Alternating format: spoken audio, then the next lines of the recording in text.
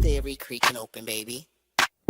Yo, welcome to the screen where the plot gets bent. Julie B deep dives, not just for content. She don't react, she dissects those threads from the lens. Catching clues y'all missed when the credits end. What you know about freeze framing frames and while you blinking, she building an evidence drum. Got a notebook thicker than the lore itself. In a chat full of nerds with a mental health shelf. Yeah, she sees the glitch, peep the double cross. You just watching TV, she talk to the boss. Every theory and thesis, no throwaway guess. While y'all on season 1, she in season X. Said rewind and slow it, zoom in enhance. Julie B caught the symbol in the window glance. While you tweeting what just happened like a clown, she already made a flow chart, color coded breakdown. They don't die like us, they don't vibe like us. They binge and they bounce, we revive that trust. They skip intros, we rev and frame. You watch shows, we decode the game. They don't die like us, nah, they don't die like us. She cracked Severance before y'all knew it was deep.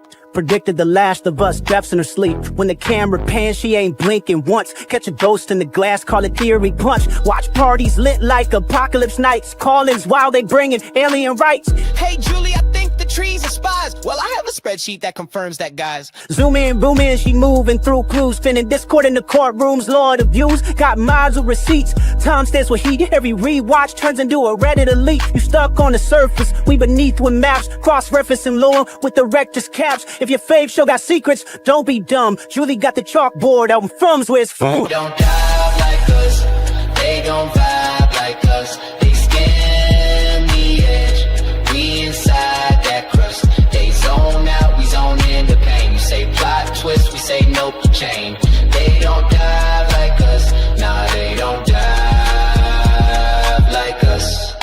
What's that? That ain't a blooper, that's a plot thread. You thought it was a shadow? She thought it was a coded message from season 3. And she's probably right. Step this way if your mind's unbent. Step that way if your theories pay rent. Say Julie B, deep dive queen. Now zoom, scroll, theorize, pull. Ain't no rabbit hole safe once she got the cloud.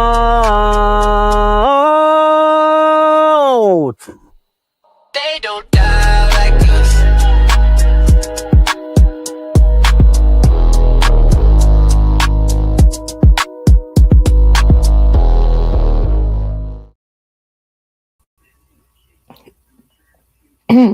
Hey guys, it's Julie B. I still had a mouthful of water when the song ended. Hey there. Welcome to the stream. Welcome. It is going to be another From Rewatch stream tonight, delayed from last night. Delayed a second time actually. But we're going to be diving into season 2, episodes 9 and 10.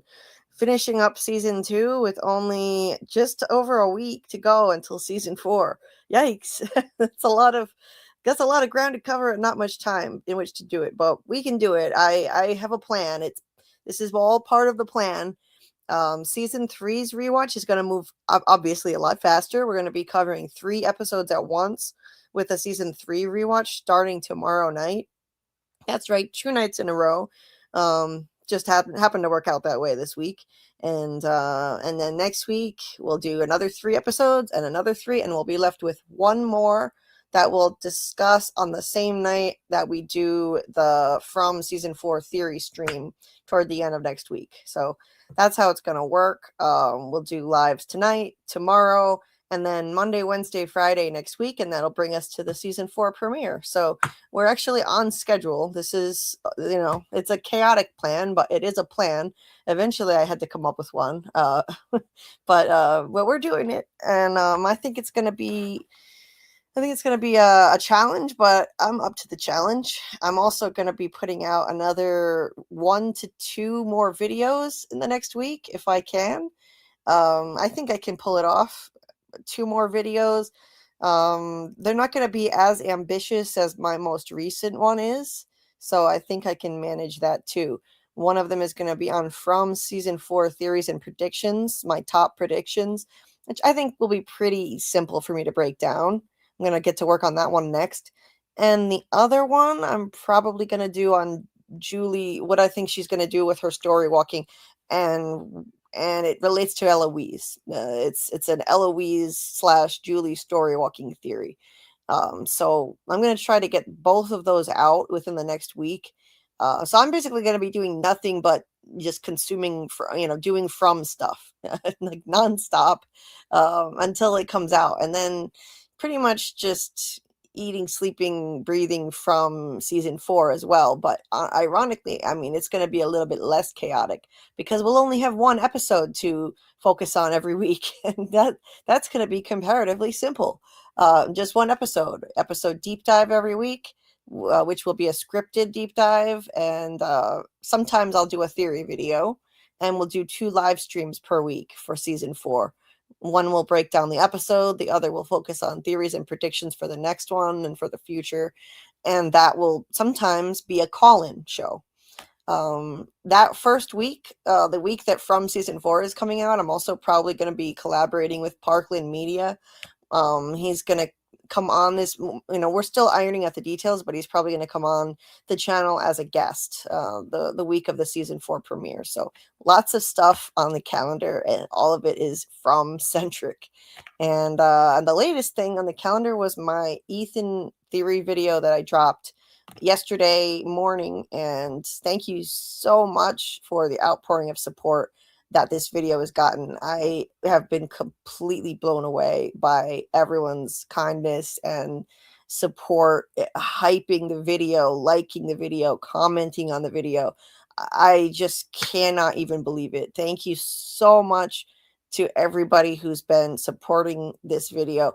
I really put my all into this. I mean, I always give everything 110%. I don't know how to do anything small, but this Ethan video really was important to me. It was a special one to me. It's a theory that I've been really thinking about for a long time, and it just kind of crystallized into a point where I needed to make a video about it. But I've always thought about Ethan in the ways that I talk about him in the video.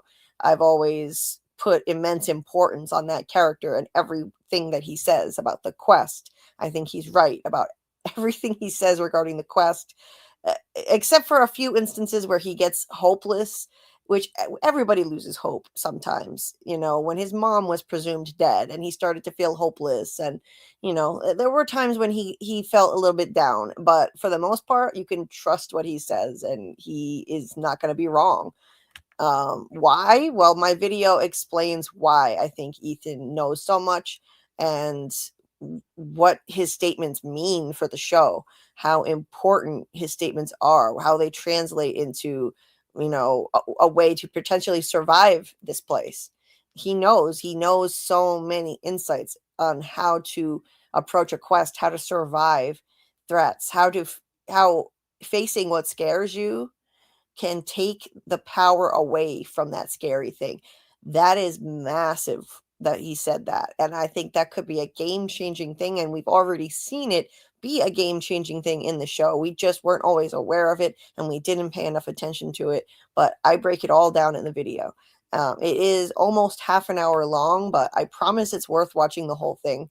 I know it's a time investment, but those of you who are here at this live stream, if you're listening to this and you're a regular here, you probably are used to investing more than half an hour anyway, because these streams can be pretty long. The last few have been like 6 hours long. So, half an hour is nothing. I have important stuff I want to say throughout the entire video. There's no fat in it. There's no filler. If you watch it to the end, I promise it's worth it. I really, part of me wishes I had maybe broken it into bite-sized parts, like part 1, part 2, part 3, is because I want people to hear everything, but that wouldn't have made any sense to do that. Then I've got to like promote each of those parts individually, and spread them out by a few days, and it would have been too complicated, just trying to get people to watch the whole thing. But I have, like from beginning to end, I have really important things that I want to say regarding Ethan and his insights. So, usually if there's a video like a trailer breakdown, then I can stack I can stack it a certain way where the most important stuff that's really mind-blowing is first, and the kind of boring stuff I leave for the end, where a lot of people aren't listening anymore anyway. But there's nothing like that in the Ethan video. Everything I have to say, I think, is essential to understanding his importance to the show and understanding the show itself. That's how central he is to From. So anyway, that's my little elevator pitch for watching the entire video. If you haven't seen it yet, I pinned it to the top of the chat, and it's right now it's not linked in the description of this live stream, but after the stream ends, I'll edit it.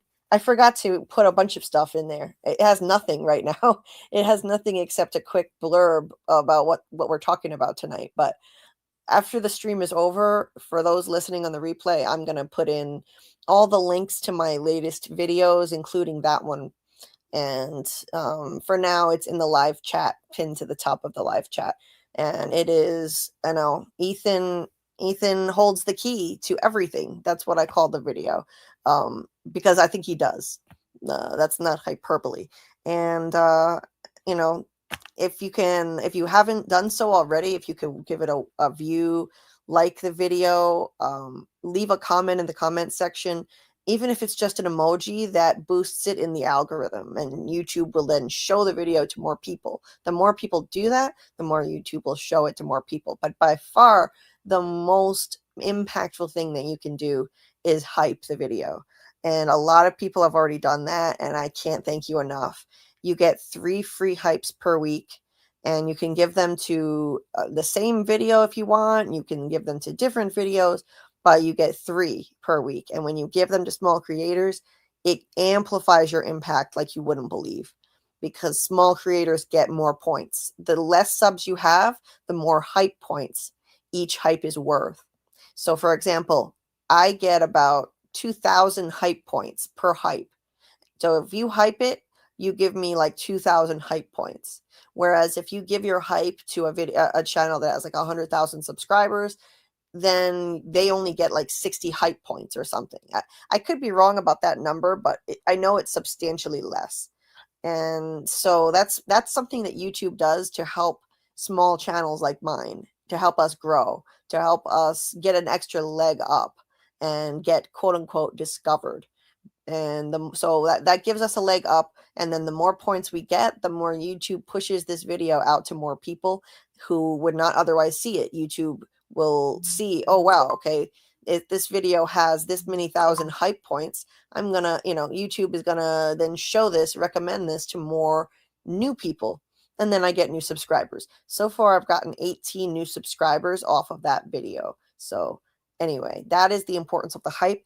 Thank you so very much to everybody who's hyped it. And some of you have hyped it multiple times. I'm just so grateful. That was a lovely thing to do. Even, I mean, one hype is incredibly kind. And I mean, to actually give it more than one, thank you so much to everyone who's done anything, a hype, a like, a comment. I can't thank you enough. However, you've been able to support the video, because I really poured my all into it. It's like, it's a point of pride to me. It's like one of my essays in college. Those were really important to me. Writing and communication, that's my biggest passion. And now I get to channel it. No pun intended. Now I get to use it through my channel, and I never had a way to use it before this. I thought I was never going to have an outlet to use my biggest passion, and I get to do it. And people actually want to hear what I have to say. That means the world. I had given up on ever being able to use my greatest passion in life, my greatest passion in terms of skill, in terms of like, an interest, something that, that was my biggest focus in school. That was always my thing. English class, writing. And I just thought, well, I just wasted my time. I wasted my effort in school because I'm never going to get to use this, because it's hard to ever get to use, your writing, to get your writing seen by more people. And now I'm writing scripts for videos, and I'm actually getting to use that. So I approached this like an essay. It's a video essay, and now I'm analyzing from like a great work of literature, because that's what it is. That's exactly what it's akin to, a great work of literature with symbolism, foreshadowing, metaphor. It's got all of it. And so that's how I analyze the show, and that's what I do in videos like that. Anyway, so I will shut up about that, because we have a lot to talk about now. Do you hear me? Yes, I hear you, Okay, Scarlet. cool. Uh, I don't think that any college is ever wasted if you learn something from it. I agree, but when you're learning a skill like writing and Yeah. communication, that's meant to be used. And if no one is ever going to read or hear your communication, then it's what's the point? It's like that's the thing. It's not like I studied. I was just studying literature. And that's cool. That's something that it has value in and of itself. But writing is meant to be consumed. Communication is meant to be consumed. Yeah. Anyway, let's say hi to the chat. Yeah. Let me know if I turn robotic, because I can't use the app anymore and I'm back to the website. Oh, okay. Yeah, so far you're fine. Okay. So far so good. Yes. Hey everybody. Hey, west of Westeros. 8 more days. Yes, the countdown begins. Hey, Anon. Nice to see you. Anon hyped the hell out of my video. Thank you so much for doing that. Anon hyped it multiple times and left a ton of comments and just, cheerleaded for people to support my video. I can't thank you enough for everything that you did. And Scarlet, you were like all over the comment section. But, I liked it. Having whole conversations with people, boosting it in the algorithm with all of your comments. Thank you for doing that. I like the whole conversation about the brambles that we had. That was exciting.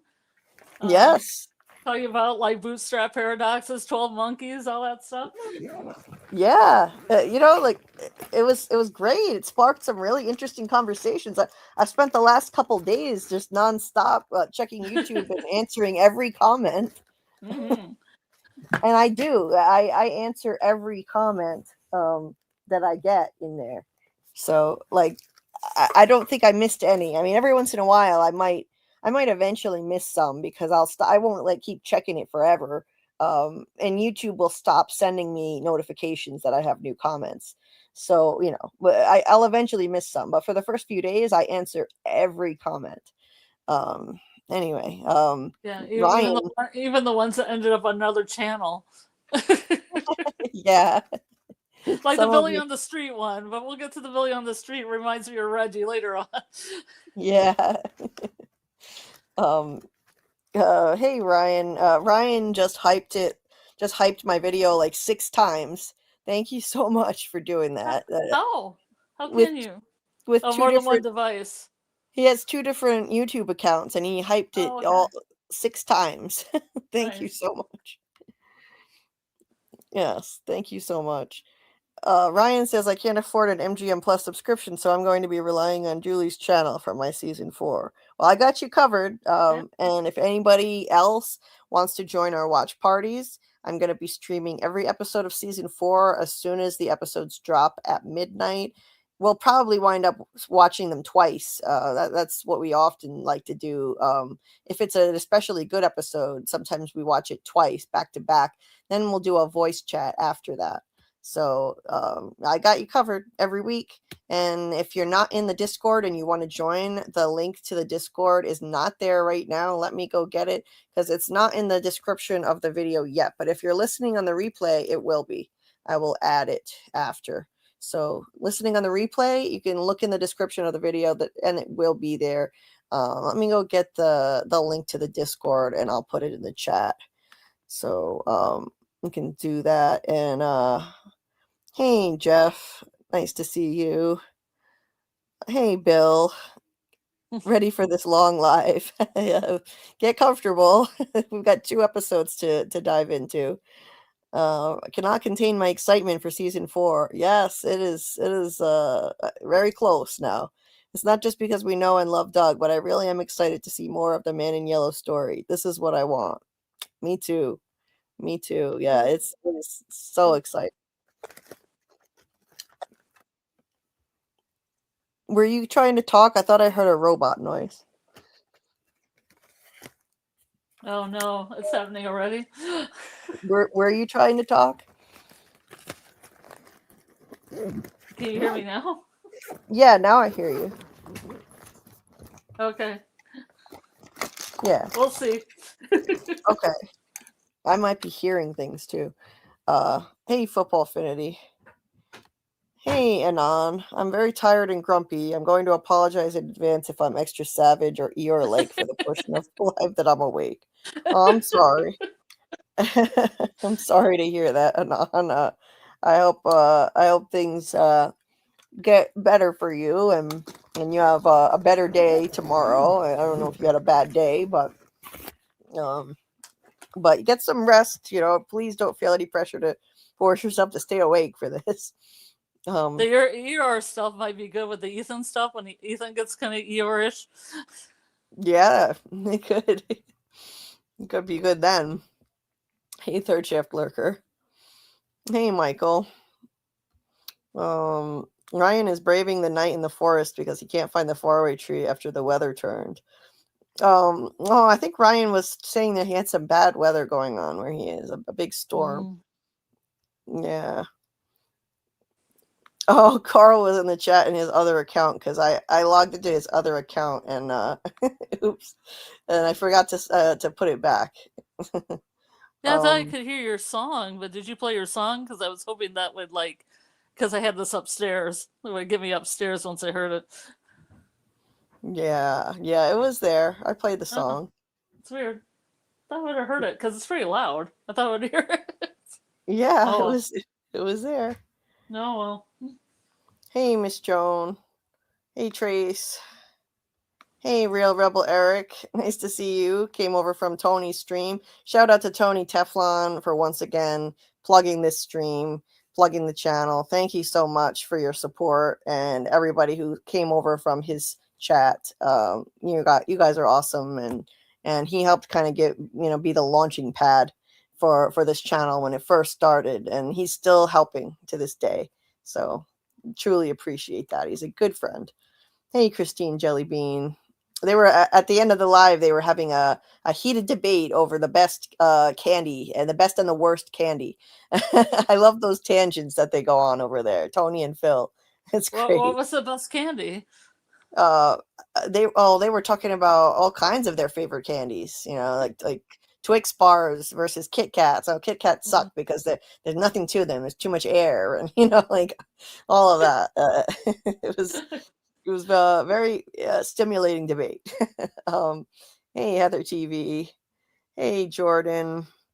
Nice to see you guys. Hey, Michael. Hey, Alice.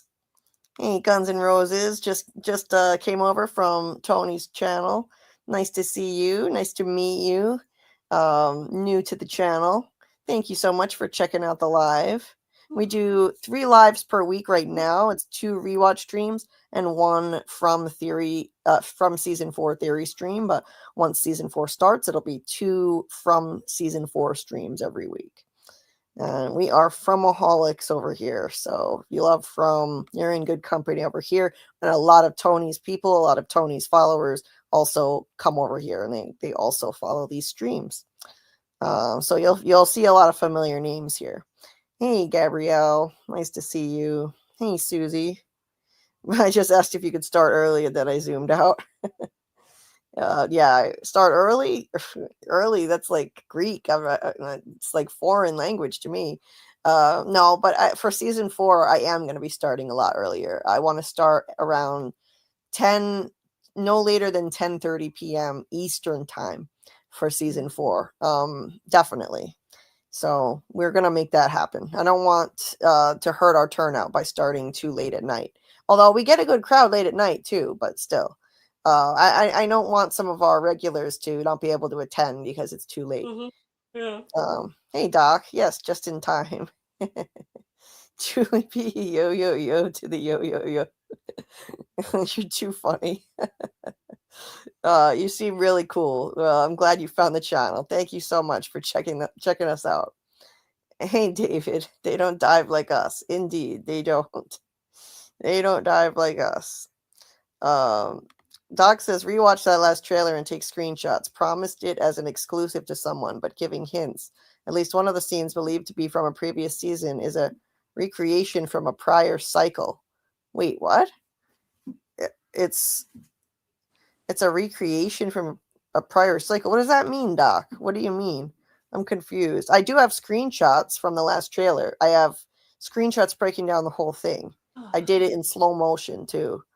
Also, since our last stream where we broke that new trailer down, I discovered something as we rewatched these 2 episodes of the end of season 2.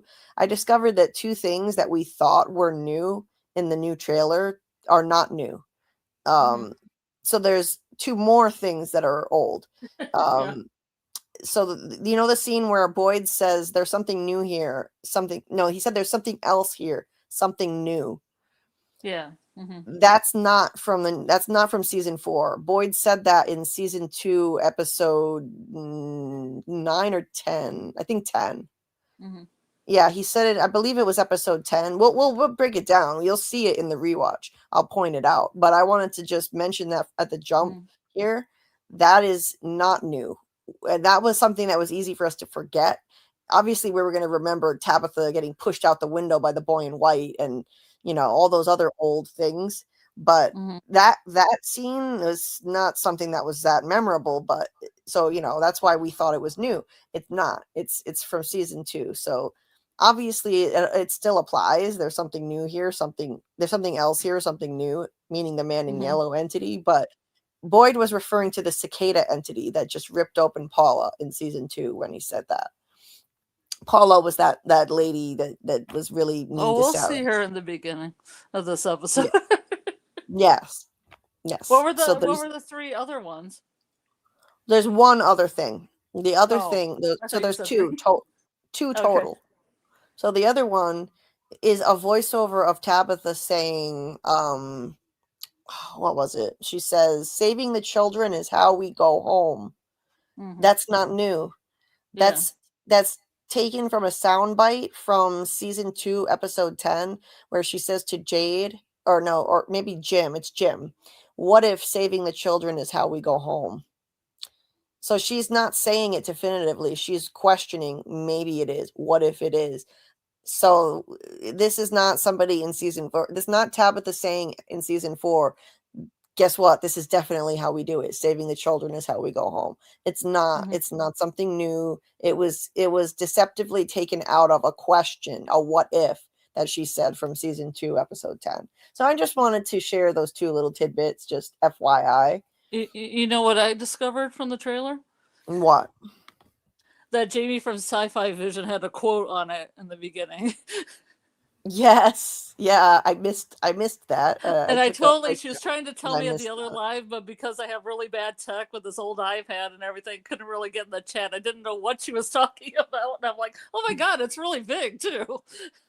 Yeah. It's from her blog because she has a blog. And then the movie blog also had a smaller one. And I'm like, I'm so glad that they're recognizing the community, Yeah, that's really cool. That's really cool. I wish they knew I exist. That would be cool. Well, I think they're just taking it from blogs, though, because Jamie's had that website for like 20 years. So, and the movie blog probably has a blog, like the written word versus, taking out of a video. Yeah. Meanwhile, I couldn't even get a reply from MGM to get an interview with Doug, who I've had on the channel like 30 freaking times. Really? Yes. No joke. I wish MGM would recognize that I exist because, people seem to like my channel and, I work really hard and they're not even responding to my email. Like Doug wanted to go through official channels. Doug is more than willing to do an interview with me. Doug offered to do an interview with me after the first trailer came out, but he wanted to go through official channels and just, he asked me to email them and ask for parameters on what we could and couldn't talk about. And I didn't even get a response from them. So that was nice. That's really strange because a lot of people that have less subscribers than you will get screeners or will get other things. I don't know what their criteria is. Really. Maybe they know somebody who works for the show. I don't know.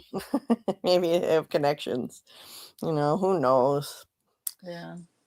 Yeah, it's okay. We'll see. If I don't get interviews, I don't get interviews. I do this because I enjoy it, and I love doing live streams, and I love this community. So it's fine. I'm gonna try to get interviews with Simon again. I had to interview Simon Webster last season, and I'd like to do it again. And I'm gonna see if I can get interviews with a few others. There are some cast members who are aware of my channel, and I know they'd be willing to do it. It's just a matter of getting their agents to agree to let them do it.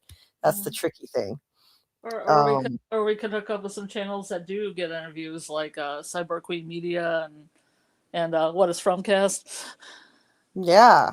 They could maybe do a panel or something, because sometimes they'll have other people on, and then like Chloe Vander, she's just there, or Hannah, she just shows up. Yeah. That's why I say theirs are so cool, because it seems really cash, but they must go through the same MGM thing, but it seems like it's a lot more open to having panels and having collabs and everything. Right. Yeah, like it's that's a good idea. It's worth trying. Yeah, in that was my intro, the AI intro that Mr. Grant Gregory AI, my friend, made for me, and at the end, I don't know why, but he made an AI version of Jade looking like Yeah, a I man know. in yellow. I have no idea why, but it was really funny. It's just a random thing. It's not any kind of weird theory. Don't worry. Or is it? Is it trying to tell us something? Yeah, or is it? Yeah, exactly. Hey, Daryl. So season 2, episode 9 is one of your faves. It's actually, I take that back about what I said about season 2, episode 5. I had it mixed up. I said that was my least favorite episode of the series.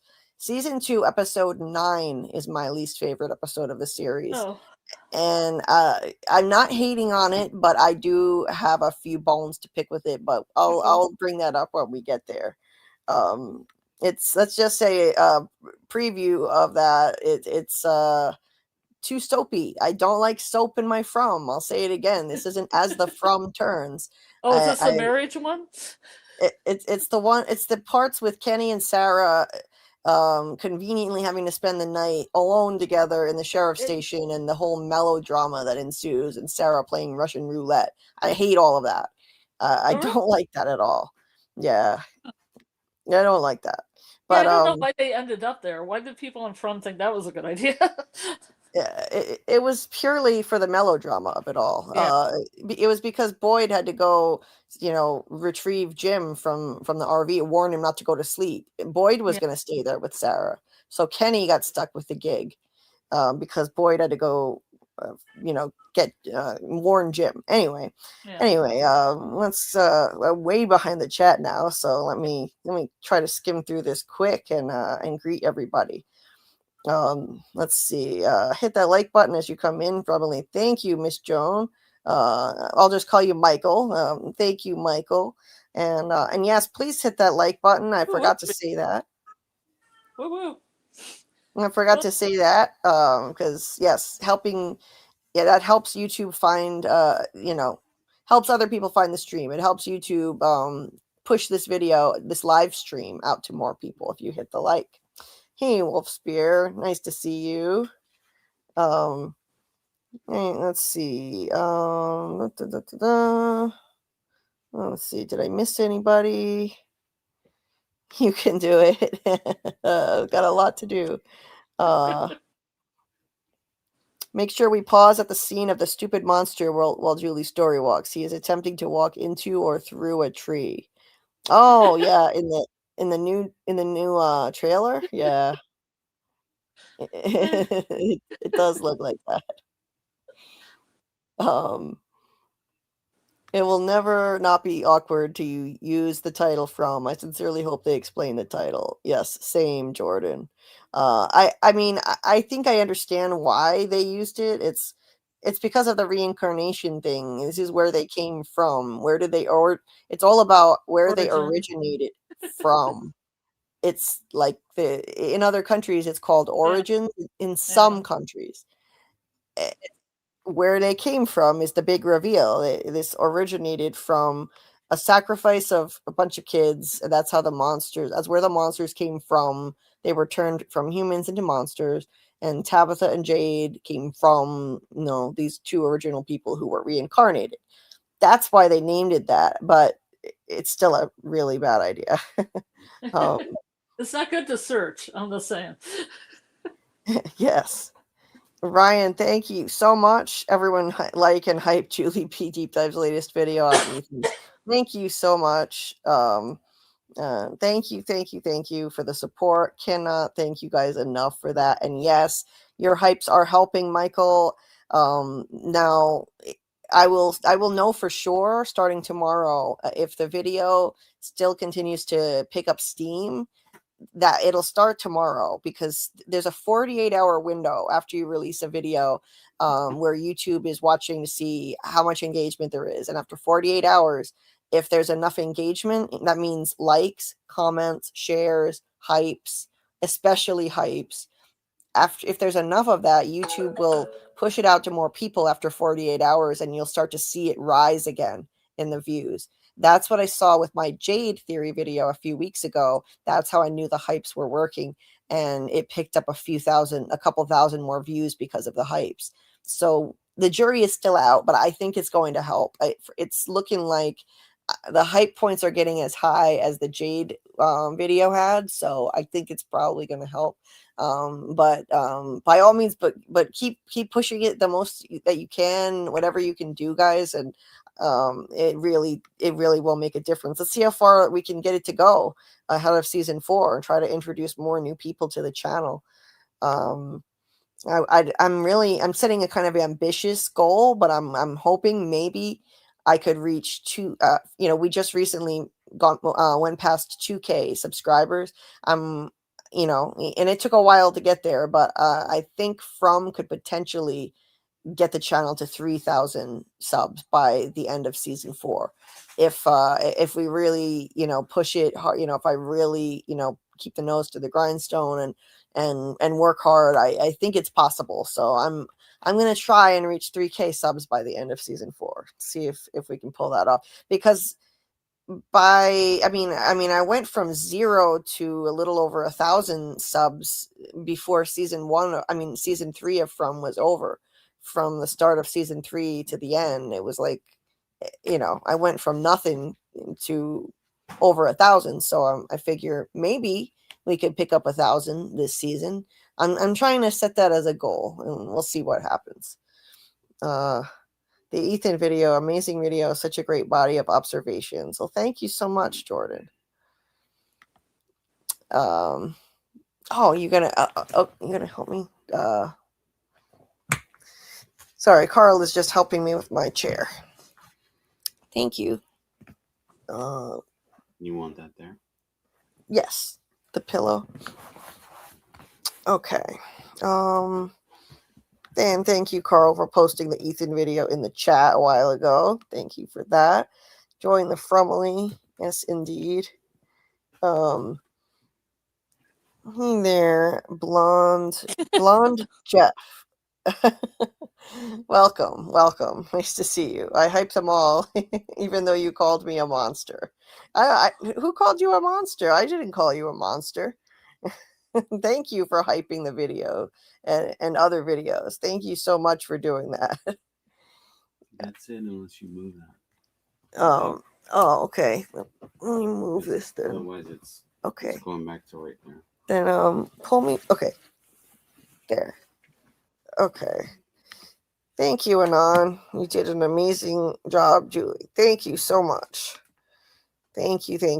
Hey, Beehive girl. How's that back there? This is good. Thank you. Every once in a while, a TV show comes along that stands up with Breaking Bad, Better Call Saul, Ozark. From is now that show. Absolutely. I think it's one of the best shows I've ever seen. One of the absolute best. Let's see. That Ethan video was the first time I actually entertained Ethan as the man in yellow. I'm not totally convinced, but I see the possibility. Really, David? Nice. Yes. Yes. It's possible. It's possible that he could become the Man in Yellow. Now, to be clear, I didn't say that I think he's going to become the Man in Yellow in the video on Ethan. I used to think that he's going to, but I honestly don't anymore. I don't Mhm. think it's I don't think it's impossible. There is a way that it could wind up like that, um, Yeah, but let's try to explain that. yeah, Then he he's a turns into Jim and meets himself in the forest, all in the style of Dark, I guess. Yeah, and in my theory video, I make it clear just how essential Ethan is to the story and how much he knows. And I use example after example showing how Ethan knows way more than he should know. And so maybe that might bring you to the conclusion that it's because he's gonna be some kind of entity. But that's not what I was saying in the video. Yeah. I don't think that he's gonna become the Man in Yellow, not anymore. But I wouldn't completely rule it out. But I'm entertaining that he becomes a Man in Yellow through a time travel snafu where Julie strands him story walking, and he grows up angry and he forgets who he is. He becomes a monster, comes to the current timeline, kills his dad, becomes his dad, and then meets his younger self in the woods. Can you follow that? I don't know. I can barely follow. It's a lot. It's a lot to That's where digest. 12 Monkeys came into our conversation in the comments, if you want to read all that. Right, right. We got into a lot of interesting conversations in the comments section of my video. Ryan says, this has always been your hill to die on, the Ethan story, and to have all of your knowledge on this culminate into one video is incredible and only deserves as much hype as it has gotten so far. Well, thank you very much, Ryan. I don't know, to be honest, I don't know why it took me so long to make a video on Ethan, because I always have considered him so essential, but I don't know, I guess it was the right time to do it. I finally had such a light bulb moment on the topic of Ethan while I was doing this rewatch that I was ready to do a full, deep dive theory on him. So thank you so much, Ryan. Thank you again for all of the kind words. Jordan says, I have a theory about the parallels between the symbol Jade sees to the yellow sign and the Man in Yellow to the King in Yellow. I don't think they're one-to-one, but I see the influence. Yeah, I can see that, Jordan. I can see the influence. Yeah, I can see the Especially influence. like the yellow sign, yeah. I get Yeah. that. Guns N' Roses, I'm not talking about good shows. There's a lot of them. I'm talking about great shows, 10 out of 10. Oh, yes. There aren't that many that I would really classify like that. And I would definitely put From in that category. I think it's a masterpiece. And that's why I love analyzing it. It's like a great work of literature. It really is that good. It's amazing.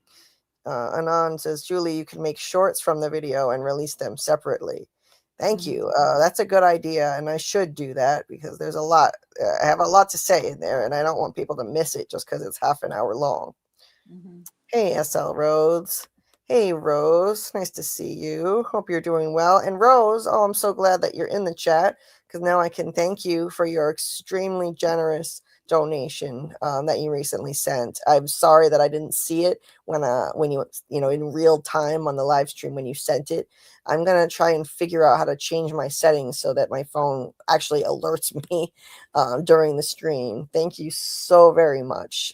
Donations are much needed and extremely helpful with the expensive cost of running this channel. It's been a struggle, especially right now. It's just ridiculous how much things cost running this channel, and so that was really needed. Rose, thank you so much for your generosity. And I'm working on getting a PayPal. Because I know that most people, the majority of people have PayPal over other things. I still haven't ironed out my issue with my PayPal account. So I don't have that to share yet. I'm going to hopefully, maybe by tomorrow night, I can get that straightened out. So right now I still just have the Cashapp and the Venmo, which are always scrolling, and they're not right now. Let me get them scrolling on the bottom of the screen. Okay. Now they are. Yeah. And after the stream ends, I'll put that information in the description of this video too. So it's just my channel name, $ Julie B Deep Dives for Cash App, and at Julie B Deep Dives for Venmo. And that's it for now. But I am gonna be creating a Patreon soon, and using a Buy Me a Coffee site, which is an international one, and so worldwide. And then there's PayPal, which is also international. So that way, if anyone is so inclined from outside the U.S., you have options, because Cash App and Venmo are U.S. only. So anyway, and I want to thank people for their interest in finding ways to donate, because it really does make a big difference. And hey there, Shannon Sense. Nice to see you. I think Shannon Sense was over in Tony's chat too. Thank you for coming over here. Very much appreciated.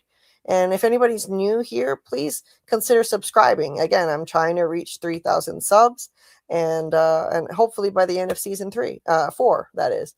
And right now, I just got to 2.16K, so getting there. 3 hypes per week per account. So like Anon says, you can hype a video. You can hype it videos 3.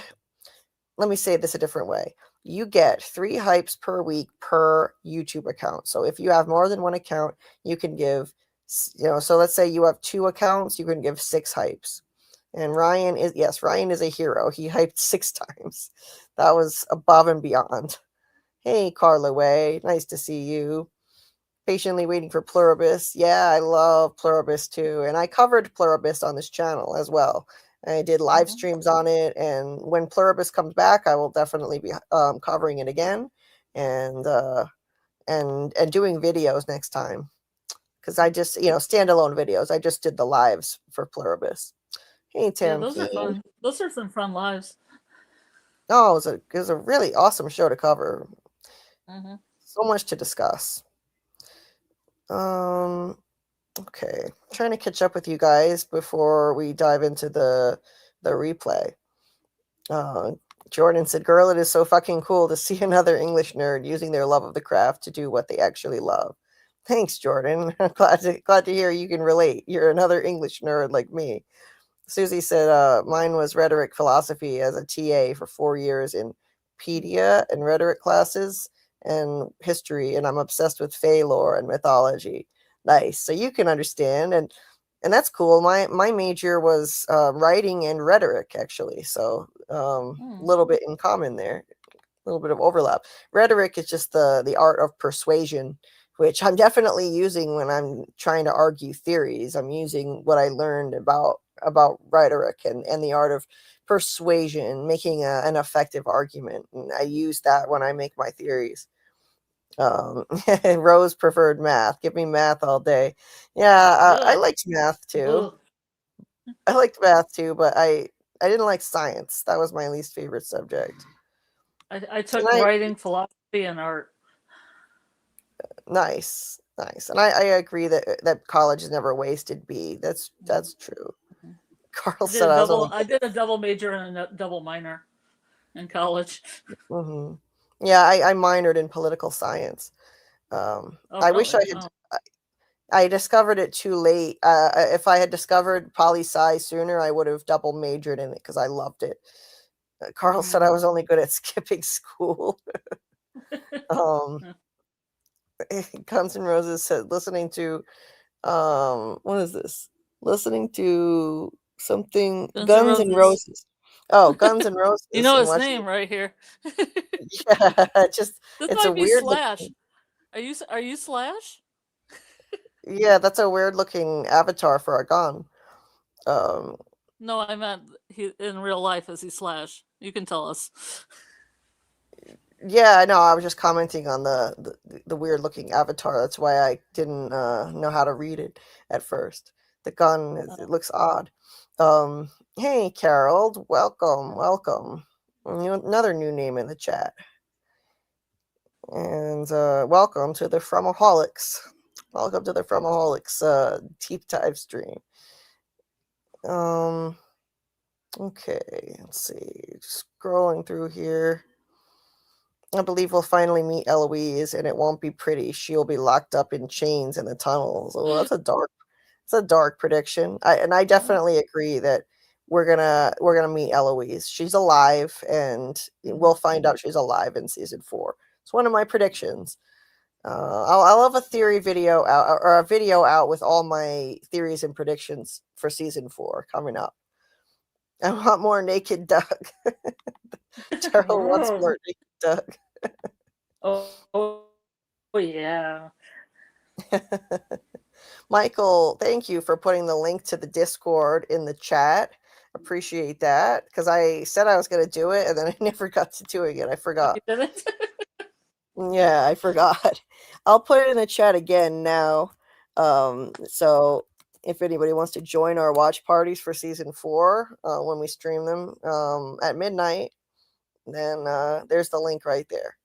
We also do watch parties with Doug sometimes. Doug said he's going to do another one with us soon with some other stuff that he was in, some of his other work that he'll show us, and we'll do a watch party. We did one recently with Doug, who plays the man in yellow, and he showed an episode of a show he was recently on, and then we had a voice chat with him. So that was cool. He was a lot of fun. Always fun to hang out. It was an explosive appearance. Jordan says, I must admit, I've become infinitely more endeared to the show because of Doug's generosity with his time and this dope community. Could not agree more with that. Jay, I am going to do the Lost From live stream, actually. What I'm thinking is, we'll either, if we have time, we'll do it during season 4 of From. And if things are just way too crazy, then it'll happen after season 4 is over. But it's going to happen. I'm definitely going to do the Lost From live stream. And also nice to see you, Jay. No, I haven't forgotten about that, but we got bogged down with the rewatch streams. So it's not going to happen before season 4, unfortunately. But we'll see. We'll see. Maybe during season 4, and if not, then it's going to happen after. I love Lost, so I'm always going to come back to that when I'm able to fit that in.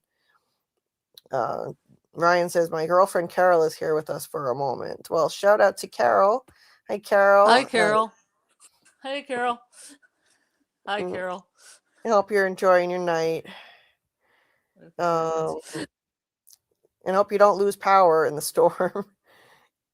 Victor, if you keep coming down here, one of these days we'll make you stay. I believe that's what they did with Eloise. Oh, interesting. Guns N' Roses. She's down there in the cave somewhere. Interesting stuff. Hey, adored by Charisse, you made it. Yes, nice to see you. Hey, Enerva Party of 4, welcome, welcome. And another new name in the chat. Please hit the like button as you're coming in and consider subscribing. This is going to be all From content all the time until From season 4 is over. Not covering any other shows until it's over. But even after that, though. After that, we will cover other shows again. But even after that, we will still even cover more From. Yes, we cover From year round here. So we'll still be doing From stuff year round. The call-in was fun too. Good little debate. Yeah, nice. I didn't get to catch most of Tony's stream tonight, but yeah, I heard it was cool. I heard it was fun. Did anybody end up eating a hot chip? Yeah. I don't know. I don't think so. Not tonight. Susie says, I think Eloise has to be a fellow traveler with no constant like Julie if they are the same, which means maybe only upon meeting will they have a constant. I think that's likely, actually. I'm coming around to this idea that maybe Eloise is also a story walker. It's possible. And thank you so much for liking and subscribing, Guns N' Roses. Much appreciated. Hey, Doug. Speak of the devil. Here's Doug Hughes right here. We were just talking about you. It is our friend Doug Hughes, the man in yellow himself. Thank you for popping in, and hope you're having a good night tonight, Doug. Oh, that's sad. Anon said a family member lost a dog named Twix recently. Guns N' Roses said, "Sounds like a plan. Count me in." Oh, awesome! I think that was when I was talking about the From schedule, all the live streams and whatnot. Awesome, awesome stuff. Thank you. Darryl said, "I was just talking about you, Doug. Nothing inappropriate, I swear." Sure. A little after dark, Daryl. Just a little bit. Man in Yellow, yes, yes. See, Guns N' Roses. He was just saying, he was just talking about how he saw Doug popped in on another channel's live chat recently, and I was saying that's actually not unusual at all. He does that on like a lot of live chats and comes on our channel, and yet here he is now. See, I told you, he loves interacting with the family, and that's just so cool of him. David says, "I was thinking if the man in yellow is story walking with a torch, then he might not be the ancient evil entity, because why would the entity need to story walk?" Yeah, why does he have the torch? That is a good question. Because when he takes off his suit, he leaves a torch laying with his suit in the woods. So that's a very good question. Yeah. And the only other time we see a torch is when Boyd uses one, so there's kind of a correlation there. Right, like where, yeah, David, where is he story walking from? The future, another cycle, another realm. Time. Interesting. And the music box shot from the trailer is from the season 2 finale. That's right, Daryl. Man, I am way behind the chat. I've got to try to speed this up. I'm sorry, guys. I'm half an hour behind you. Let's see. I'll stop being so long-winded. Anon says, "Is this like a wedding? Something new, something old, something borrowed, and something cold, or something like that?" Yeah, the something new thing that Boyd mentioned in the trailer. Is that what you're talking about? Something old is the ancient one. Yes. Something blue is Kenny, because Kenny's always blue, and that works on a couple levels. And then something gold would be Boyd, because he's yellow, or the man in yellow. Right. Is it something borrowed as well? They break, they borrow, they steal. Yes, yes. Anon says they need to save the kids by saving them from their scary and shameful hair. Jade and Tabitha need to donate hair for a wig for their kids. Heavy is the head that wears the crown or hair. Yeah, that's some seriously bad hairstyle. Jade donates his beard for some kid's hair. Yeah. Shannon said, Tony said MGM wasn't responding to them right now either. Oh, wow. That's crazy that they wouldn't respond to Tony. We will sign a petition. Thank you, Anon. I appreciate that. And I don't, it's okay. I don't want screeners. I wouldn't want screeners anyway, Susie. I like to theorize with everybody else. Tony, here's Tony right in the chat. Tony Teflon. Hey, shout out to Tony. Thank you again for plugging this stream and the channel as always in the live earlier. Don't feel bad. They didn't contact me for anything. F them. Thank you. I appreciate that. Yeah, I won't worry about it. You interviewed Ethan. You did a great job. Well, thank you, Anon. I really enjoyed interviewing Ethan. Simon Webster. He was a really smart kid. Shannon said they usually reach out to them and they haven't heard anything this season. That's what they said. Huh. Yeah, I wonder what's going on. Tony was one of the first people. What? I mean, it seems like it's MGM's loss because it's free advertising for them. It is, yeah. Tony was one of the first people, if not the first person to review From. Yeah, that's insane to me that MGM wouldn't respond to Tony. I mean, he is like, he's keeping the fandom interested all year. He helped build the fandom from the very beginning, and they should be cutting him a check as far as I'm concerned. Like, he gives them so much promo, and yeah, that's ridiculous. For them not to respond to Tony is crazy. They should be giving him a cameo in the show, him and Phil, like new arrivals. Didn't they want to play red shirts? Yeah, they want it to be red shirts that tie in a ridiculous way. Yeah, exactly. They could be riding in the back of Sophie and her dad's car, and then he just get killed. Yeah. Jordan says, "Oh my God, how did I never know that is the Doug? What the fuck?" Yes, that's Doug. That is Yeah. Doug in the chat. When you see Douglas E. Hughes, that is our Doug Hughes, the man in yellow. Yes. Carla says, even though other channels might get the interviews, we still choose to rock with Julie and Tony. Well, thanks, Carla. That makes me feel good. I appreciate that. Thank you. And good night, Alice. Julie, how dare you? What did I say? I didn't like season 2, episode 9 that much. Yeah. Not that I don't like it, but it's my least favorite. She's just don't like my sweet Sarah. I like Sarah, actually. I just don't like her complaining to the person whose father she got killed. I have sympathy for her, but it has its limits. Don't play the victim with Kenny. Don't even do that. No. That's where she lost me. Tony said I was mistaken, good and plenty. I was mistaken, good and plenty suck. Yeah, as in the candy, good and plenty suck. Yeah. Yeah, that's a great candy tangent. I enjoyed that debate. Doug liked the scene with the Russian roulette. It wasn't for me. It wasn't for me. I didn't like Yeah, that. I like it too. I I don't like like it how too. I think it has a little something. I don't like how she made that Yeah. all about her. Like, not with the person whose father you got killed. Some of the stuff she said really bothered me. Doing that with Kenny. Yeah. No, I'm sorry. You don't do that. Hey, Chili outside. Do you think Tabitha will have to choose between saving either Ethan or Julie at some point?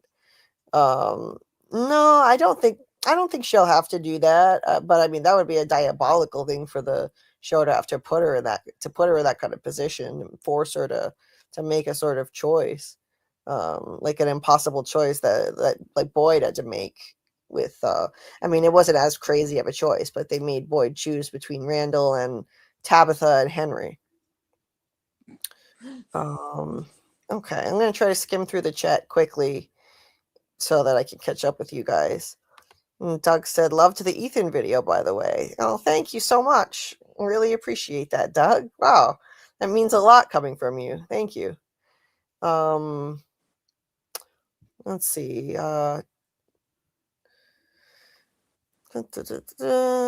44 likes. Awesome. Let's see.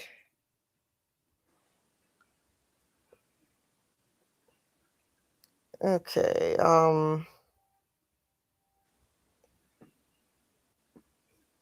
When will YouTube allow you to have memberships? Well, not anytime soon.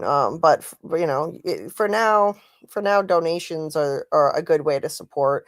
And the nice thing about donations is that it all goes to me. Whereas YouTube memberships, YouTube takes a cut, and if you super chat, YouTube takes 30% of everything, which is crazy. Well, thanks, Shannon. Always enjoy your insight, Julie. Thank you so much. Bill said, 2.17K just now. I guess I picked up a couple since the stream started. Nice. Like, subscribe, and then hype after the stream in YouTube app on. Yes, that's another thing I forgot to mention. Thanks, Michael.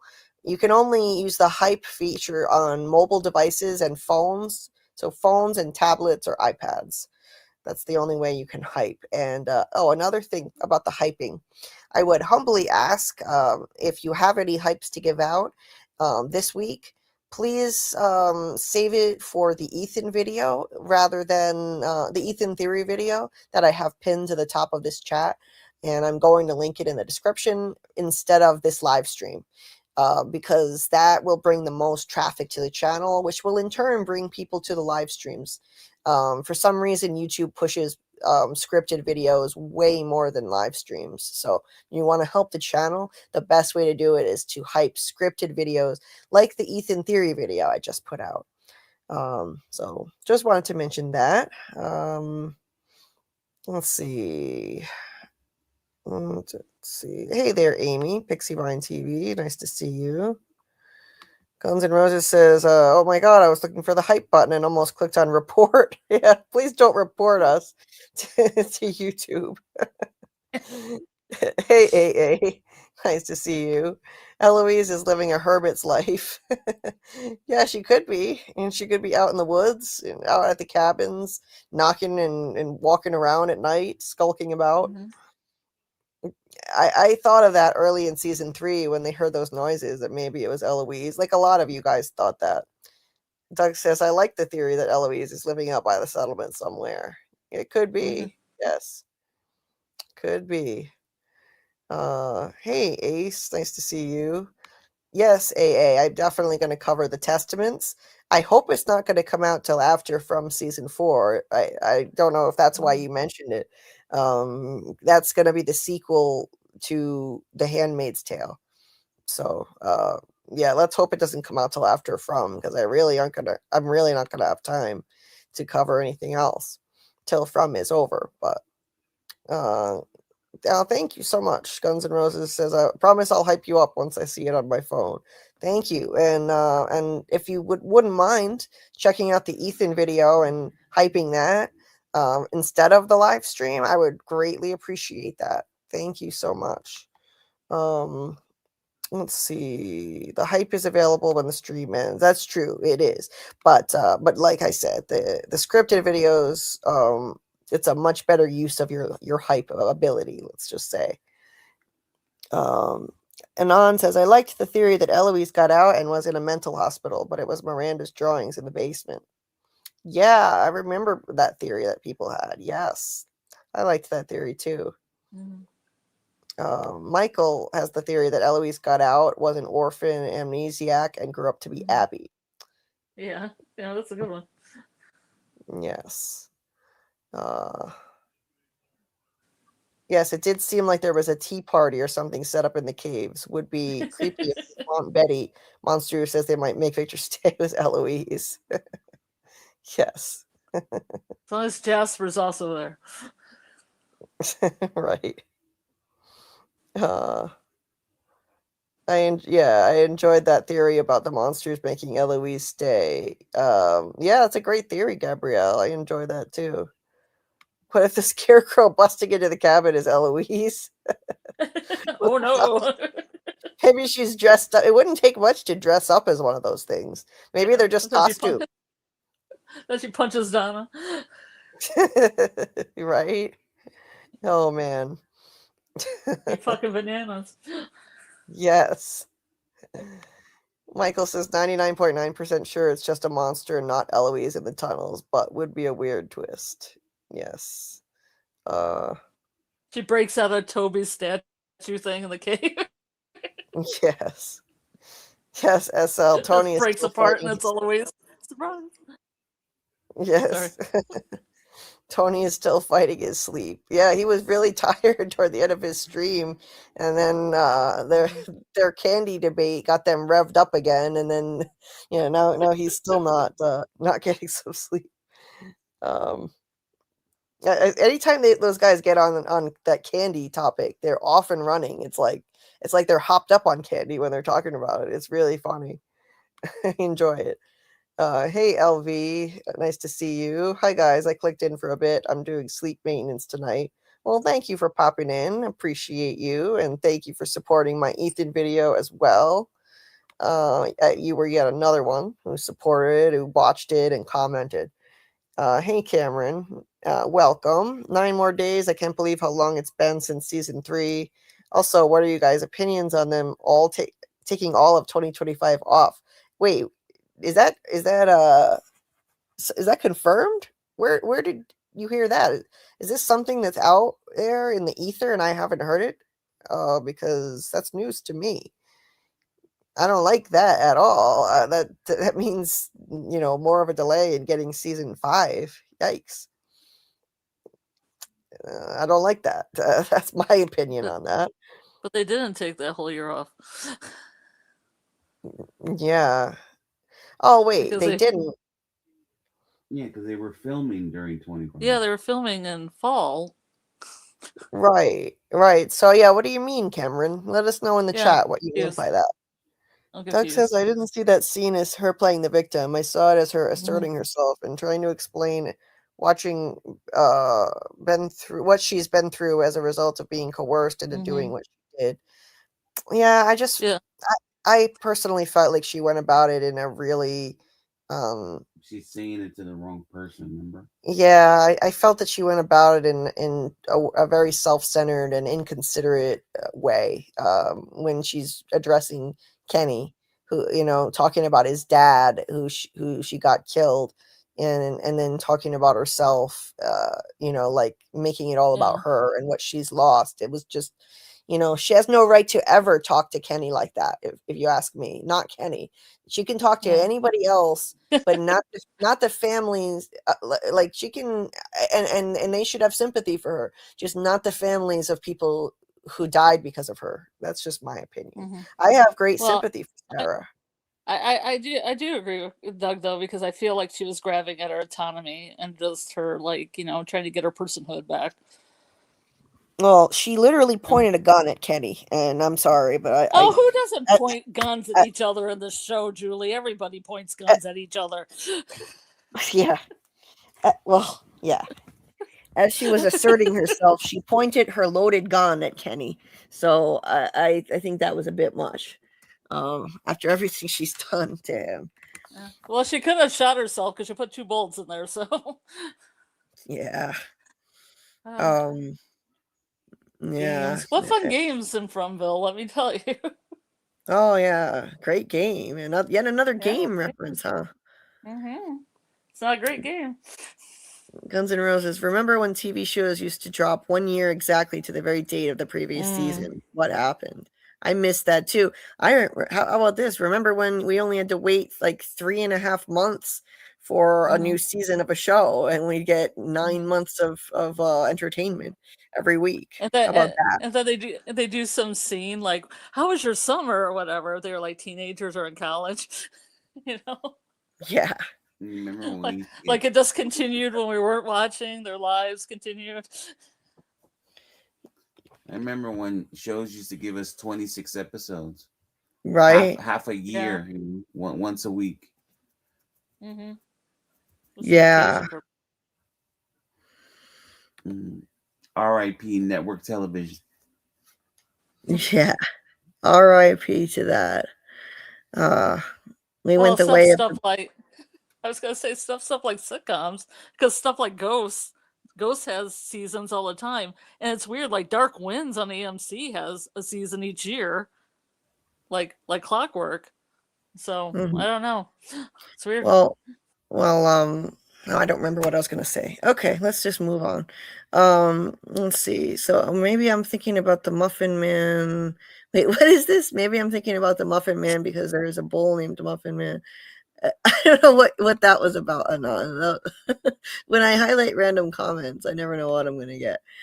Hey, Joyce. Hey, friends. I fell asleep during Parkland's live stream 4 hours ago. Now here we are. Speaking of which, another thing about Parkland Media, he did something really cool the other day. He reacted to our live stream from last week with Doug Hughes on it. He actually reacted to our stream and on his own stream, on his own live stream. That was really cool. So shout out to Parkland Media for doing that. Yeah, that was crazy. Like hearing my own voice through somebody else's channel. And then he told me I should be singing in the caves about Eloise. Yeah, that was awesome.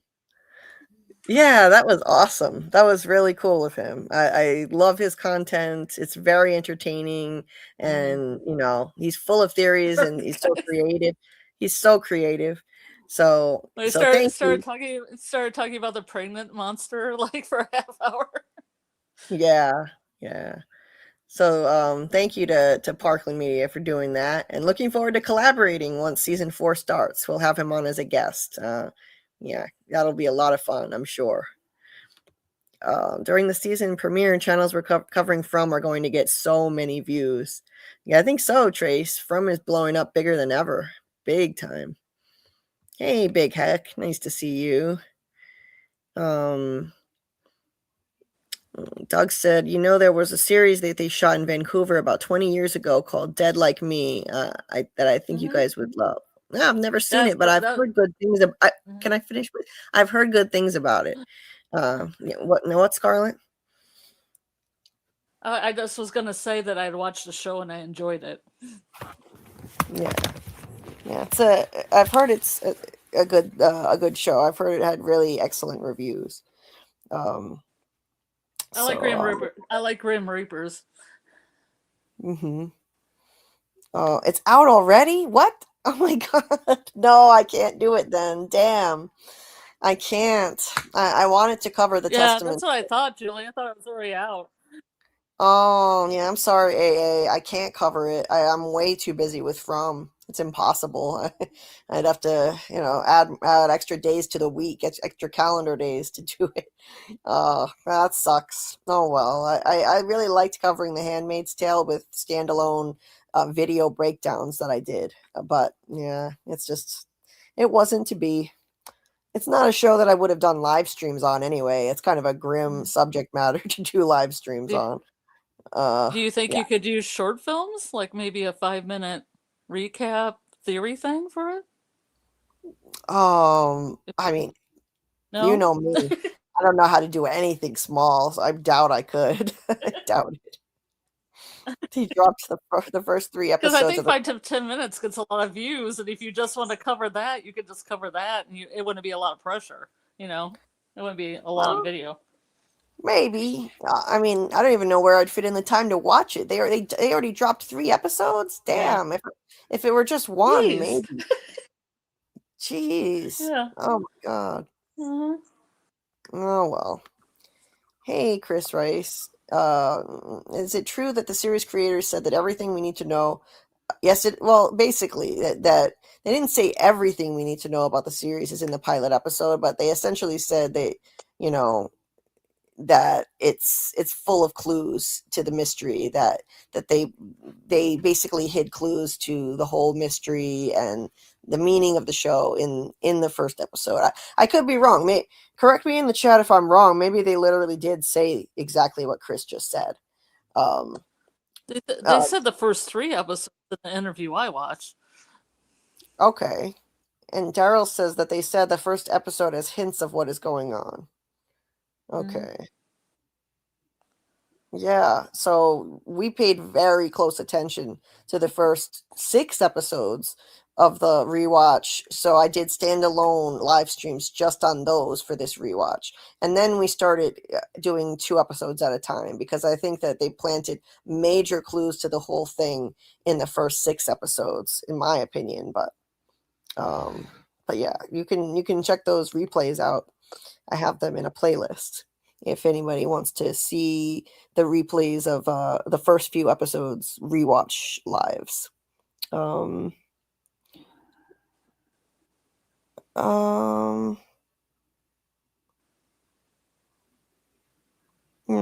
Yes, they do all point guns at each other. That's true. That's true. Indeed. Doug said if they're taking all of 2025 off, yeah, I don't know if Cameron was referring to like 2026, maybe. And Doug said, I think it's too early for anyone to know that anyway, because at this point, as far as I know, they don't know if a season 5 has been approved. Okay, so nobody knows yet if it's been approved, and they probably meant 2026. That's what I was thinking, Doug, too. Yeah.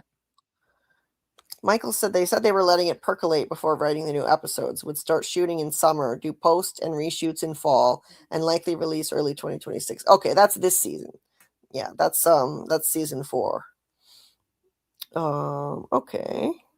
Hey, Tamika's down. Sarah says Doug says, I don't think Sarah was being self-centered. I think that Kenny was the person she most needed to forgive her, or at least understand her. Right. Yeah, it was a lot to expect, though, to expect forgiveness and she was asking for it in such a demanding way too. Like, the way she spoke to him when we get to the scene, I have the dialogue and I'll point it out exactly what irked me. But hey, Karl, thank you for doing that, for posting the link to Parkland Media's channel. So check out Parkland Media's channel if you haven't already. It's got a lot of really fun live streams and theories.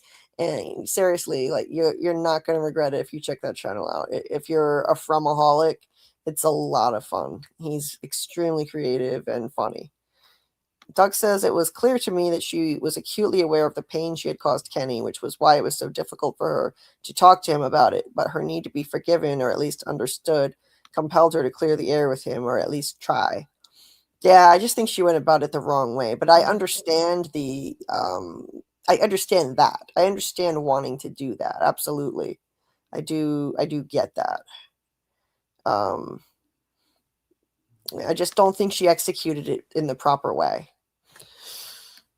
And she had him cornered too. That the worst part about it was she did it in a way where he was stuck there with her at night. He couldn't get away from her. He was stuck there. What was he supposed to do? Go out there with the monsters if he wanted to get away from her? Talking about his dad, talking about triggering subject matter like that. She had him cornered, and that was wrong. And she should have approached him like that. Maybe in the daytime when, if he wanted to, he could get away from her. Sarah just keeps talking to him, and pretty soon he just opens the door and just walks outside. Yeah, he just walks outside and lets the monsters rip him open. Yeah, exactly.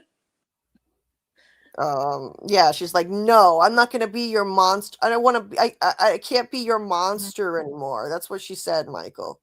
I think the way she said it was demanding and not the way that you ask for forgiveness. AA says, I was hoping you could do live streams for the testaments, the lives. They're so interactive and it's better for theorizing. But I get it. You have a lot on your plate. Yes, I sure do. But yeah, sorry that I can't do that. I wish I could. Doug says, streaming services happen. That's what fucked everything up. Yeah, that's why we get these short seasons and years to wait in between seasons. David says, I thought they were also following like a British episode thing, because British seasons are so short. Yes, and when I learned about that, I thought, man, that must suck. Back in the 2000s, I thought that must suck. I'm so glad that we're not like that. And then fast forward a few years and we became just like that. So thanks a lot, streaming services. Yeah, David says all of the major secrets are in the first episode. If you take the script from episode 1 and drop it into AI with some leading questions, it's insane how much is in that episode symbolically. Wow. Well, I like to just analyze it myself without using AI, like spend 6 hours on a rewatch dissecting the hell out of it and to prepare for the rewatch, I spend a lot of time rewatching on my own, taking notes, taking screenshots, and then we do the long rewatch thing, and then I, come up with, then I'll go for a walk and I'll think deeply about everything I just watched and come up with ideas for videos and ideas for live streams. And so I like to do it the old fashioned way, but I'm sure AI could dig up all kinds of stuff. I had a theory about Julie and Ethan that I'm going to present somewhere in Discord off the top of my dome. And I also was walking in a field composing a song called Donna's Quantum Pockets that I'll share later sometime. Nice. Because you guys say Donna's Quantum Pockets all the time, and I'm going to make a song about it for you guys. Yeah, there's a whole pocket dimension in Donna's pockets. That's what's in her pockets. Yeah, I mean, maybe that's how you get out of Fromville. Yes, Daryl, we all know. Pockets. Through her pockets. That's it. We all know season 5 is going to happen. Of course, they're not going to cancel the show. Of course, season 5 is going to happen. It's MGM's flagship show. It's definitely coming back. Cameron says, no, guys, I just meant the show not coming out in 2025. Sorry for all of the confusion. No, don't worry about it, Cameron. No worries. Yeah, we just misunderstood. Okay, I totally get what you were saying now. And Sarah, Daryl, yeah, that was the best time to say it, so Kenny wouldn't just leave. Yeah, let's victimize him even more and trigger him and traumatize him more by confronting him when he's trapped there with her alone. That's a great thing to do to him after she caused his dad to die. I'm sorry, but I will die on that hill that was wrong. That's just my opinion, but I don't agree. I don't think that was right. And I have immense sympathy for Sarah. I don't think Sarah's evil. I think she's a victim of this place, and it's terrible. It's tragic what happened to her. If she had been talking to literally anybody else Yeah. but Kenny, I would be on her side. I would be sympathizing with her. But she was saying all that to the wrong person, and if she wants to try to get forgiveness from him, even though it's never going to happen, it was the wrong way, the wrong tone, the wrong time, wrong place, wrong time, wrong tone. That's just my opinion. Anyway, they should have brought in a third person. Why didn't they bring a third person in? And then Kenny could have hung out in the front of the station, and the other person could have been with Sarah. Anybody else? Yeah. Clara. Doug says yes. Doug says the creator's comment about the pilot telling you everything you need to know seems to have been misinterpreted by some people to mean that everything in the pilot is significant. Yes. I mean, I don't think that we should take that to mean, literally everything is important, but a scene like Ethan and Julie playing with finger puppets in the very first scene that the Matthews ever appeared in, that is important. And that's something that would be easily overlooked if you're not really paying attention and recognizing the symbolism in that scene.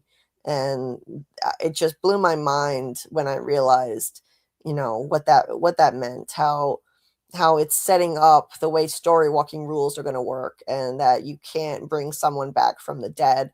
Jim basically equals Norman, the finger puppet, and they essentially recreate like one of the reasons I want people to watch to the end of my video on Ethan is because I mentioned stuff like that. I discussed how they essentially parallel that scene of Julie and Ethan sitting across the table at each other in the RV. They parallel that at the end of season 3 with them at the diner. They sit across from the table in the same way, Ethan on the right, Julie on the left, and now they've essentially switched places in terms of how, whether someone can be brought back from the dead in the story. And now, instead of Ethan naively begging Julie to bring Norman back from the dead, now it's Julie who's wanting to bring people back from the dead through story walking. She wants to bring back Tian Chen and Thomas, and Ethan says you can't change a story that's already been told. Whereas before it was Julie saying, sorry kid, when you're dead you're gone. They've swapped places, but they put them at a table across from each other the same way they were in the RV. And I think that's deliberate. They want us to remember that scene in the RV. They want us to recognize the importance, the significance of it symbolically, and the foreshadowing that they were doing with that scene. I just think that is so cool. And it's just another example of how brilliant this show is. And so if you watch to the end of my Ethan theory video, I'm making points like that. And, so it's the whole video is worth watching. It's not just, me blabbing on for half an hour, and there's boring stuff toward the end. I swear it's worth watching the whole thing. I even resorted to a little trick. I'll let you guys in on a secret. When I saw that I had recorded and edited my video and it was exactly 30 minutes and a few seconds, I pulled the same trick that retailers use with prices. I went back to the video and I edited out a few long pauses so that I could get the video down to 29 and a half minutes. Because when people are scrolling and they see a longer video, they're less likely to click on it. But if it's like, it's the same with prices, $30 versus $29.50 or $29.99. Oh, that's not so bad. You might be more willing to buy it. It's psychology. And with a video, you see 30 minutes, you're like, oh no, that's too much of a time investment. But you see a 2 in front, oh, okay, I'm gonna click on that. So yeah, that's my little trick that I pulled with that one, because people have short attention spans and they see a longer video and they don't want to even click on it and even try to get through any of it. Oh, thanks, Joyce. Julie, I watched it twice. Wow, that's amazing. Thank you. So very well written with so many good points. Wow, that means a lot. Thank you so much. Oh, gee, Jehovah Sins. Nice to see you. And again, that video is linked at the top of the chat right now. It's pinned up there. And if you're listening on the replay, it'll be in the description of this live stream as well. So $30, forget $29.99. What a deal. Yes, forget it. $29.99. Yeah. That's the psychology that stores use. That's literally why they make prices like that. And Doug points out, this is true, that Sarah was stuck with Kenny as much as he was stuck with her. Indeed. How the From turns. Yes, we're going to tune into some As the From turns right now as we dive into season 2, episode 9. I don't think I remembered to address this. Chris said, do y'all think we will get From spinoffs? And I think we very well could. I would love it. The creators have said they're open to the idea of doing it too. I think that this lends itself to potential spinoffs. The only issue is if they break the curse and escape this place, then I think that they'd have to do a prequel series. And the thing that sucks about prequels is in a story like this is you already know that they're not going to defeat the evil entity. You already know that the place is going to continue on, and it's the issue. It's the issue that's inherently baked into Welcome to Derry. It's a prequel series to it, and so you know that they're not going to defeat the entity Pennywise, because the movies take place later. So you know it's going to be they're going to lose. It's going to be darker, but that can be really interesting if you're into the lore of a series. The lore of a franchise, then you can be willing to, accept that it's going to be more predictable and it's going to be an unhappy ending. So I would watch a prequel to From. I don't know about you guys, but I would. So anyway, yeah, Jordan says prequels, nothing can happen, sucks. Yeah, see, that's challenging. Welcome to Derry is interesting, though, with his line about time being timey-wimey, Jeremy Bermy for Pennywise. Yeah, indeed. And, so that we're learning some new interesting twists related to Pennywise. And now there's going to be a new It movie, too. So the story isn't quite over yet. So that kind of changes things and makes the series a little more intriguing. Oh, come on, Jay. Kenny broke Sarah's brother's ornament so he can deal with a night of Sarah talking. It's a freaking ornament. Kenny's father was ripped open and he had to look at his father's eviscerated body. Give me a break. It's just an ornament. Come on. What do you mean? That's like the same thing. Yeah, that's totally the same thing. Come on. Now, just to be clear, I think Kenny was wrong, and it made him a smaller person to break her ornament. It didn't make anything better. I think his mother was the bigger person for giving Sarah back her box of stuff. Yeah. But still, I don't think that means Kenny deserves to sit there with her all night and listen to that nonsense. I trust me. I don't think that it was right for Kenny to break the ornament. I think it definitely made him, it just degraded him as a person in that moment. It seems weird and almost dangerous to put them together at night. I don't know why anybody else in the town was like, "This is a bad idea," or would step in. Right. I know. Like because nobody they might else kill would each do it. other. He might kill her, out of revenge. Yeah, It there's just nobody else. nobody else. Yeah. So with that being said, I'm gonna pull up where's my gallery for that? I'm gonna pull up my gallery for season 2, episode 9, Ball of Magic Fire. Yeah, it looks like I didn't upload the pictures for episode 10, but I have them here on the Chromebook. So, okay. So I'll just upload them in the background or something. It won't be a problem. I'll do that. While we're diving into this episode. And the episode starts with Reggie bringing Boyd to see what happened to his wife. And I'm not going to show the gory body on the stream because YouTube doesn't like that much gore. So I'm not gonna. I don't have any images of the gore. This is the most that you're gonna see. That's pretty gruesome. Yeah, it's one of the most gory images that they've shown. She's ripped open. Her whole body's ripped open all the way up to her face.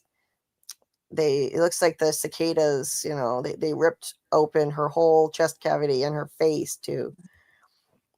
That's what she gets for being mean to Sarah. Yeah.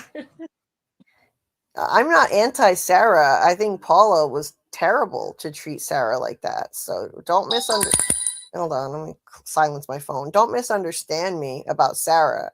If she had been speaking to anybody but Kenny, I would have been on her side with everything that she said. Pretty much. All right. Where did I put my notes for this? Okay, right here. So Reggie explains that she was downstairs and said she was going to take a nap, and he heard her. He was downstairs rather, and he heard her screaming. He came in and he started shaking her and trying to wake her up, and she was talking in her sleep, saying something over and over, and something cracked inside her and her body and her face. And he's covered in blood here. And you'll notice behind him on the wall there are 3 framed butterflies. This was Sarah's bedroom before, and she gets her house back in season 3, and it becomes her bedroom again. This was hers. After Sarah, got caught for what she did, and she was staying with Boyd, and staying in the church. They gave her house to Paula and Reggie, and I think the butterflies. I know a lot of people have pointed them out. I forget what people were saying about them in season 3, like what significance the butterflies had. But there was something people were referencing related to these butterflies. Metamorphosis and rebirth, maybe. I think it was something related to that. Yeah. Kelly wears a butterfly around her neck too. That's something I discovered in the rewatch. She has a little butterfly charm. Okay.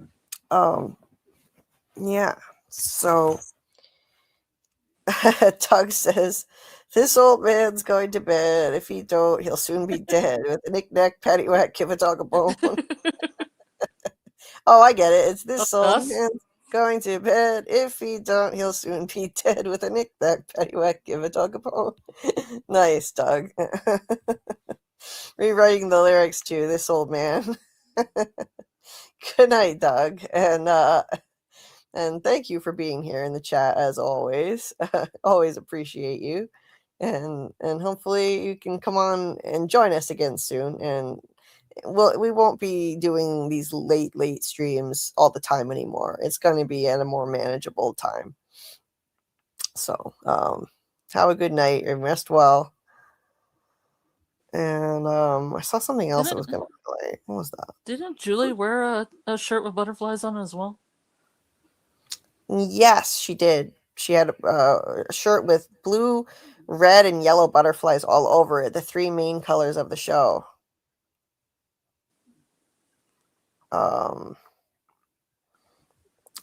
David, yes. Ghost Abby was half right. The entity feeds off their suffering. Like Freddy, he can't hurt anyone if no one remembers him. So if everyone is dead, there is no more suffering for the entity to feed off of. Right. but the rest of what she said, she was just trying to manipulate Boyd. The entity does not feed off of hope. She was fooling him. She was trying to trick him into giving up hope and smashing the music box. It's the loss of hope and giving into fear. That's what breaks people. That's what feeds the entity. And so what they need to do is hold on to their hope, not lose it, not give it up. And so when he refuses to give up hope and he smashes the music box, the proof that this actually works is that the entity was defeated. The cicada entity was defeated. No one else died in their dreams. There were no more deadly dreams. And the cicada 3 just had some after effects from being in the cicada coma, but their spirits were released. So the entity, I think it's pretty clear that the entity feeds on fear. And one of the main themes in the show is hope versus fear. The battle between the two. The boy in white represents hope, the hope of the dying children who were sacrificed. Their hope created the bottle faraway tree. And I like Michael's theory, and I think he's probably right, that the boy in white is an avatar of that tree. So the boy in white represents hope. He's on the side of the children. The man in yellow represents fear, and it's the battle between the two. So that's what I think is going on in the show. Big Hicks said Julie hates ornaments. No, I don't. I think Kenny was wrong to smash that ornament. Believe me. It was just the way they said, he smashed her ornament so he could sit through a night with Sarah. What? No, like it's just it's not justified. No, I don't think he deserves that just because he smashed her ornament, even though I think he was wrong to do that. Absolutely. Yeah, wait a minute, did I hear another It movie? Yes, they're developing another It movie, Guns N' Roses. It's so basically the way that they're gonna handle it, I think, is because I think time is not linear. They revealed that in their universe time is not linear, so the It entity, like somehow he's not actually going to be dead. Something about the past is going to be changed. So through some kind of timey-wimey thing, I think they're going to continue the story. That's what I heard. So yeah, I'm excited about that. Hopefully they don't mess it up. You start dealing with time travel, and you can get into dicey territory with writing. Hey Ashley, welcome. I'm doing a rewatch from season 1 tonight. Awesome. It's you have quite a lot to binge, but yeah, you could binge 30 episodes in the next week. People have done more than that, I'm sure. And that's great. I think you should rewatch every single episode, not just the ones MGM said to definitely watch before season 4. You should do them all. You're definitely on the right track there. Yeah. You should do them all, then do the rewatch. Yeah. Guns N' Roses said Doug has to work on his favorite part in Fromville. Yeah, that's it. He has to go do that. That's right. Yeah, busy.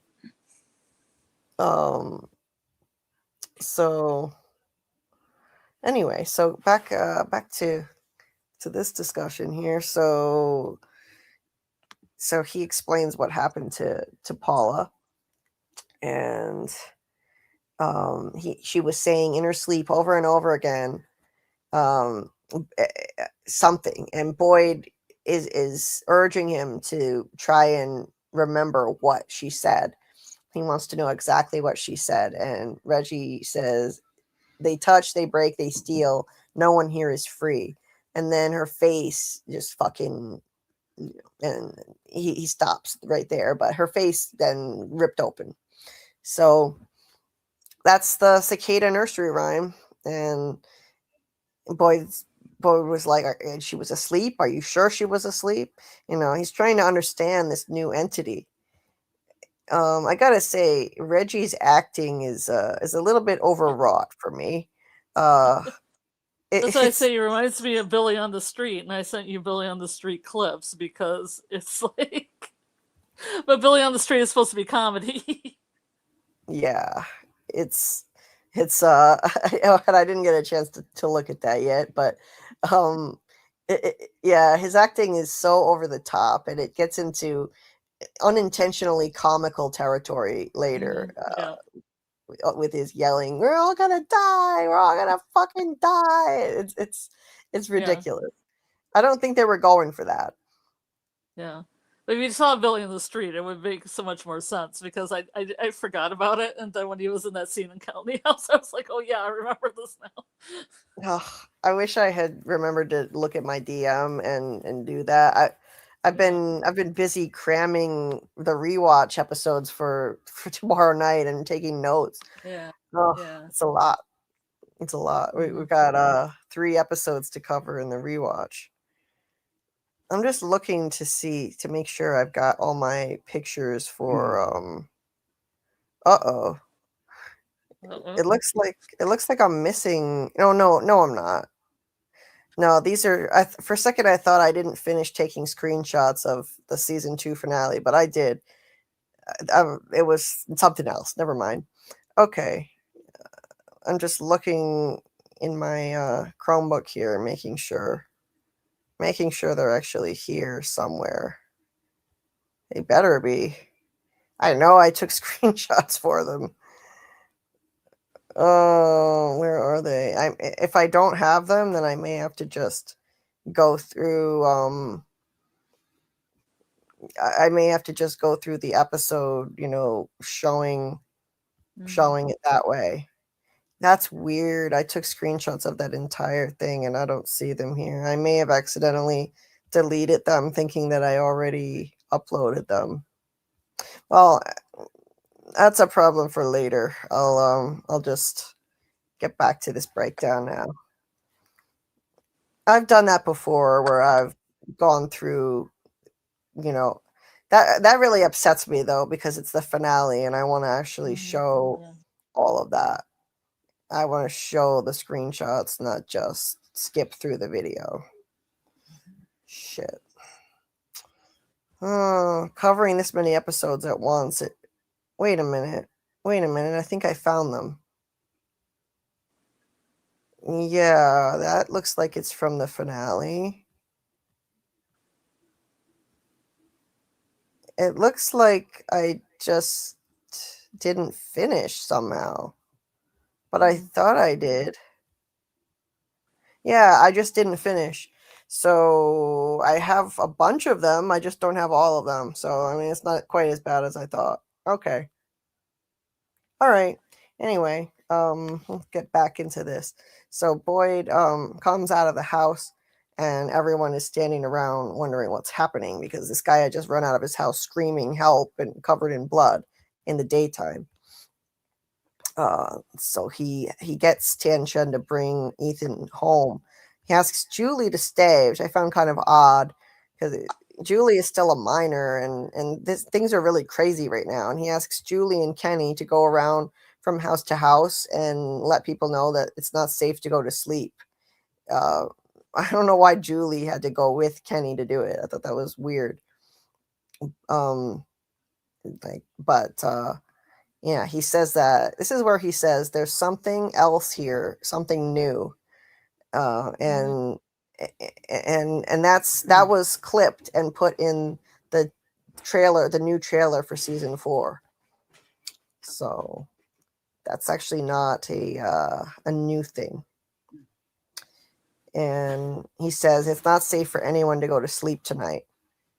And Julie tells him about her dad out at the RV. So he's got to go tell Jim. He's got to go warn Jim himself.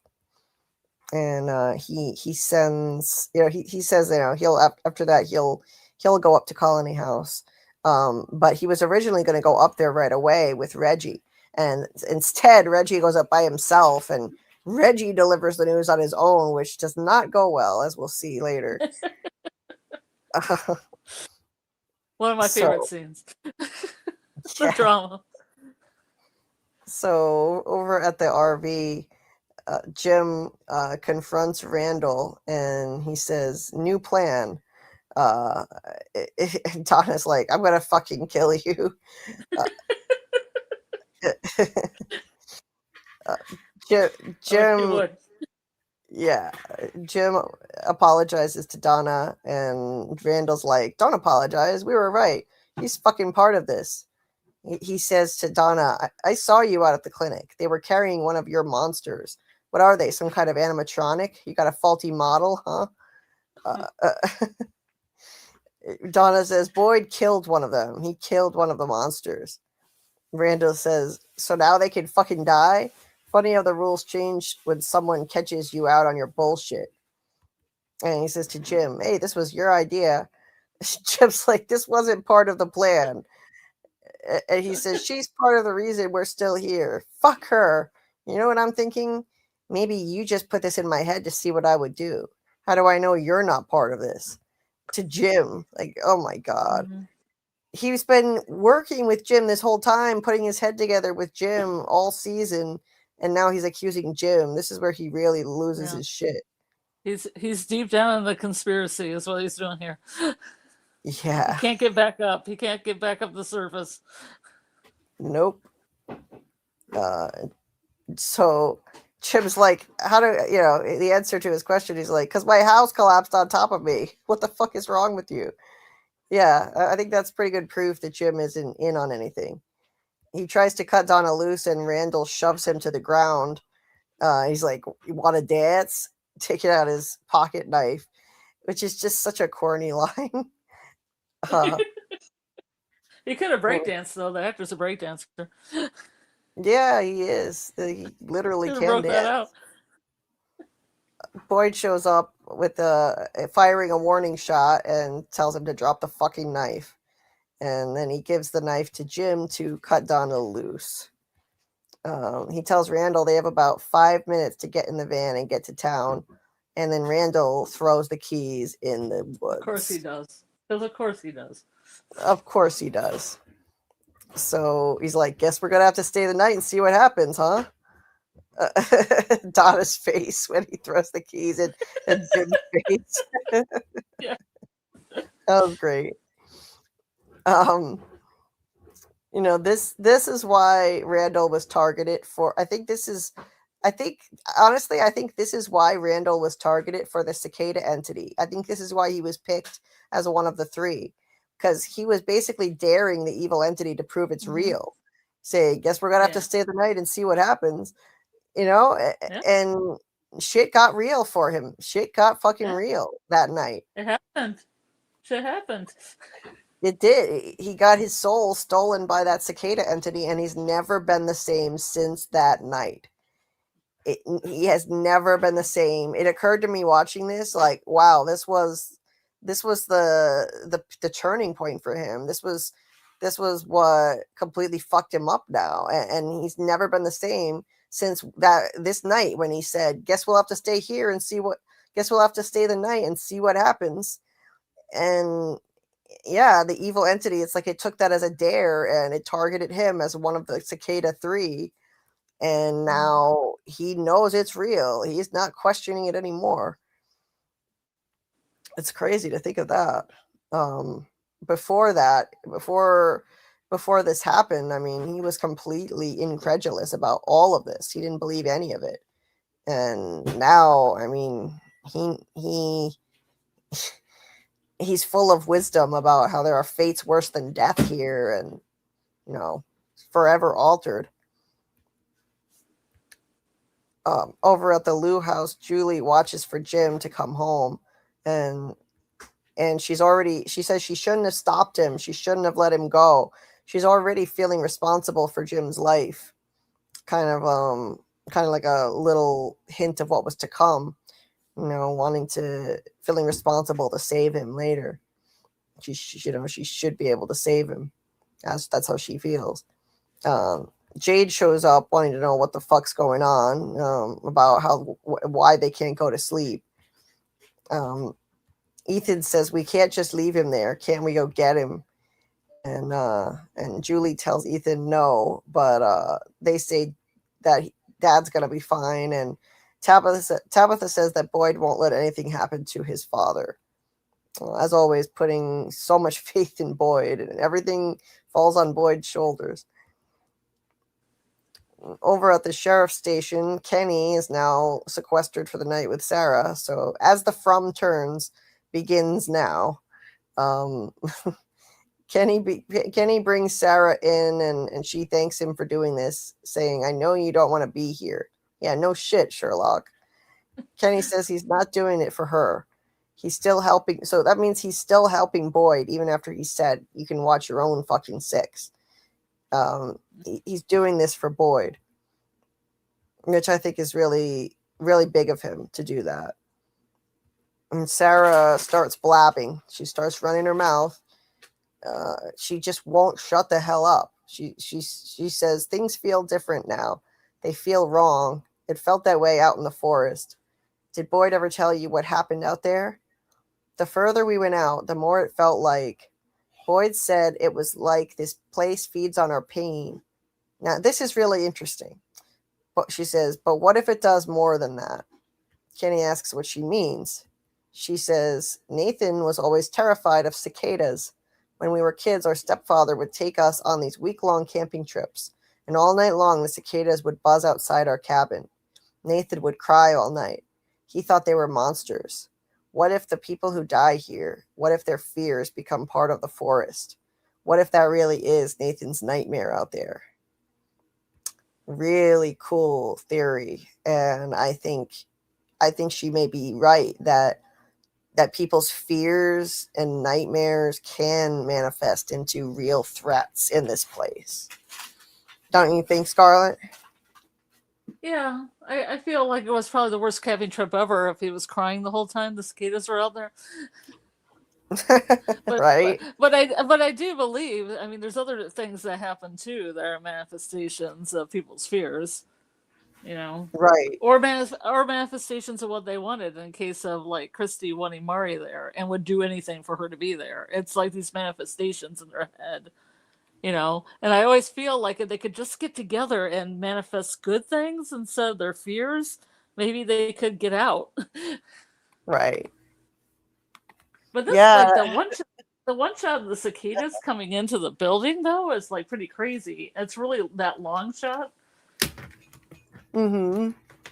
It's one of the longest shots they ever have of like animals or bugs in all of the From series.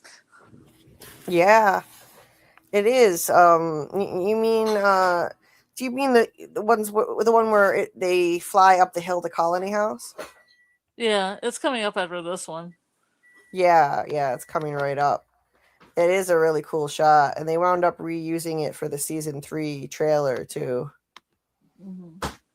So, yeah. So, but anyway, yeah. Let us know in the chat if you think that Sarah may be right, that that people's fears could manifest into real things there, and maybe Nathan's fear of cicadas manifested into the cicada entity.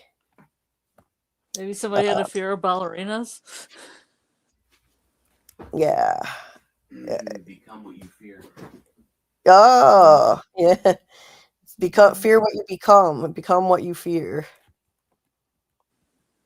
So, you never know. And the only thing about that, here's my issue with this particular.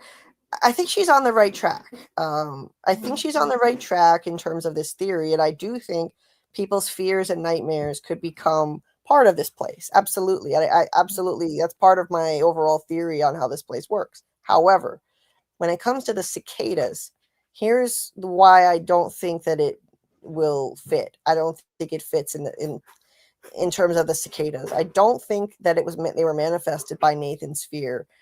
And there's a simple reason for that, because where did the cicadas come from?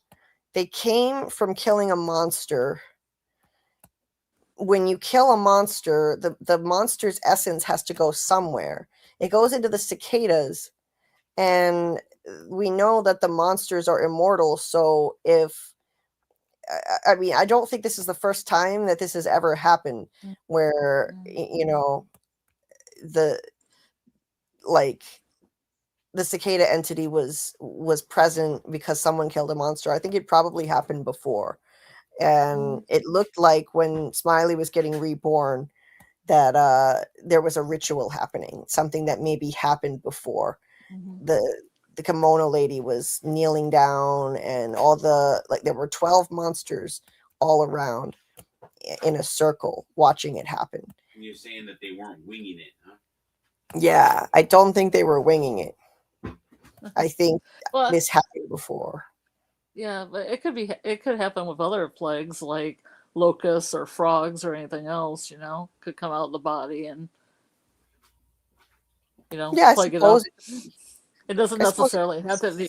It doesn't necessarily have to be cicadas, but I mean, what else is the reason for Sarah's story then? It kind of, why is that story there then?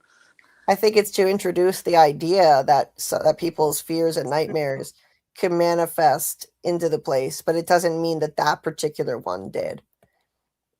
I don't think it means that one necessarily did, but I think it is happening.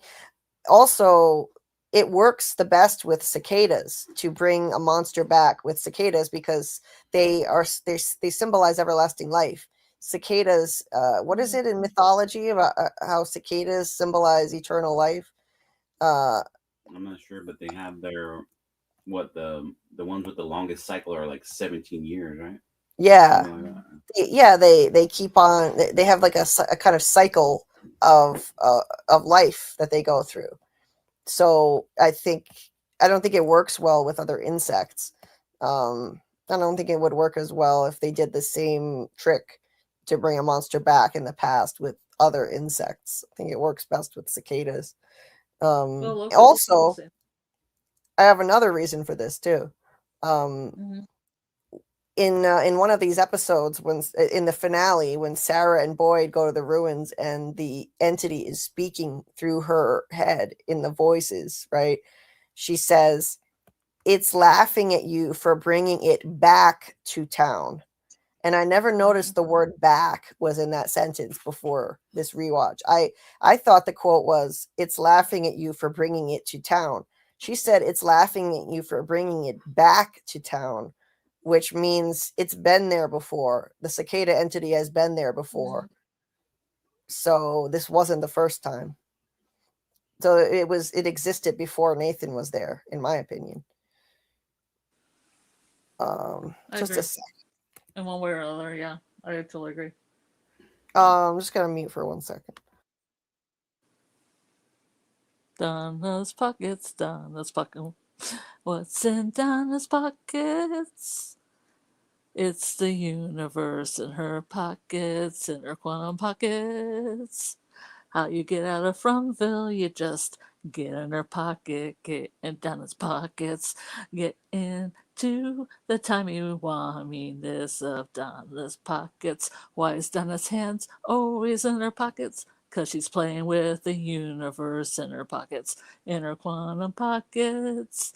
There are planets, there are stars, there are people, there are aliens, there's a man in yellow there, and all the Lovecraftian monsters too, like Cthulhu and Dagon and everyone else in Donna's quantum pockets. All you have to do is just ask Donna to open her pocket and you'll get out of Fromville because she has the quantum pockets. She has such big pockets that the whole universe would fit in them, and there is a black hole in her pocket with a red horizon in her pant legs, and she loves to be fiddling around in those quantum pockets. It was just all the top of my dome because I haven't really finished the Quantum Pocket song. Let me see here. If you want to travel to any year, just put a piece of paper in Donna's quantum pockets. If you want to go to 1506 or 1864, just put that piece of paper in her quantum pocket. And then you'll be out of town. But wait, now you're in the ruins of Martin. And the problem is that she doesn't like Randall at all. And what's to like about Randall, really, because he's so charming in this episode. more what's it called? Improv singing. A little bit of quantum pockets. I gotta figure out how the universe expands in Balance quantum pockets. Nice. I admire your ability to just come up with stuff on the spot, because I can't do that. I don't know how people improvise anything. Yeah, I'm halfway tired, so halfway I'm kind of falling asleep at the same time. I'm just like, the universe in the pocket. A pocket universe, really. Yeah, a pocket universe, indeed. Yeah. So I'm gonna call my band Balance quantum pockets. yeah. So we'll get back to the breakdown. Let's see, where were we? So the cicadas went up the hill to Colony House, and that really sweeping shot, which is beautifully done, following the cicadas. I just don't think I've ever seen a shot in From like that. You know, me that neither. particular. Yeah. Yep. Yeah, it was amazing. It really was. So it was so amazing that they decided to reuse it in the season 3 trailer, and people wondered if it meant the cicadas were coming back. Oh no. Yeah. So anyway,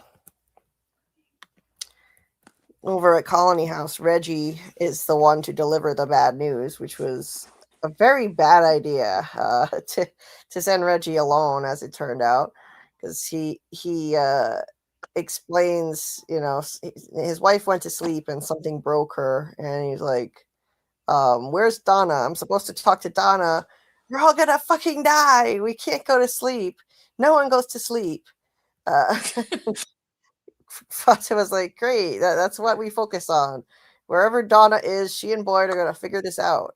And she comes in and tries to save the situation and prevent a mass panic, telling everybody to partner up and make sure nobody falls asleep. Once again, she's the one trying to give people hope, as always. And a lady asks, how long? Like, how long do they stay awake? And she's like, we'll figure that out when we get to it. Yeah, forever, lady. You don't get to ever go to sleep safely now. And this would have been really cool.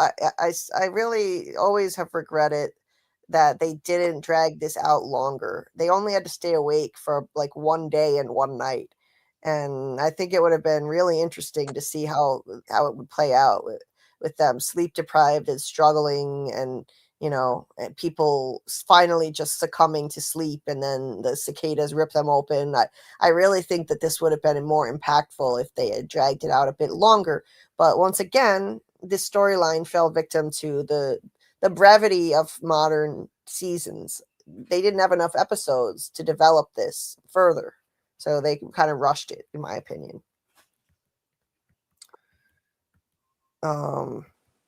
And then in the RV, there is another tense group of people with Jim, Boyd, Randall, and Donna staying the night.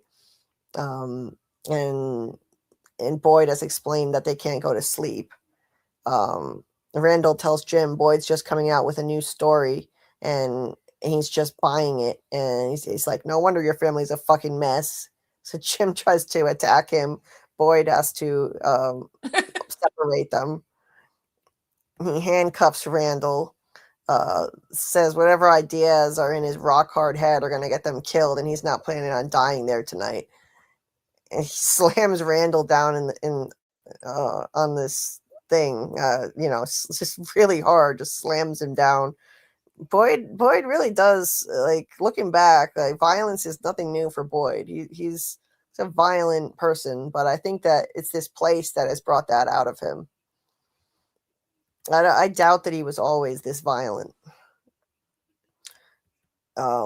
And Boyd chides Jim for thinking this is a game after all he's been through here. And then Donna, Jim, and Randall snipe at each other. Jim wants to get back to his family and thinks that even without the keys, he can probably hotwire the van. But Boyd says he's not going to lose another person to probably.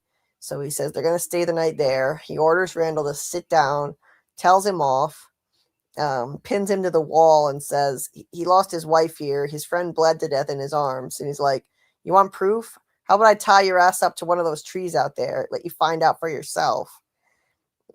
Oh, and that's when he slams him down. At that moment, slams him down. Yeah. That would definitely make Randall see pretty quickly what's going on here if he had tied him up to a tree out there. And at Colony House, Maury's like, is this the freaky sex room? Seeing these I think cuffs it is. on the bed. I mean, look at those straps. They're really well made. They have like a flower pattern on them. That's a freaky sex room. Yeah, I think it is. They say that, some people have a hard time adjusting on their first night, and that's the reason for it. But it's probably got a dual purpose. So they sit Christy and Marielle up in there because she's still detoxing. So they get their own room. Ellis talks to Christy, asking if they need to be worried about the baby, because don't babies sleep, in the womb? And Christy says no, she's not far along enough to worry about that. He says, there's a person growing inside my fiance, and anywhere else in the world that would be great, but here I just keep expecting that at any second it's going to come bursting out of her with fangs and claws. Boy, if that wasn't foreshadowing, I don't know what is. It sure did come bursting out of her with fangs and claws. Wow. Creepy foreshadowing. But I don't think we can say that he manifested this happening, because the monsters they're always meant to be immortal. So he was going to come back no matter what Ellis said, I think. So we can't put that on the fear list, the manifesting fear. Yeah, not in this case. If we didn't find out that all the monsters are immortal and so you can't kill them, that this is how they come back if you actually kill one. If we hadn't found that out, then I would have said he manifested it by being so afraid of this. But yeah, it doesn't work, because that would have always happened anyway. They have to come back. They can't die. And he was already dead when she found out she was pregnant for sure. So, his saying that, so he was already dead before Ellis had this fear, basically. So Ellis developed his fear after Smiley was already dead. So it was already a given that he was going to come back. It was creepy foreshadowing, though. Christy reassures him, saying that pregnancy is weird everywhere. We're just used to it because we see it every day. It's like the magic ball of fire. It's this thing from med school. The whole world, even the parts we think we understand, it's just one big mystery floating through space around a giant ball of magic fire that keeps us warm from a million miles away. We're just used to it. That's all. Pregnancy is weird. So, just talking about how, real life, the way things actually work are weird, just like Fromville. And pregnancy, like the earth and space and everything like that. It's all weird. And the fact that we're animated meat puppets. Yes. Sorry, I'm having a problem with my chair. Yeah. Please. Oh. Anyway, so that's the title of the episode, Ball of Magic Fire. That's where they got it from. I'm not really sure why. Why choose to name the episode that, of all things? I was trying to get my charger for my phone without having to ask for help, but And you fucked it all up. yeah. Let me get you back to normal before it totally falls apart, because you're making it narrow. Like, Yeah. okay. Thank you. Anyway, yeah, I don't really know why choose to name it Ball of Magic Fire out of all the things they could have gone with. It's just kind of odd to me, but So what are you looking for? I mean, it's a striking phrase. This one. This one work? Oh, you know what? Yeah, that would work. Will that reach? I think so. Okay. You might reach your phone, yeah. That way I don't have to unplug this. Mm-hmm. Okay. Sorry. Anyway, just trying to get the logistics of charging my devices worked out here. Make sure it's not slow charger or going to give you a hard time. Perfect. Thank you. So let's go over to the chat for a minute and see what you guys are thinking. Wow, 63 people. Thanks so much for watching and listening. Please hit the like button if you haven't done so already. It really makes a big difference, and YouTube will show this to more people if you do hit the like. Also, check out my video on Ethan, my deep dive theory video on Ethan's role as the storyteller of From. And it's pinned to the top of the chat if you haven't checked it out already. So, You know, maybe the chat could put in any opinions you have about the title of this episode. yeah. References to the sun, goodness gracious, great balls of fire, or what have you. Yeah. Heather says, it doesn't make sense for the show, but I do love the big ball of fire speech Christy gives.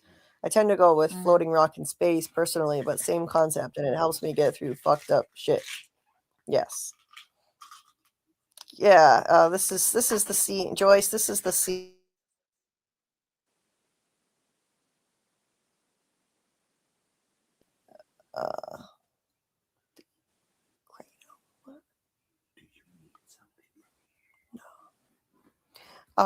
This is where Ellis was seeking reassurance, and she described the earth as a ball of magic fire and how everything in life is weird, even in this place, you know. So, you know, pregnancy is weird and it's normal to be scared. And that was the message that she was trying to send him. So anyway, let's see, let's take this. Jay said, is there someone in Fromville that's afraid of ballerinas and kimonos? If they are, will anyone ever admit it? Is the real question. Yeah. Good one there. I'm surprised showers haven't killed anybody, being as how Smelgen seems to be afraid of that. Yeah. Smelgen seems to be afraid it of did. showers. The bath almost killed him, Carl. The bath almost killed him. Oh, it did. Crap. So it did. So yeah. fears manifesting confirmed. Confirmed. How was this one? Just so. You want to try one of those? Maybe somebody fears crows as well, and rats. Yeah. Reggie reminds me of Billy on the Street. If you want to check out Billy on the Street and then compare Billy's his comedy acting, because he's acting exaggerated, to Raggie's Colony House acting, let me know, because he was channeling Billy on the Street, I swear. Yeah. Reggie, bad acting indeed. Hey, Lori, Real Cinema Therapy. Nice to see you. Reggie was edgy. Yes, indeed. Hey, Lady Amano. Welcome. Yeah. Welcome. Tam says the back to town likely does mean cicadas have existed for a long time there, but I had heard it as Boyd bringing them on his way back to town. While he was returning to town, he brought it. Yeah, so I could see that, Tam. Yeah, I could see interpreting it that way. Indeed. Good point. Everyone like and subscribe. Thank you so much, Lori. Lady says, does anyone else think a crash might be part of the cycle Julie was referencing? I've had that through with the car in the pool. Oh, the thought with the car in the pool. Now Sophia will crash into the station. Yeah, I mean, car crashes seem to be a recurring theme for sure. Absolutely, lady. Absolutely. Everyone like and subscribe to 65. Let's see. And check out Lori's channel. She's covering From, doing some amazing analysis of the characters from a psychological perspective. She does an amazing job with that. And we have the root symbol changing over time in From. That's right, David. The cicadas also know when to emerge because of the roots of the tree. The roots acting like they are measuring time. Interesting, really. Cool. The cicadas fit perfectly as a metaphor for the rebirth cycle, and they are used in the same way for cultures and the movie The Beast Within, which has a cicada monster. Oh, thanks for that info, David. I knew you'd have information on that stuff. Michael said that Tithonus myth, eternal life gone wrong, and he was turned into a cicada by the goddess. Did you say which goddess? I think, yeah, I guess, yeah, just the goddess. Yeah, I agree. I think the root sign changing is just the roots themselves moving, intertwining, and growing into the magic tree. Yeah, Victor says that the trees move, so I think that the symbol changes because the roots are moving. And the symbol originated from the roots that the children saw when they were being sacrificed. They were looking up and seeing the roots. Like Jade looks up and sees the roots in his vision.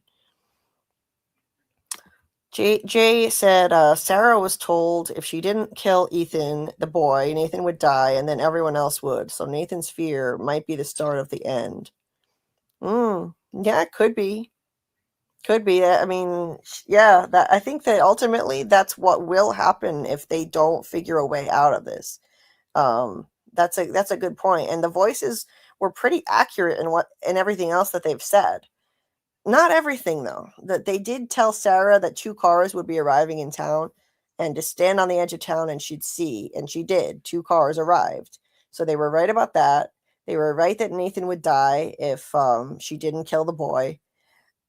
They were right about the candy bar wrapper that was buried in the field with the alien on it. They made her draw it. But they said something that was wrong. They said to the voices in season 3 said that they're not going to get to Fatima in time. Although maybe that could be interpreted to mean something else. They're not going to get to her in time to stop the ritual rebirth of Smiley from happening. And they interpreted it as they're not going to get there in time to save Fatima from dying, because that didn't happen. Fatima survived. So there's that. Delilah, hey there, says maybe Nathan's fear of the cicadas were from him being there in another life. I'm not buying that, but if everyone has been there before, it would fit. Yeah, you never know. I don't think everyone has been there before, but you never know. I mean, I've heard an interesting theory that like everyone who keeps getting brought back to town are the actual souls, the souls of the original townspeople, and the monsters are just empty shells. Their souls aren't in those bodies anymore. Their souls keep getting brought back in the form of new people, and they get to suffer there. It's an interesting theory. I don't believe that, but I like that theory. It's interesting. Guns N' Roses said, yes, you're 100% right. People's fears leak into From, because that's what From feeds on. Hope, fear. Absolutely, 100%. Lady wondered if Fatima feared the idea of getting pregnant. Maybe. I mean, she never said if she actually ever wanted to have a baby in the first place. She never even once said that. David said the fears manifest like the peaceful and wrathful deities in the Bardo. Which is also in Severance. And Michael said, yes, I will stream. Michael said, I think Julie will stream the episodes in Discord, then do a live after.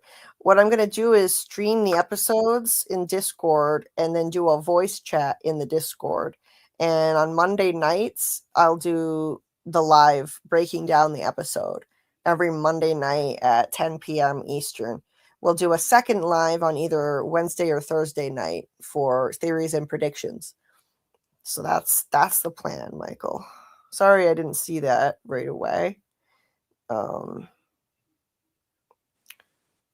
As we're breaking down the episode, I take breaks while I'm looking at the images and going through it, and then I'll come back and just skim through here and see what I missed. Okay, so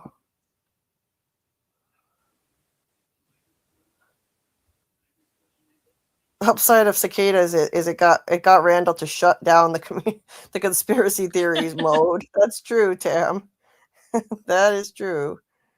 Randall arrived not okay. He's been through a lot. I agree, lady. I think he must have been through a lot that we don't know about. We don't know his backstory and why he's so distrustful and angry at everybody. You know, why is he always so mean and nasty to people? He must have had some issues.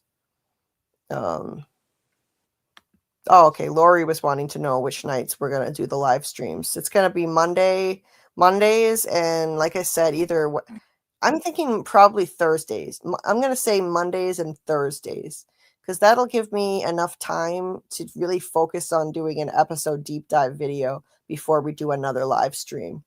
And the second live stream will be theories and predictions. So Mondays and Thursdays are the plan for now. Jordan says, I'd be in conspiracy mode too. A government experiment makes a lot more sense than a curse in cyclical time, at least for a normal person. Oh yeah, Jordan. I mean, Randall definitely had some reasonable ideas. He just took them to some extremes. He went off the deep end a bit with some of those queries. And it was all Jim's fault for putting those ideas in his head. Yeah, he definitely yeah, he set it off. He planted the seed. Lady said, I didn't realize that Randall said something about putting things in his head within an hour of him getting attacked by the cicadas. Right? It's interesting, isn't it?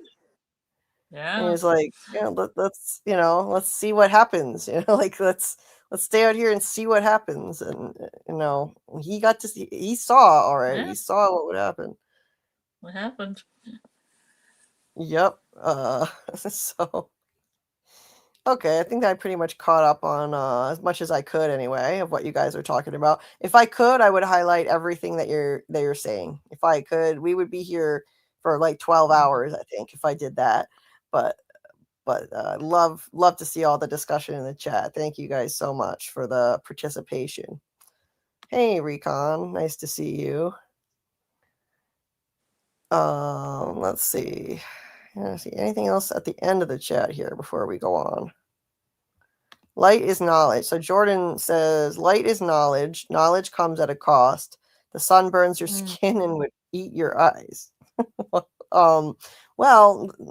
ball of magic fire. Yeah, you could kind of tie that to maybe light, knowledge. Yeah, maybe that's related to the title of the episode. Good night to Amy. See you soon, Amy. Jay says, will Mari relapse this season? What would be the reason for Julie cutting her hair? I'm guessing that rebellious, dark trope, grieving her dad and she chops off her hair. Of course. And failing to save him, she'll try to story walk and save him. And, at first she'll story walk and she won't even get anywhere near where her dad was killed. And she'll be so frustrated, she'll cut off her hair. And it's such a trope, but that's probably why. And yeah, it is. Yeah. I doubt Mari will relapse because I think that storyline is kind of played out. I think they'll focus on instead what she went through in the cicada coma, and we'll find out what she's really been dealing with as she's been pretending to be okay. Or what she might turn into. Right. And yes, what she might turn into. 66 likes. Thank you so much for hitting the like button. Lori said, I'm doing mine on Wednesdays, so that's great. Oh, good. Let's see. Just 7 days away. Yes. Okay, so let's get back into the breakdown.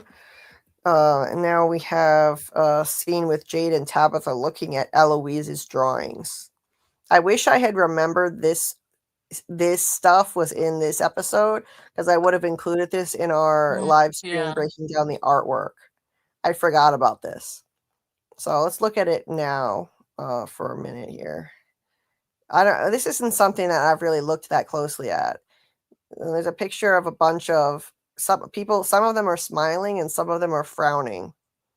You can see the sad faces and happy faces. Then there's a bottle tree, crows next to it, and what looks like a spider coming down from another bottle tree. Yay! A very large spider. Oh yeah. Yes, I knew that would make you happy. There it is. I knew that would make you happy. Then there's like, what the hell is this? So there's a guy and a woman, and I don't know what exactly they're doing. And then there's somebody coming through a door. I'm not sure what the hell is going on here. What is his hand doing? When I zoom in, it gets blurry, unfortunately. So I don't know. And then a up monster there, coming in, maybe? Yeah. And then there's a bunch of people. Just a bunch of people smiling. I can't really tell. That looks like an old-timey cartoon face. Looks like a clown. It kind of looks like a clown to me.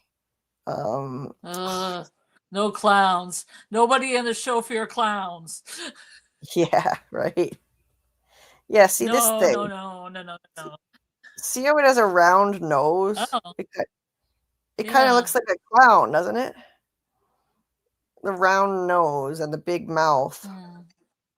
Yeah. There are a bunch of clouds over their heads. There's this big stick. I don't know what the stick is for.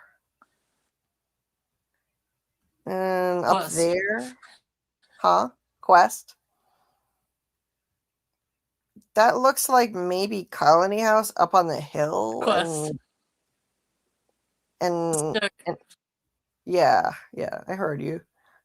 And then I don't know what that is. And you got this is that weirdo picture of three girls with two pigtails and this creepy guy with a beard. It's blurry in this shot, but there's another shot that I think is a little clearer. There's a creepy guy with a beard standing off to the side of these three smiling girls with pigtails. Don't know what to make of that. And so, except maybe, I don't know, maybe Christopher also, like, when he snapped, maybe he grew a beard like Jade. I don't know. Maybe. It might be. This must have been all the people that Eloise knew in 1970s, I guess. Maybe some of them. But I don't think Christopher would have had time to grow a beard like that, because we saw a flashback of him already kind of going off, and he had no beard. Then there's some stars, and yeah, so not a whole lot really to say about these. There's a stick figure up there holding something.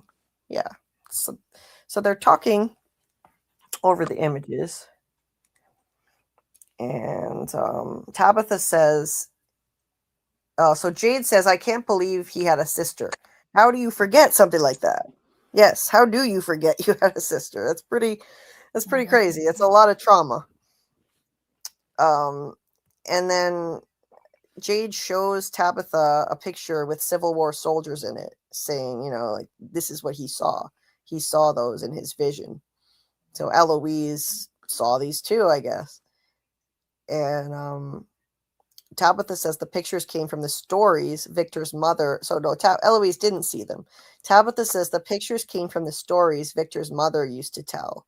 So that explains how something like that got in the drawing, because obviously, like, these kids are not seeing visions of the past, but Miranda had visions of the past, and obviously Christopher must have as well, just like Jade saw Civil War soldiers. So Eloise drew some things that that Miranda told her about, and same goes for Victor. Victor also drew Civil War soldiers. So we can assume then that some of Victor's drawings are things that Miranda just told him about versus things that he actually saw. And so Jade says, okay, so why the fuck am I having visions from stories a dead woman told 40 years ago? Which is a good question. He doesn't know yet that, the whole connection to it, that, he was reincarnated, and that's why he's having visions of the same thing. Miranda was reincarnated, and so was he. These aren't just stories. And Tabitha says, do you want to see something really weird? Look at this. Victor's mom said she wanted to save the children that were locked in the tower, that it was the only way to get everyone home. As soon as I got here, I've had dreams about walking up the steps of a tower just like this. All this time I thought the children were trying to scare me, but what if they're just asking for my help? Ding, ding, ding. You got it, Tabitha. They're just asking for your help. You got it, finally. They're trying. They want help. I mean, that's exactly what they want. They weren't trying to give you the plague, Tabby. No. She's like, come here. No. Right. Yeah. Don't be shy. Come here. Right. So there's another drawing of the lighthouse. Do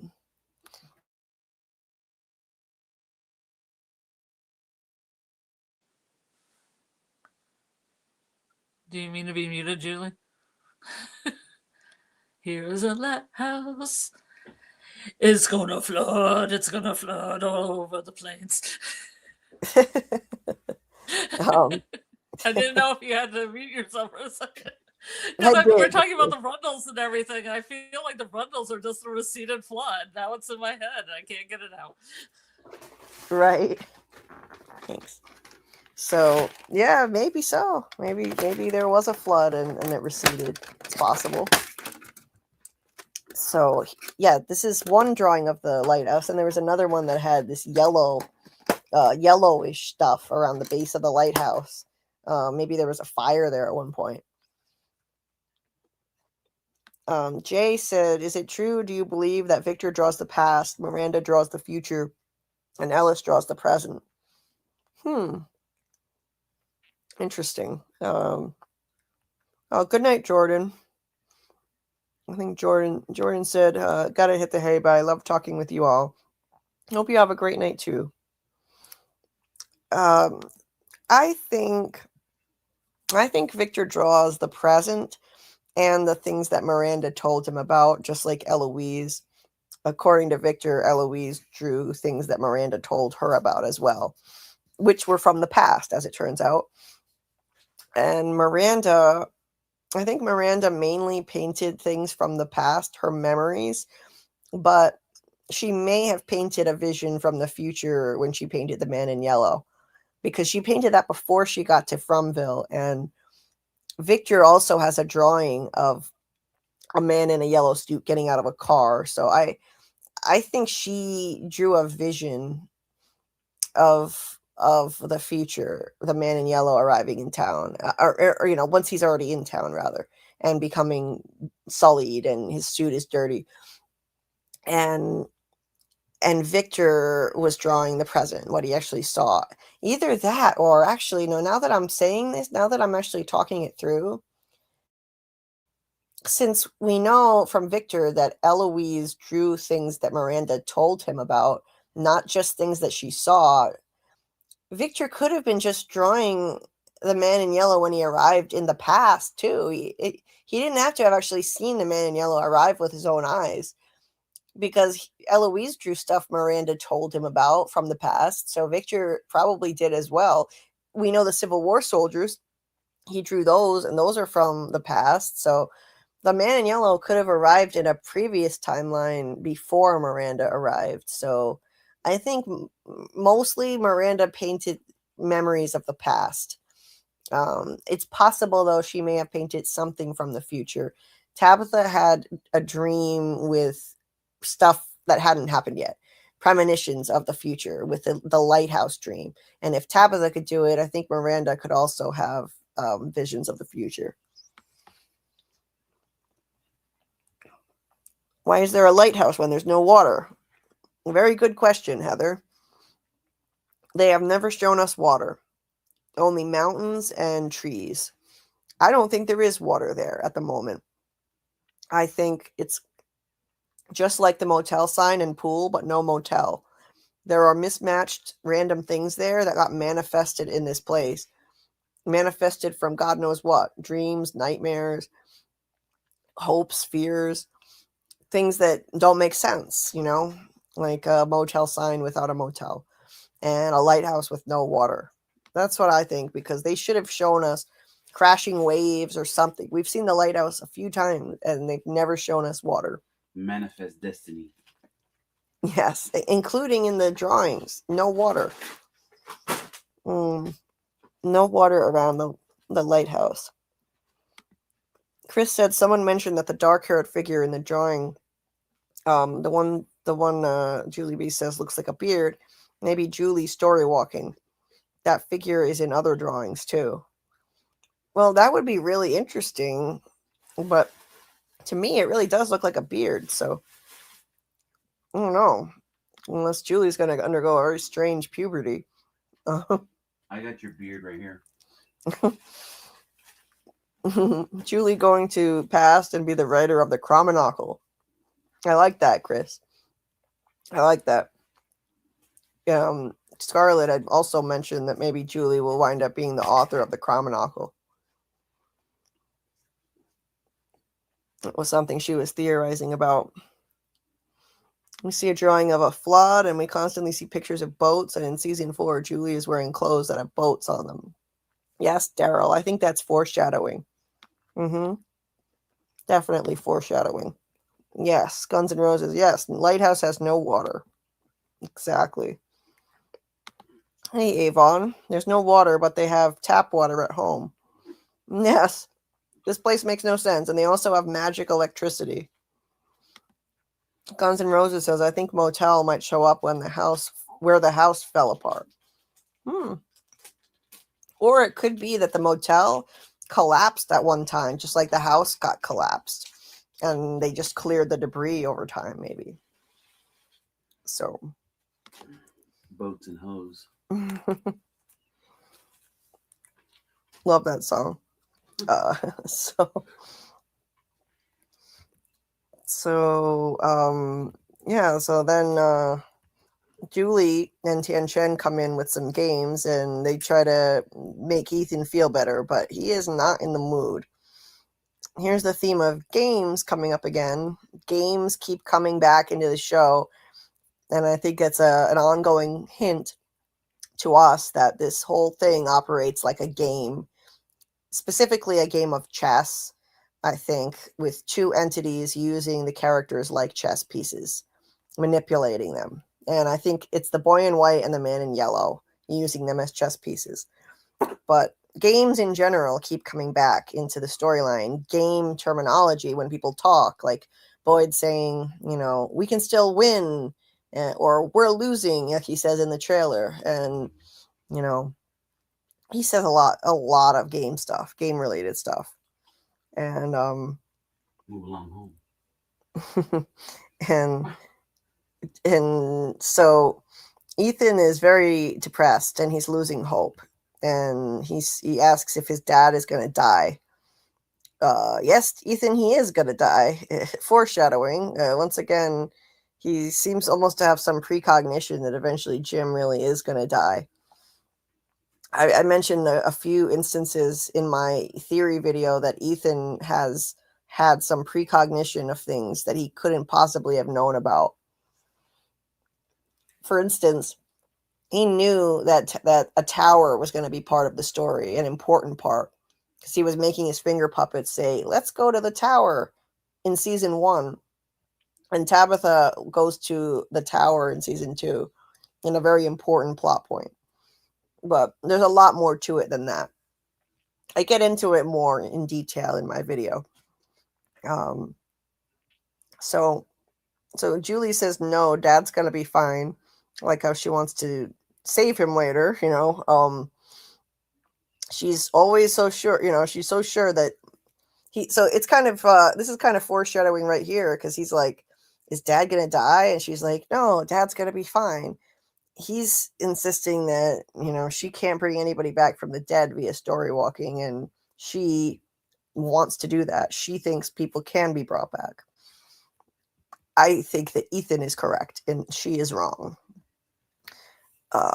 Ethan says when Victor was little, everyone died all at the same time. And Victor says it won't happen like that again. But Ethan's like, how do you know? And he makes a good point. How you don't know that. Julie says, I know things are really scary right now, but remember what the Kramenakel would do when she got scared? And he's like, it doesn't matter. She's not real. It's just a stupid story. So he's really in a bad headspace right now. And Victor says, my mother used to say that everything is a story, and we're the ones who get to decide how it ends. Interesting statement from Victor. They are literally in a story. Everything is a story, and we're the ones who get to decide how it ends. Ethan says, what about her story? Did it end the way she wanted? Ouch. Yeah, her story definitely didn't end the way she wanted. No matter what she did, she didn't get to decide how it ended. She did her best. Ethan is right. It's dark, but Ethan is right. Julie's like, Ethan, but, he makes a good point. They don't have everything in their control. Miranda didn't get to decide how her story ended. She failed. She died, and she left Victor all alone, and God knows what happened to Eloise. So Ethan's like, I don't want to play any games, and he takes off. So this is one of those times when we can't really count on Ethan for guidance, one of the rare times. Otherwise, I always say trust Ethan and you can't go wrong. But in this case, he's feeling hopeless right now. He's feeling hopeless and scared, and no one is infallible. There's always going to be, at some point where a hero on a quest is going to lose faith and falter. And that's kind of where he's at in this moment. And in early season 3, he gets into a dark mentality because Tabitha is presumed dead. And so that's really rough on him. Understandably so. So, yeah, it makes sense that he would be feeling like this. Speaking of Ethan, I think we'll know what the Lake of Tears is soon. Maybe the flood. Well, Guns N' Roses, somebody brought up an interesting point in the comments of my Ethan video earlier, saying that, didn't Elgin ask Fatima if the Brundles have always been called that? And I was like, yeah, he did say that. And this person said, I think that the Brundles were probably once called the Lake of Tears. That's really interesting. Elgin had a premonition dream sent to him by the boy in white about Fromville before he got there while he was on the bus. So the fact that Elgin asked that question makes me think then there's something significant about that. There's something to that. He asked her if the Brundles were always called that.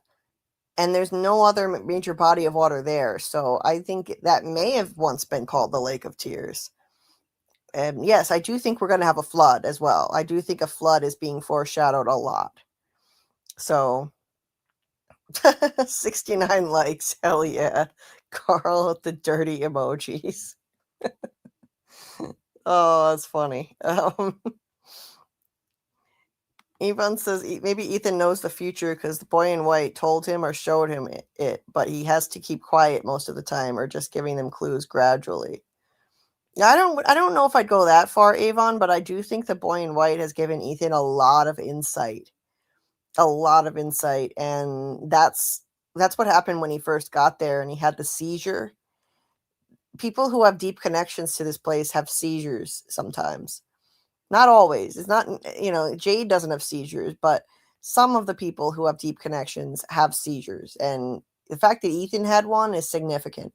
I believe that was the boy in white connecting with him and giving him insight into how this place works. Yeah, that's what I think at this point. And that's part of my theory that I put out. So, that's how Ethan, it's not just that Ethan has read so many books involving quests. That's one source of his knowledge of how things work, but it's more than that.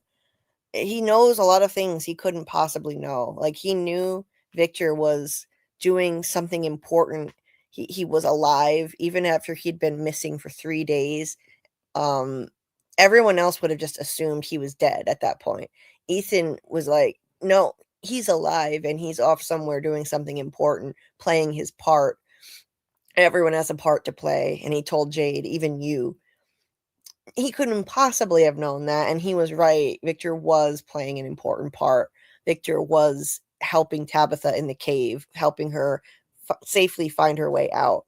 So, yeah, he knows all kinds of things he couldn't possibly know. And so that was the boy in white who connected with him and gave him that intuition and insight about how this place works, and sometimes a sense of precognition about what's going to happen. Tam said, though it's not exactly my name, I do have a story of being called Tamiko once. Oh, really? Okay. Oh, because you were being called Tamika in the chat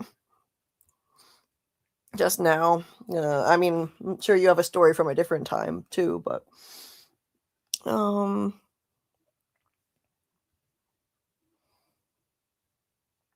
Michael says it seems like Miranda paints things she sees in visions of her past lives. I agree. Henry said she saw every incarnation back to the beginning. Yes. And yes, Tam, there was water in the tunnels. Tabitha said, where's the water coming from? So more foreshadowing about water, appearing there. Miranda might also draw Julie and Ethan at the ruins. Oh, really? Really? I didn't see a painting like that. Let's see.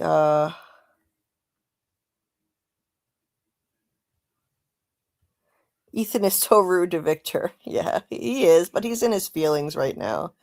He's scared about his dad. When he's scared about his parents, he acts out. Ethan has yet to know how important he is. Indeed, Guns N' Roses. Indeed. Hey, Debbie. Nice to see you. Hey, y'all. I've just been here lurking. Big pain night. I'm sorry to hear that, Debbie. I hope you feel better soon. Take care of yourself. Just be kind to yourself.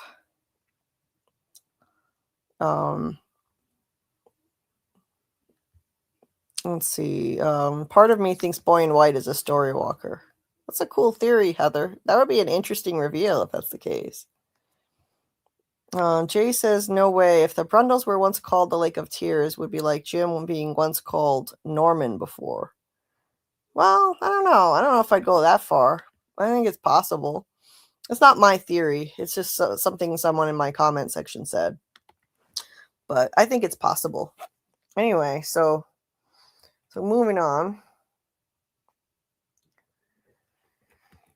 Ethan storms out of the room, and Boyd starts making his useless bile bullets. And, there's just no way this was going to work because when the bile heats up in the bullets, it would burn off naturally.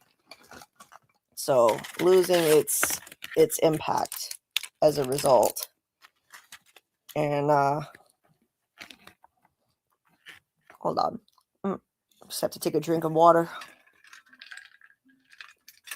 So Jim says, so whatever was in your blood that killed the creature, that creature's blood is so Boyd says, no, it's not blood, it's bile. If it works, we're all walking back to town. And Donna suggests Boyd give the gun to Randall to shoot the monsters. One way or another, we get rid of a problem. So if Randall dies, hey, well, they get rid of Randall. It was pretty savage of Donna. You know, if even if the bullets don't work on the monsters, well, they get rid of Randall's annoying ass. So yeah, I thought that was a really savage line. Savage Donna. And Boyd offers Randall the gun if he wants to do it. And then they see the monsters approach outside. A bunch of them. And so Randall, for someone who's a big talker, is kind of hesitant to take that gun and go out there. Interesting. It's for someone who doesn't believe any of this is real. He's not so quick to take him up on it. He hesitates. And Jim looks out. He sees more monsters approaching. There's Granny Monster, the Milkman. There's the nurse, the cheerleader. There's quite a few of them. And then Donna notices they all stopped. And she's like, they stopped. Something's wrong. They don't just do that. They don't just stop like that. Then the music box song starts playing over the police radio, and it flashes the numbers 4-7. So why did they stop? I think they stopped because the cicada entity was present, indicated by the music box song playing over the police radio. And it's a higher order entity. It's a higher entity above them. Boy, the gang's all here. There's Swing Coat Lady, the cowboy. There's a lot of them. And so, there it is. It says 4-7, and the radio is not even working. It's supposed to be broken, and now it's playing this song. So I do think that this is a higher level entity, and there's a sort of hierarchy. The monsters are the tip of the spear, as Martin said, and then someone is holding the spear, controlling them. I think that's the man in yellow, and somewhere in between there are other entities, and I think this cicada entity is somehow like a higher level entity above them, so they are deferring to it in a way. That's my take on that, but let me know what you guys think about why the monsters stopped. There's a lot that's mysterious about this set of scenes in the RV. There's a lot. There's the banging on the bottom of the RV where there's no space under the RV. There's Ghost Abby appearing and the flashing lights. It's fascinating.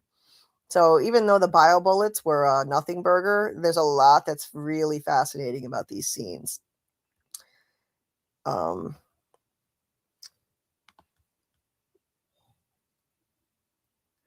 And we're going to see Julie story walk back to the scene where Boyd fires the bile bullets. So maybe we'll get some kind of new insight on these scenes in season 4. We saw that in the season 4 trailer. Heather says, I low-key hope we see Julie story walk to random places and have to figure out why she's there. Good chance she knocked on the window in the diner. Yes, when Randall had Kenny at gunpoint, and then that distracted him long enough for them to get the gun away from him. So it very well could have been. Smiley Juice, aka Pimp Juice, Carl. The banging on the floor was so freaky, right, Daryl? Carl says the bile bullets would have only worked if Boyd created a gel cap hollow point. Yeah, Carl has a lot of knowledge about how guns work.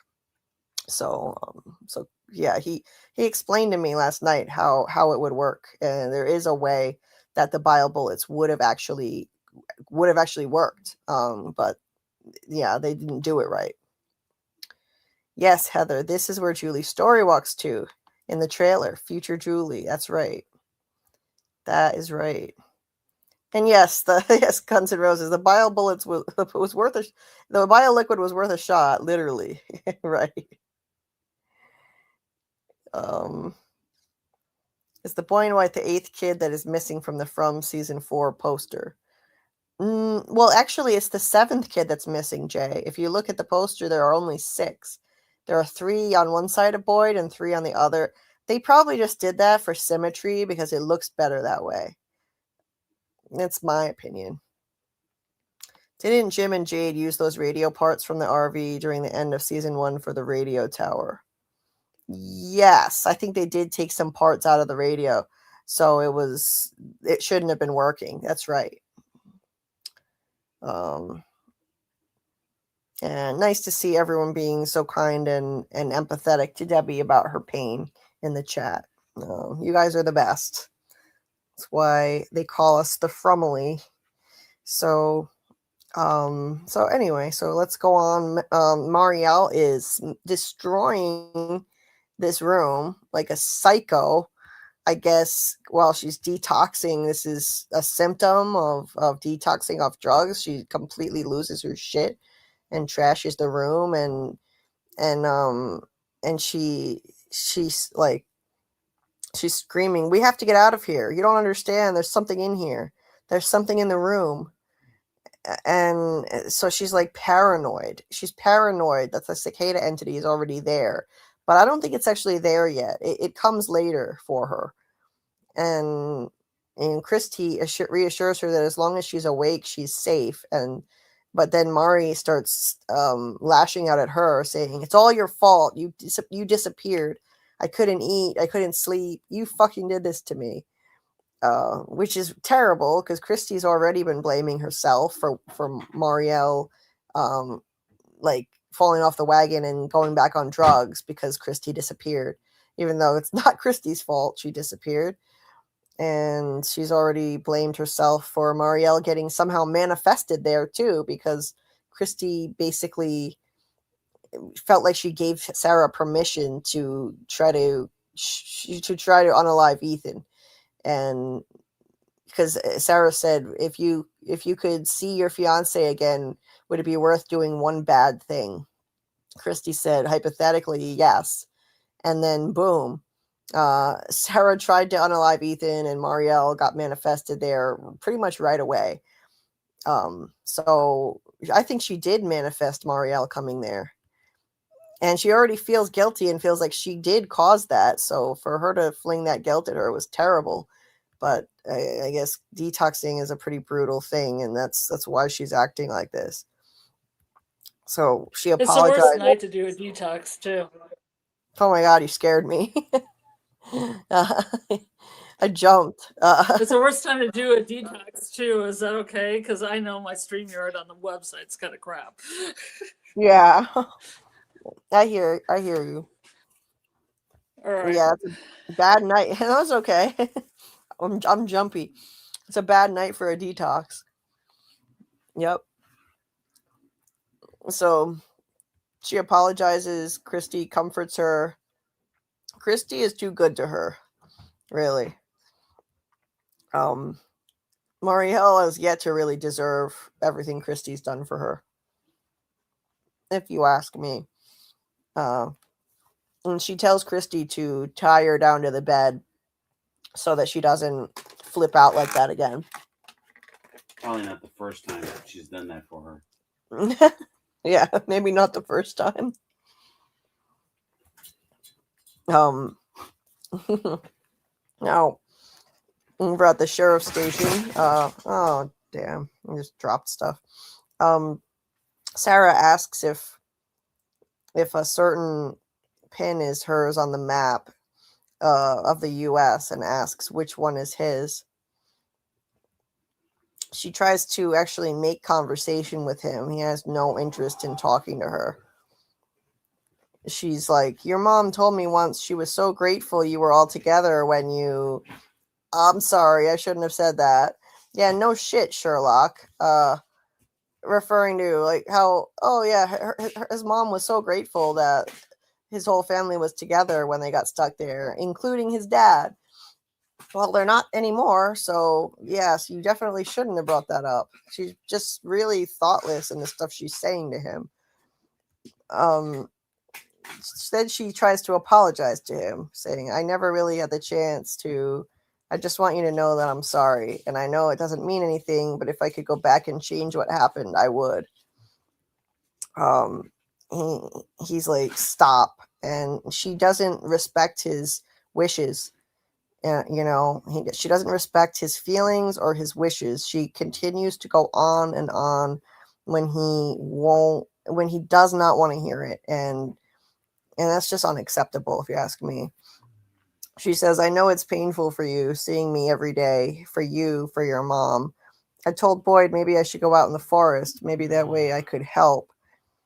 And he says, I don't care what you want, what you feel. You don't get to sit here and have a pity party because you're a murderer and you should have gone in the box the second that Boyd found out what you did. I don't blame him, honestly, for saying that. Thank you. I felt like she is having a pity party and with the wrong person. And if it were with anybody else, I wouldn't call it a pity party. I would just empathize with her, but I don't think she should be talking to Kenny like this. And I think she tried to go around the town, but everybody was airing their grievances at her, so she didn't really have anybody to talk to. Well, it doesn't matter. It's no excuse for what she's doing. I'm sorry. The stuff that she's saying to him is completely thoughtless, and she's just not respecting his wishes or his feelings at all. When he makes it clear that she's triggering him and he doesn't want to hear this, she won't shut the fuck up. So when he yells, shut the fuck up, I was right there with him. I was like, yes, shut the fuck up, please. So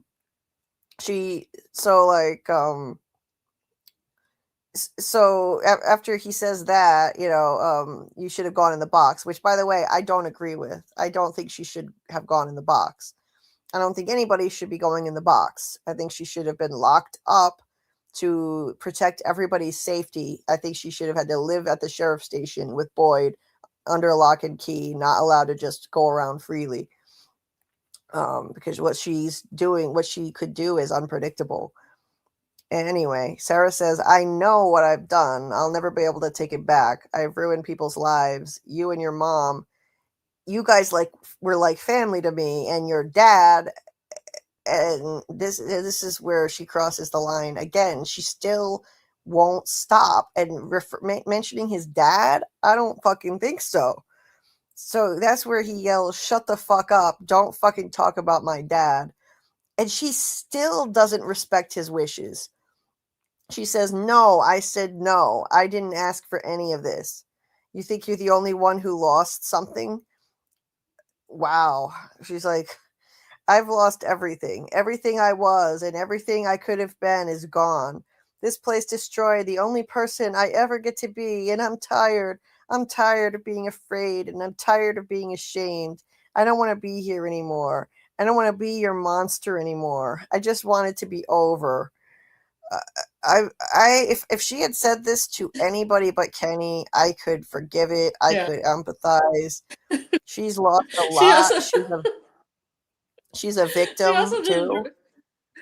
She also didn't deliver it in your whiny way that you just delivered it.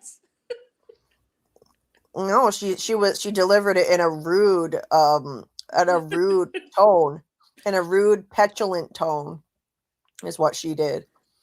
She's like, I said no. That's how she sounded. She said, she's like, no, I said no. That's how she sounded talking to him. I'm sorry. Yeah, I feel like she was trying to gather her autonomy and her personhood in that, and I don't know if Kenny really had anything to do with that, quite honestly. Yeah, she had no right to force all of this on him. Somebody who had to see his dad ripped to pieces because of her. She had no right. And when she saw how she was triggering him, how upset he was getting, she should have backed the fuck off and instead she keeps cornering him and won't leave him the fuck alone. I just think that's unacceptable, and that makes it about her. So then Kenny says, okay, you want out? Boyd keeps a spare gun in the left-hand side of the drawer. Do what the fuck you want to do. And leaves the room. And she looks at the drawer. So yeah, that escalated quickly. And I have immense sympathy for Sarah. I have immense sympathy for Sarah, and she's a victim of this place. She's not evil at all. She was tricked, but this was just the way she conducted this. I just feel was completely disrespectful of Kenny and completely self-absorbed. And I can't get with this at all. So, you know, tell this to anybody but him. And you know, and then when they shut her down, then I'll side with her and say she deserves a break. You know, she deserves some sympathy, you know, but yes, I agree with Karl here. Thank you, Debbie, for being a great person, and your art. Yes, her beautiful art she creates. Really inspiring how she does that, despite her pain. Daryl says, Julie, you defend Ethan for how he acted, and now you're gonna hate on my sweet Sarah. I won't allow it. Well, you're gonna have to. You're gonna have to hear it. I'm sorry, but Daryl's gonna lose his mind, you know, as we talk about the scene. Yeah. Yeah. And you know, there could have been a way that she could have conducted this that I would have been able to accept. I just think the way in which she did it was wrong. Wrong circumstances, wrong time and place, and wrong tone.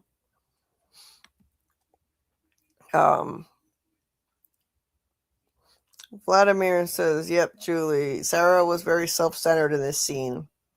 Telling Kenny about her misery from essentially killing his dad is absurd. Exactly. She could tell that to anybody else about how much she's lost, and maybe, you know, you could say that they should at least be able to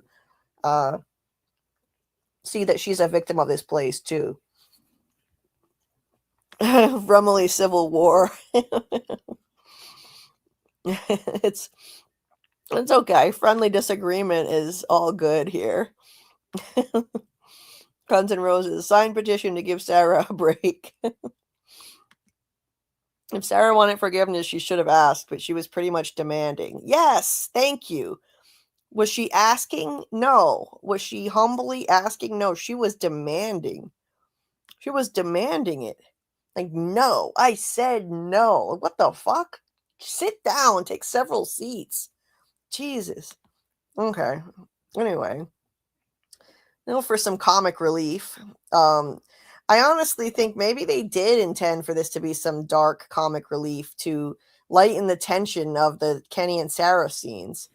You know, Reggie ringing the bell and screaming like a maniac with his histrionics, yelling, "You can't go to sleep. Are you listening to me? The talisman will not protect you." And he's like, oh, look, a guy's eating an apple. Yet another person. Look, they're partaking of the forbidden fruit of knowledge. The man in yellow is going to come get this guy. It's always apples with these people. I think that, yeah, that's him right there in the background too. He's going up to people and like getting in their faces, like, you hear me? The talisman will not protect you. Fatima tells him, stop, you're scaring people. He's like, they should be scared. They didn't see what happened. We're going to die tonight, tomorrow. Every one of you is going to fucking die.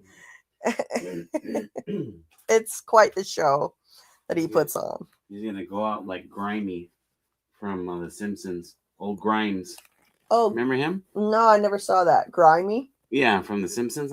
People who have seen The Simpsons know he's like, oh, Homer Simpson can just do this and he can just do that and blah blah blah. He like pours water on something and gets electrocuted. I forget what happened. Oh, really? Yeah. I'll have to look that up. Yeah. So he even randomly pushes Ellis down for no reason at all while he's freaking out. Well, Ellis should be pushed down a few times, I think. Ellis is always getting kicked around. Jeez. Will people just lay off of Ellis? He's always getting knocked around. I think he's future evil, don't you? You think, Ellis? Mm-hmm. Why? Just because. No factual based evidence. Just it would be the thing to do. Wouldn't that break Boyd? That his son chooses the dark side? Oh, sure it would. It would. Yeah. So Elgin steps up and restrains this nutcase. Smelgin uses his super pit powers to disable Reggie. Yeah. Yeah, so he drags him up the stairs and gets him out of there. Over at the RV, this creepiness continues. The music box song is playing on the radio, and Randall wonders how it's possible because the radio is kind of in pieces. So he's finally starting to believe and take it seriously. And Boyd says, I've heard this music before, and every time it plays, bad shit follows. We got to get the fuck out of here. He's right, you know. None of them know about this, but he's been haunted by this music box all season. And then the banging on the floor starts, like right after that, right? Then the banging on the bottom of the RV starts, and Jim says, "There's no way. There's no space under here." So it could be, you know, just the man in yellow making that happen. I mean, if he can collapse a house, just, you know, in a supernatural way, he can certainly bang on an RV, or it could be the cave under the RV. It could be a monster. Yeah, I thought maybe a monster coming up through the cave and hitting it from the ground up. Or is it more Abby's in the ground symbolism, like we saw in the trailer potentially? Oh, she's coming up out. Maybe. Right? Yeah. And Boyd, of course, Boyd aims his gun at the floor, like as if, of course, the gun has to come out, as if guns have ever helped them with any threats here. That literally never helps. And the lights start to flicker. So it's very ghostly. I love this scene. I love how creepy this is. It's very trippy. The lights flicker. Randall freaks out, smashes a window, runs out of the RV into the woods.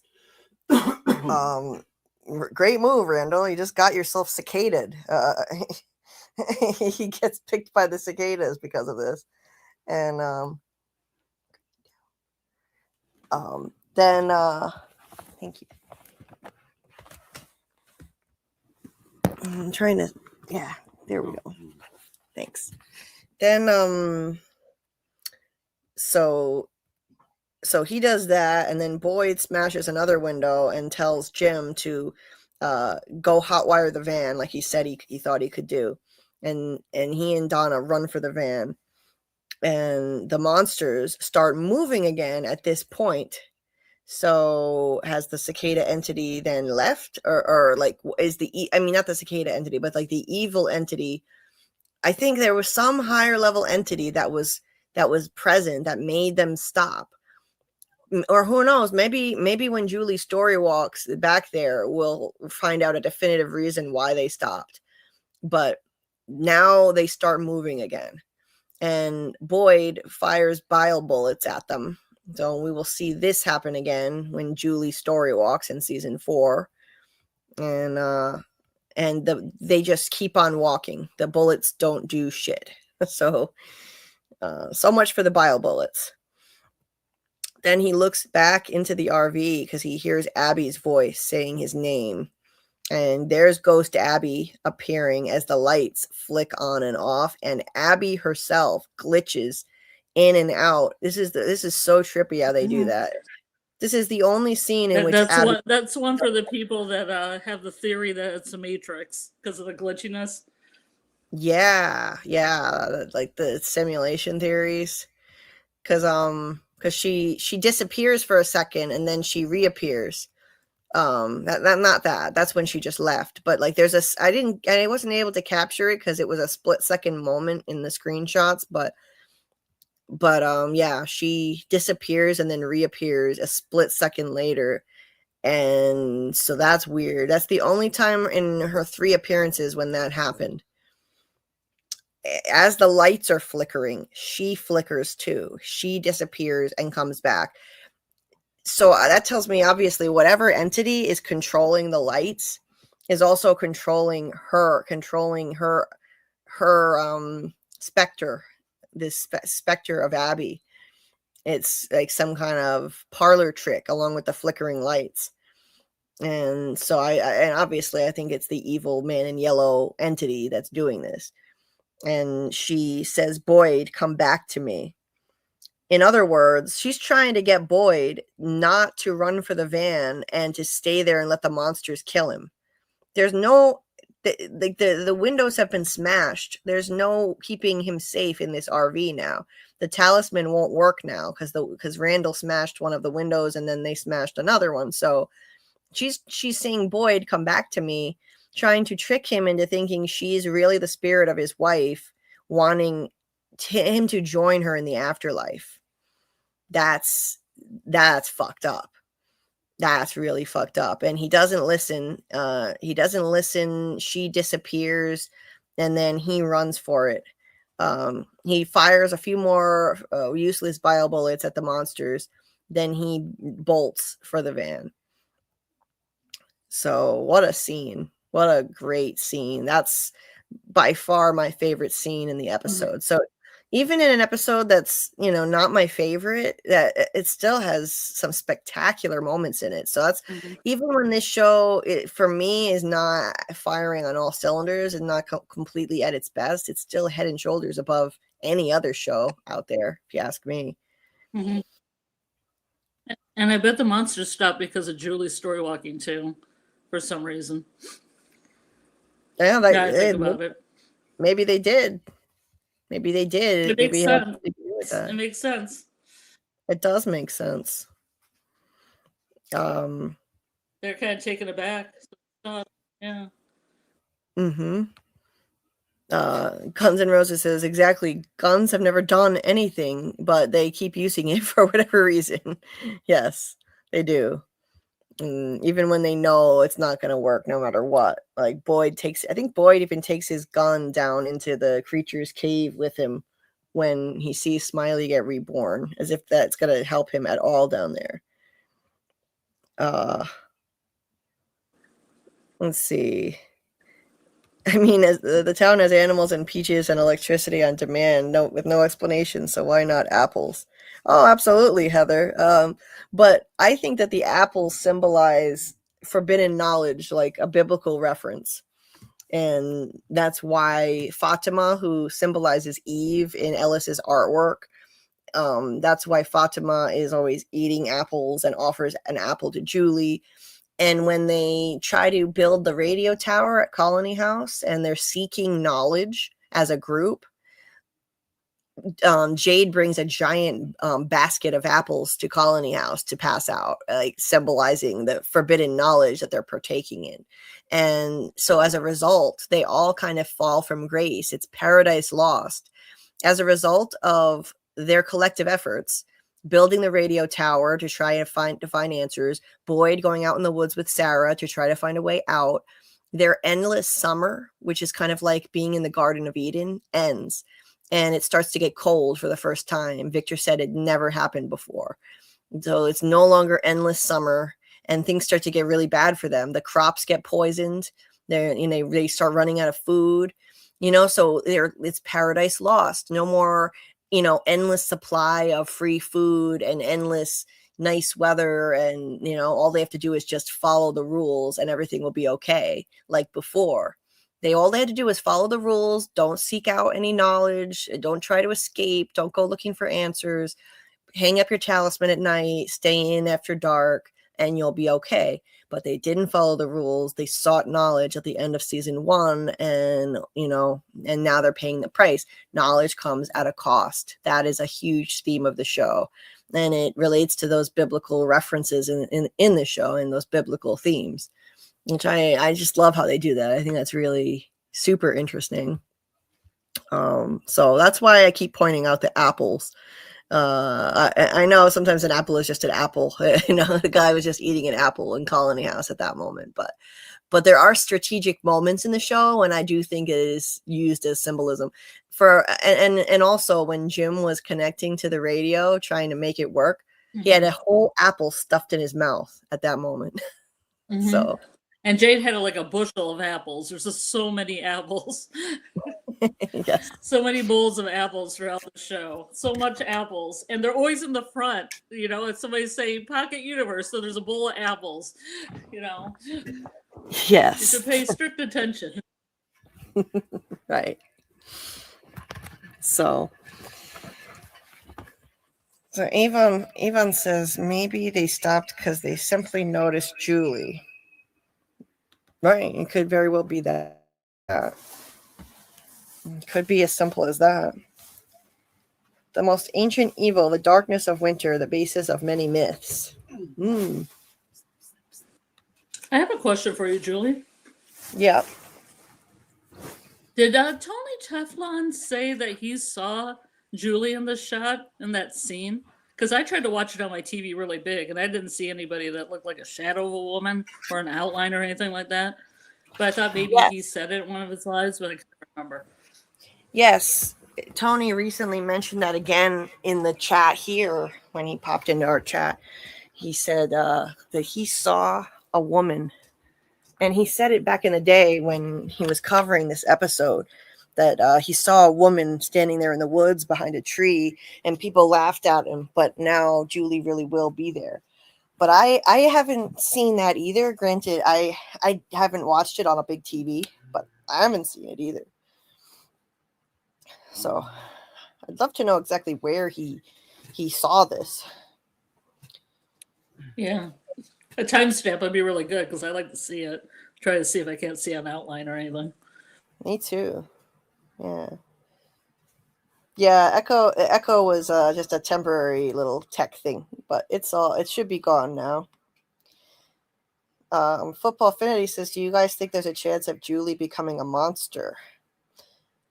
I don't think so. I don't think I mean, if you're talking about the nightmare creatures, I think there's only one way that they were created, and that was just because they sacrificed their children. That's not to say that it's impossible for the evil entity to make a new monster. If it did it once, it could do it again.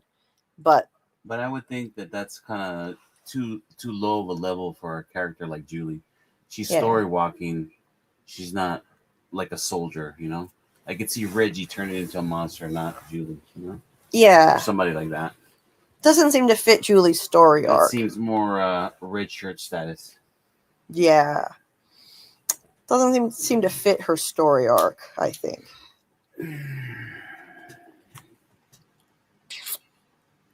Heather says, I think they knew they couldn't kill Randall, and I think that's why they gave Boyd that choice, just to fuck with him. Yeah. That's interesting, Heather. I like that. Like, maybe they knew they couldn't kill him for some reason, because he was already infested with the cicada entity. So he was off limits. And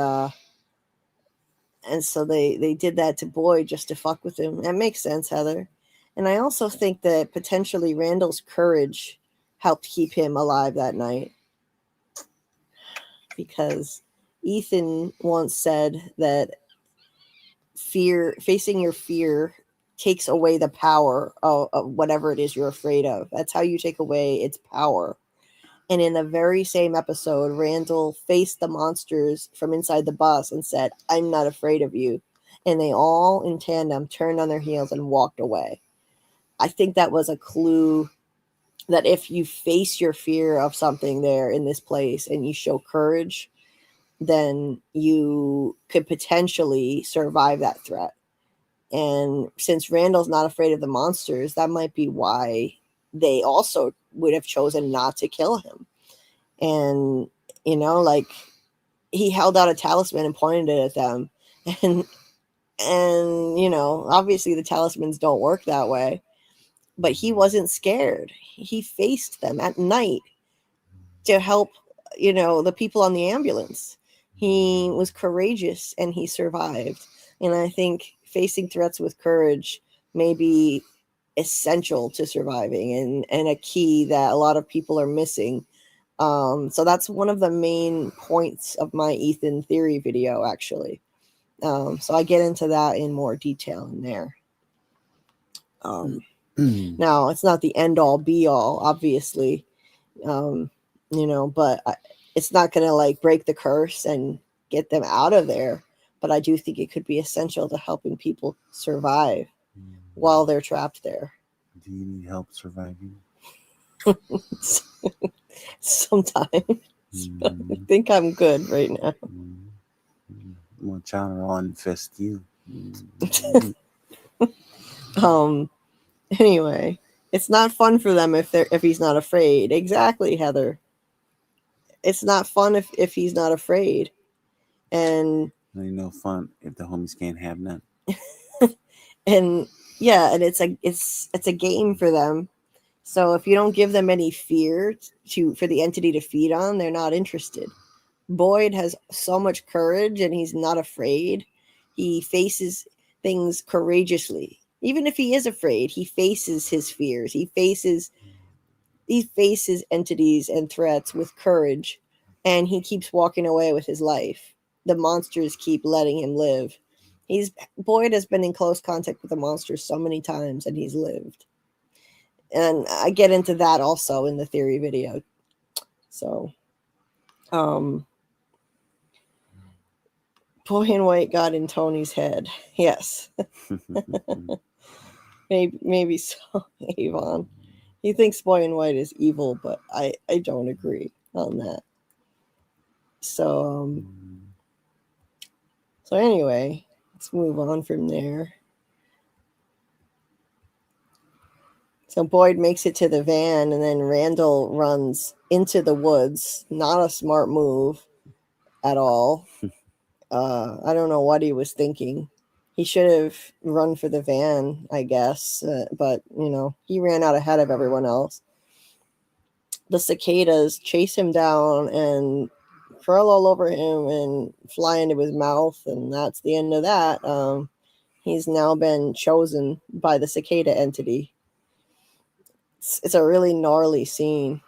And actually, when it first aired, I was like, I hated his character. So I was cheering. I was like, hell yes. I was cheering for the cicadas. I was actually rooting for them. But eventually I came to like him better. I came to sympathize with him more.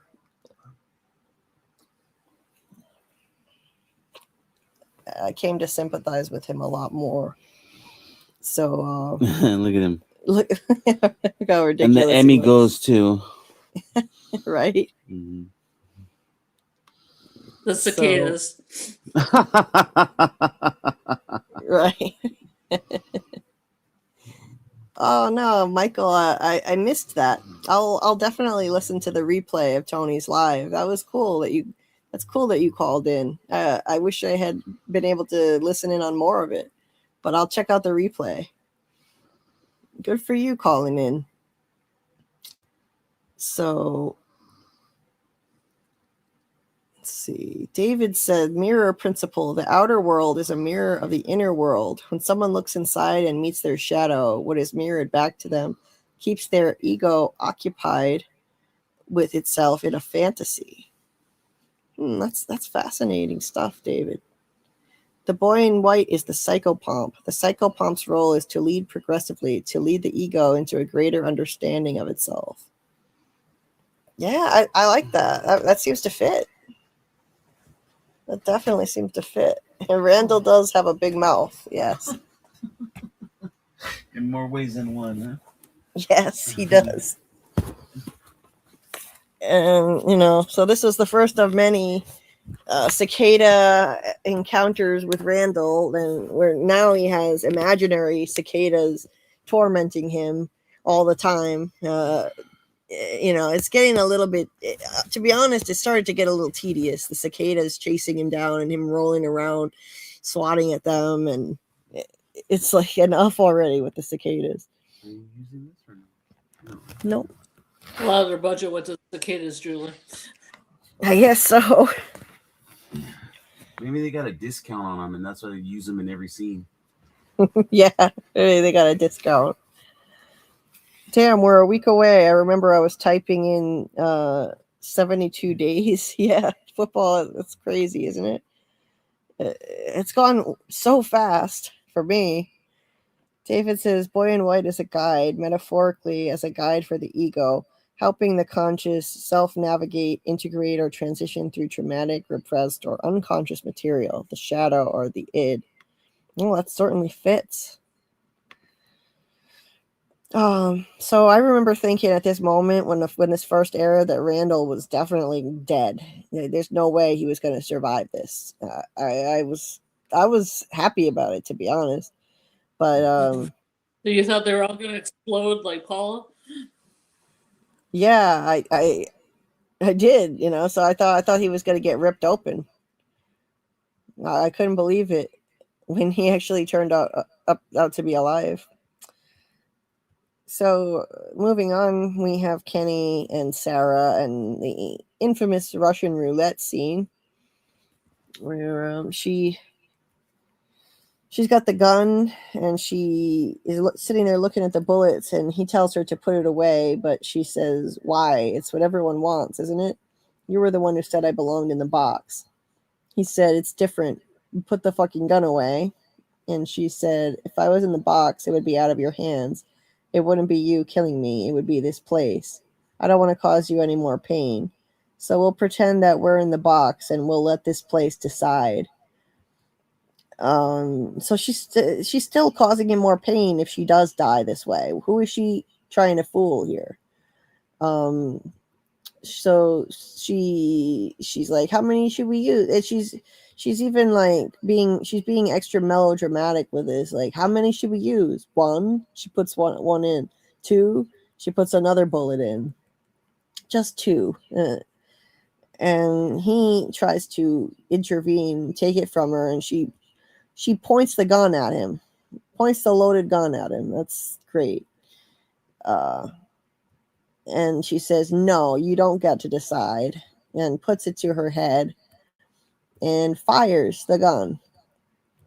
I'll go by that quickly because I don't know if YouTube likes images like that. She fires it once, and then he quickly takes it away from her.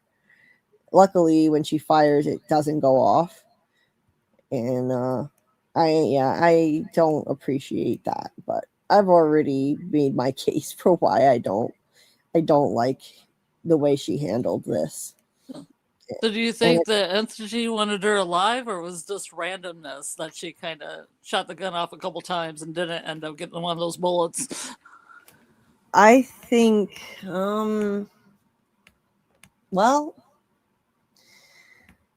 I think the evil entity isn't done with her, and the evil entity does want her alive and wants to continue trying to manipulate her. So I think the evil entity did decide and made sure the gun didn't go off. What do you think?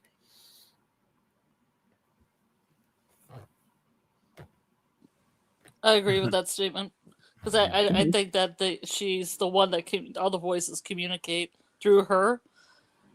And she's the best at it, and they're going to keep doing it to her. Yeah, I agree.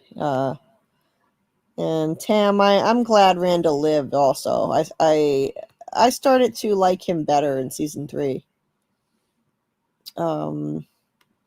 Guns N' Roses said, only thing about Boy and White is how he pretty much orchestrated pushing Tabitha out of the lighthouse, and then he kind of sort of guiding her to Victor's dad and bringing him back to From. Doesn't sound very friendly. Yes, on the surface. But if you look at the big picture, I think that was a helpful thing. You know, he sent her in the direction of her past. She got to know her husband from her past life and got to see the paintings that she did in her last life with all kinds of visions she had of her past, which was an effort to try to jog her memory, I think. I think the Boy in White was trying to help her remember who she is. Like maybe if she saw those paintings, she'd start to remember. She did kind of start to have weird moments when she got back to town. She started to have weird flashes where she was beginning to remember who she is. So, and that's important. She needed to remember who she is so she can try to figure out how to get this curse broken, how she and Jade can break the curse. So ultimately, I think it was a good thing. And bringing Henry there, I mean, yes, it hurts Henry individually, but it's a helpful thing for Victor to have his father there to support him. Victor is spinning out because he's digging up his memories. He's digging up memories, and as he's digging his memories up, it's causing him trauma. And that's what happens. It triggers you when you dig up traumatic memories, and now he's going to have his father there as a support system. So ultimately, I think the Boy in White was helping. It's just that the problem is when the Boy in White helps, he's also hurting individuals, but he's helping in the bigger picture. He's helping the people who are already trapped there, and he's trying to help make all the cycles stop and end this endless cycle of violence once and for all. So it's like it's not that he's a purely good figure. I see him as ambiguously good. He's trying to help as best he can. There is no purely good figure there.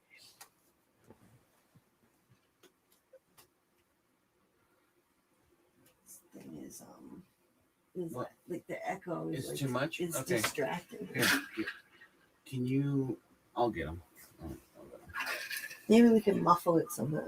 No, I know what to do. I'll get it to stop. Okay, thank you. Just give me a second. Okay, so from there, let's see. Heather says, oh, I like that. This is the only way, meaning she has to remember on her own being told like he tried with Christopher versus being told like he tried with Christopher. Exactly. When he said, I'm sorry, I really am, this is the only way, that's what he meant. This is the way for her to start remembering who she is. And then later, when Victor was trying to chop down the bottle tree, the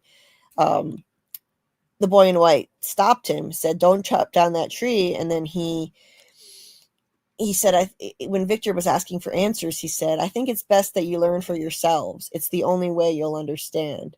There's that phrase, it's the only way again. He's trying to spoon feed them answers or lead them in the direction of answers slowly so that they don't freak out. Because in that flashback where he was talking to Christopher, we didn't get to hear what he was saying to Christopher in the flashback we saw from season 3 with him in 1978. But it looked like Christopher completely snapped. It looked like the Boy in White probably dumped way too much knowledge on Christopher at once about his past, and Christopher just completely snapped and thought he's lying, he's making it up, and he went off the deep end. So now he's going at it from a different angle, and he's leading them toward answers slowly. That's what I think. Hey, Mitchy Mitch, welcome. And season 1, episode 8, around 8 minutes in, Boyd and family drive in the car. Look out the window. You can see outside. Shift. Yeah. Somebody mentioned that recently in the chat. It looked like something shifted. Nick. It was Nick L. Said it looked like there was a glitch. And you could see their world glitching in and out. When was this? In the flashback to Boyd and Abby and them showing up? Yes. Oh, okay. Yep. It's just when Abby's taking the scarf out of her purse, and there's kind of like a seam in the world. There's a little bit of a seam. That's how I'll describe it. Oh, okay. That's interesting. I'd like to see that again. Yeah, I need to go back and look at that again. Yeah, because I think it's funny because it's like the scarf's like a veil between the worlds, and she just pulls it up and it does it then. It's kind of nice. Yeah, it's neat. It's neat. David says it's less about good and evil and more about remembering truth from fantasy/delusions. Like with Victor, his arc is like the arc of the show. Yes.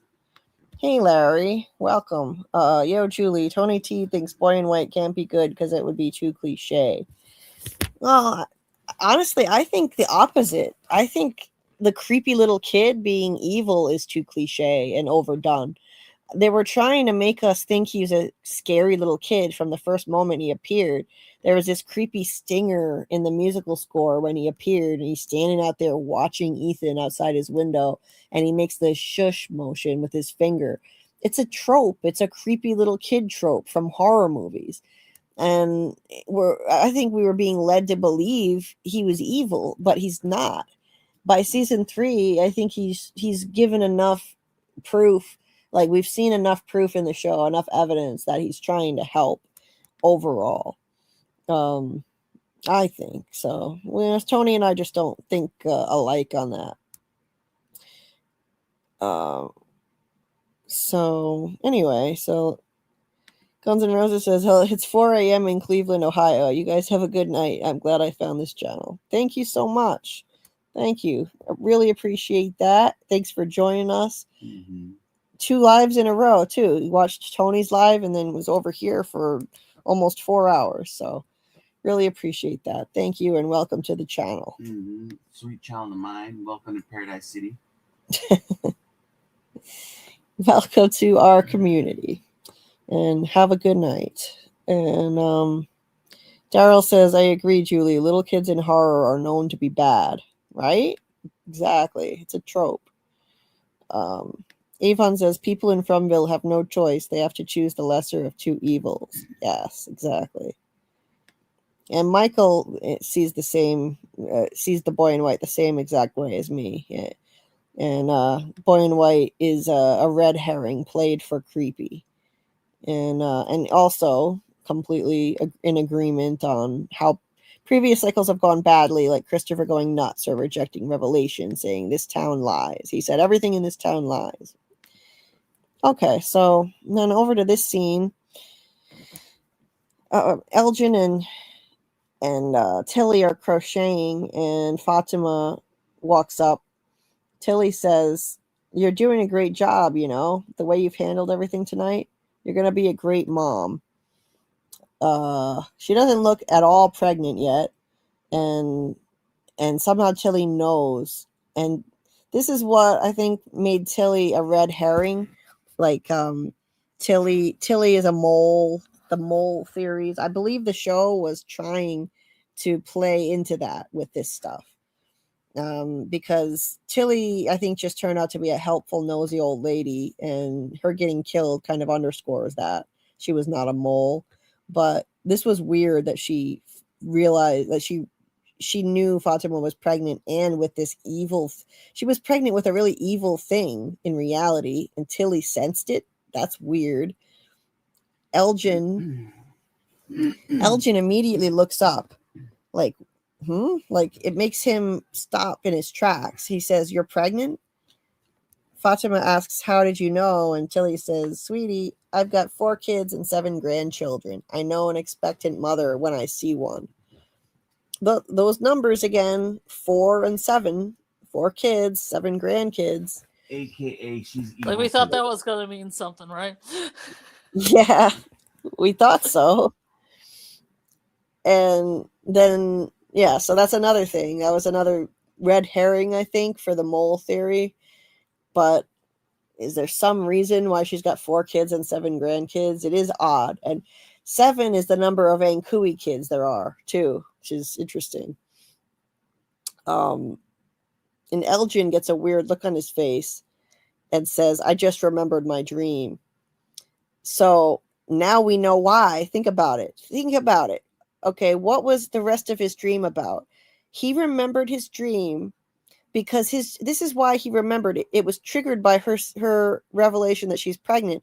He remembered his dream because his dream must have been about him eventually bringing Smiley back from the dead and helping Fatima birth him. He just doesn't remember that part of it yet. Think about it. He winds up feeding Fatima his own blood to nourish the creature inside her. And he has an aversion to blood now. When Ellis was bleeding like crazy, he had to leave the room, and he said he's not good with blood. Well, why? I think that was part of his premonition dream. He saw something horrible in that dream that made him freak out, throw up, scream that bad things are going to happen. They have to turn the bus around. And all he remembers in this episode is the boy in white reciting the nursery rhyme in the dream. Something horrible must have happened in it that he hadn't remembered yet. But the simple fact that Fatima was pregnant triggered at least part of his dream memory coming back. There's no way this is the whole thing. There's absolutely no way. And just to yeah, I mean, well, we'll get to that in a minute. We'll get to the rest of the dream in a minute. So, because at the same time, Christy's nursing Marielle, and then she leaves her alone for a minute. And of course, this is so predictable. I have a observance. If you have any close-up pictures of Marielle, is she or is she not wearing an affinity symbol necklace with a little chain with an affinity symbol in the middle? Yes, she is. Right there. Yep, that's an infinity symbol. That's cool. Oh, nice catch. Yeah, that's an infinity symbol. Dun dun dun. Well, watching it along on my TV, and my TV's bigger, and I was like, I'm gonna fix that's gonna be an infinity symbol, right? Yeah, that's definitely an infinity symbol.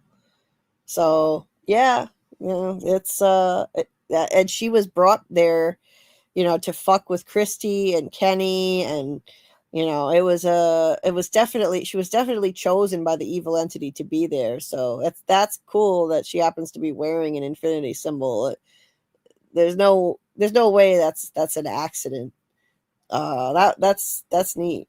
Yeah, that's on the cave mural, symbolizing the endless cycle of violence and the reincarnation of Tabitha and Jade, the immortality of the monsters, and it's going to be engraved in that ring that Boyd finds in the season 4 trailer. And it's also in the boy in white painting. His shoelaces form an infinity symbol. So yeah, that's what that is. So the football affinity. So this is predictable. You had to figure that, as soon as Marielle got strapped to the bed, you had to figure that she was going to be left alone at some point, and the cicadas would get to her. And of course, that's what happens. And now she's helpless to do anything to get away. And the fact that she's got the infinity symbol around her neck, and she was chosen as one of the Cicada 3, it doesn't seem like a coincidence. Maybe, she was meant to be an important figure in the story. She was chosen to be an important figure, and there's the infinity symbol there. So Boyd is dealing with Jim, trying to get out. Jim wants to go back to his family, and he's trying to go at night like a dipshit, and the guys with guns won't let him get by, and of course Boyd draws his gun too, like he loves to do. And then he hears Marielle screaming, so he runs up to see what's wrong. And she's gone catatonic. Her eyes are white. So she's the next to be claimed. Christy completely loses her shit. Boyd talks her down, as always, as he's so good at doing this. Then Boyd just cannot get a moment's peace.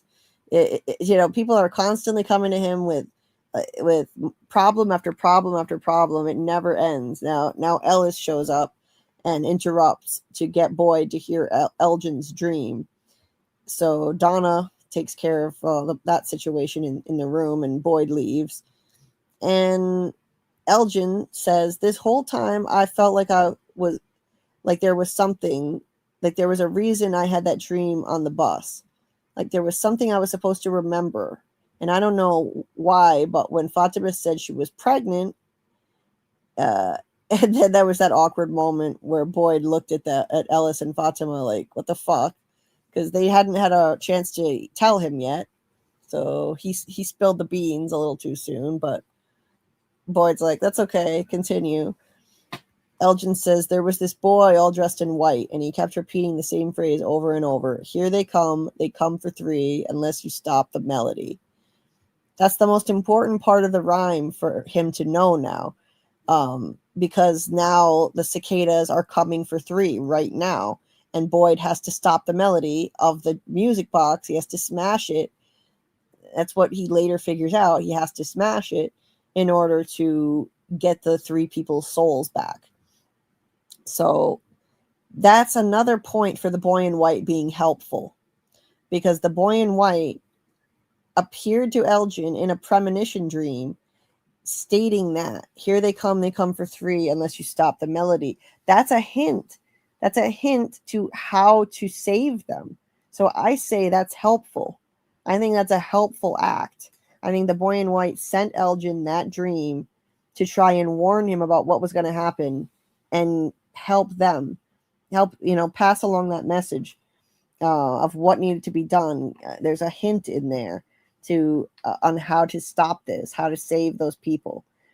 And I think the boy in white also showed Elgin what else was going to happen, that Elgin was going to be used and tricked into helping to bring Smiley back to life, that he'd be tricked into kidnapping Fatima, feeding her his blood, and helping her to birth this creature.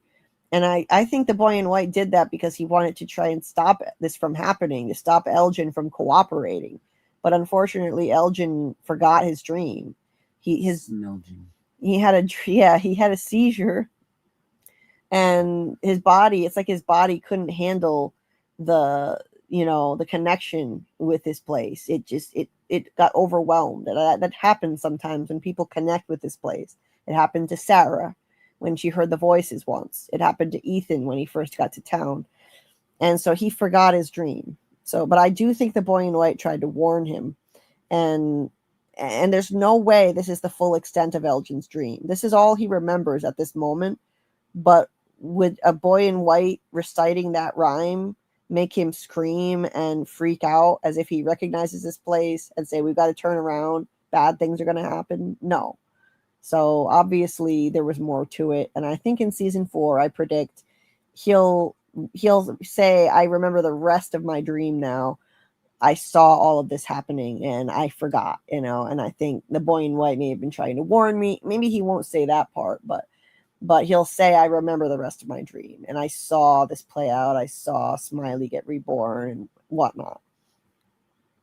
So I think I'm predicting as a result that if Boyd tries to cover up the fact that Smiley got reborn, Elgin will be able to out him, because Elgin will remember the rest of his dream with Smiley getting reborn, and he'll be able to out him that Boyd covered all this up. And he'll maybe in his dream he saw all of it, including the actual rebirth of Smiley.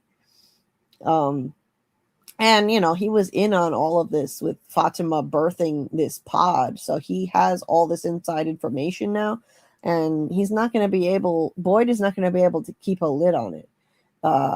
So like Elgin says to Boyd in the trailer, the truth always comes to light eventually, and Boyd's like, I'll make sure it doesn't. Well, it sounds kind of like a threat, and no matter what, I don't think he's going to be able to keep a lid on things. The truth will put the rug over it. Yeah. Just trying to put the carpet over it. La la la la la. Right.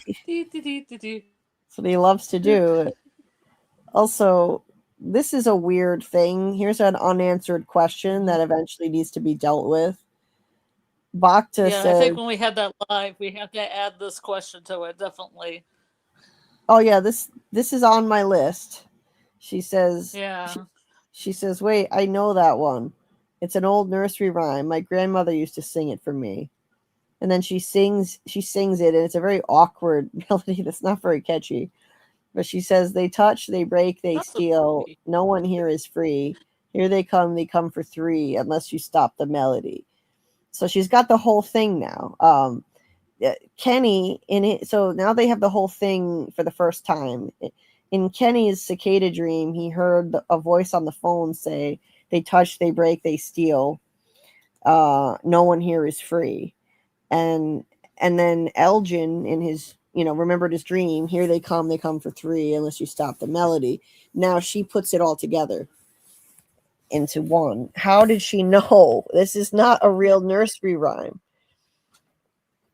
This is Or not better a real yet, how does her grandmother know that? How did it come from her grandmother? Has her grandmother been to From? See, these are subset questions. Is the grandmother at From?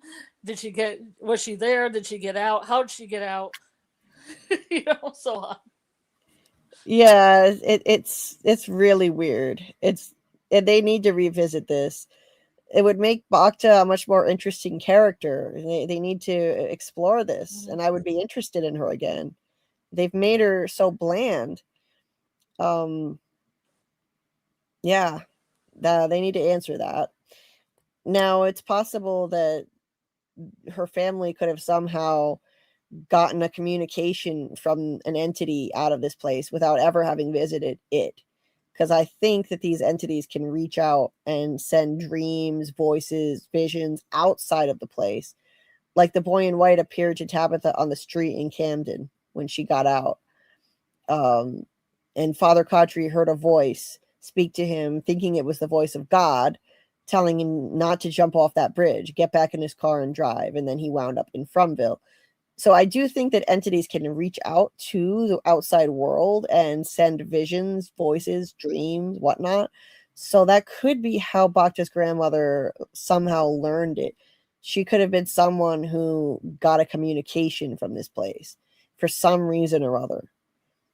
I guess if the boy in white can hike around Maine, he could hike around wherever Bata's family was. Why not? Yeah. Why not? It's possible.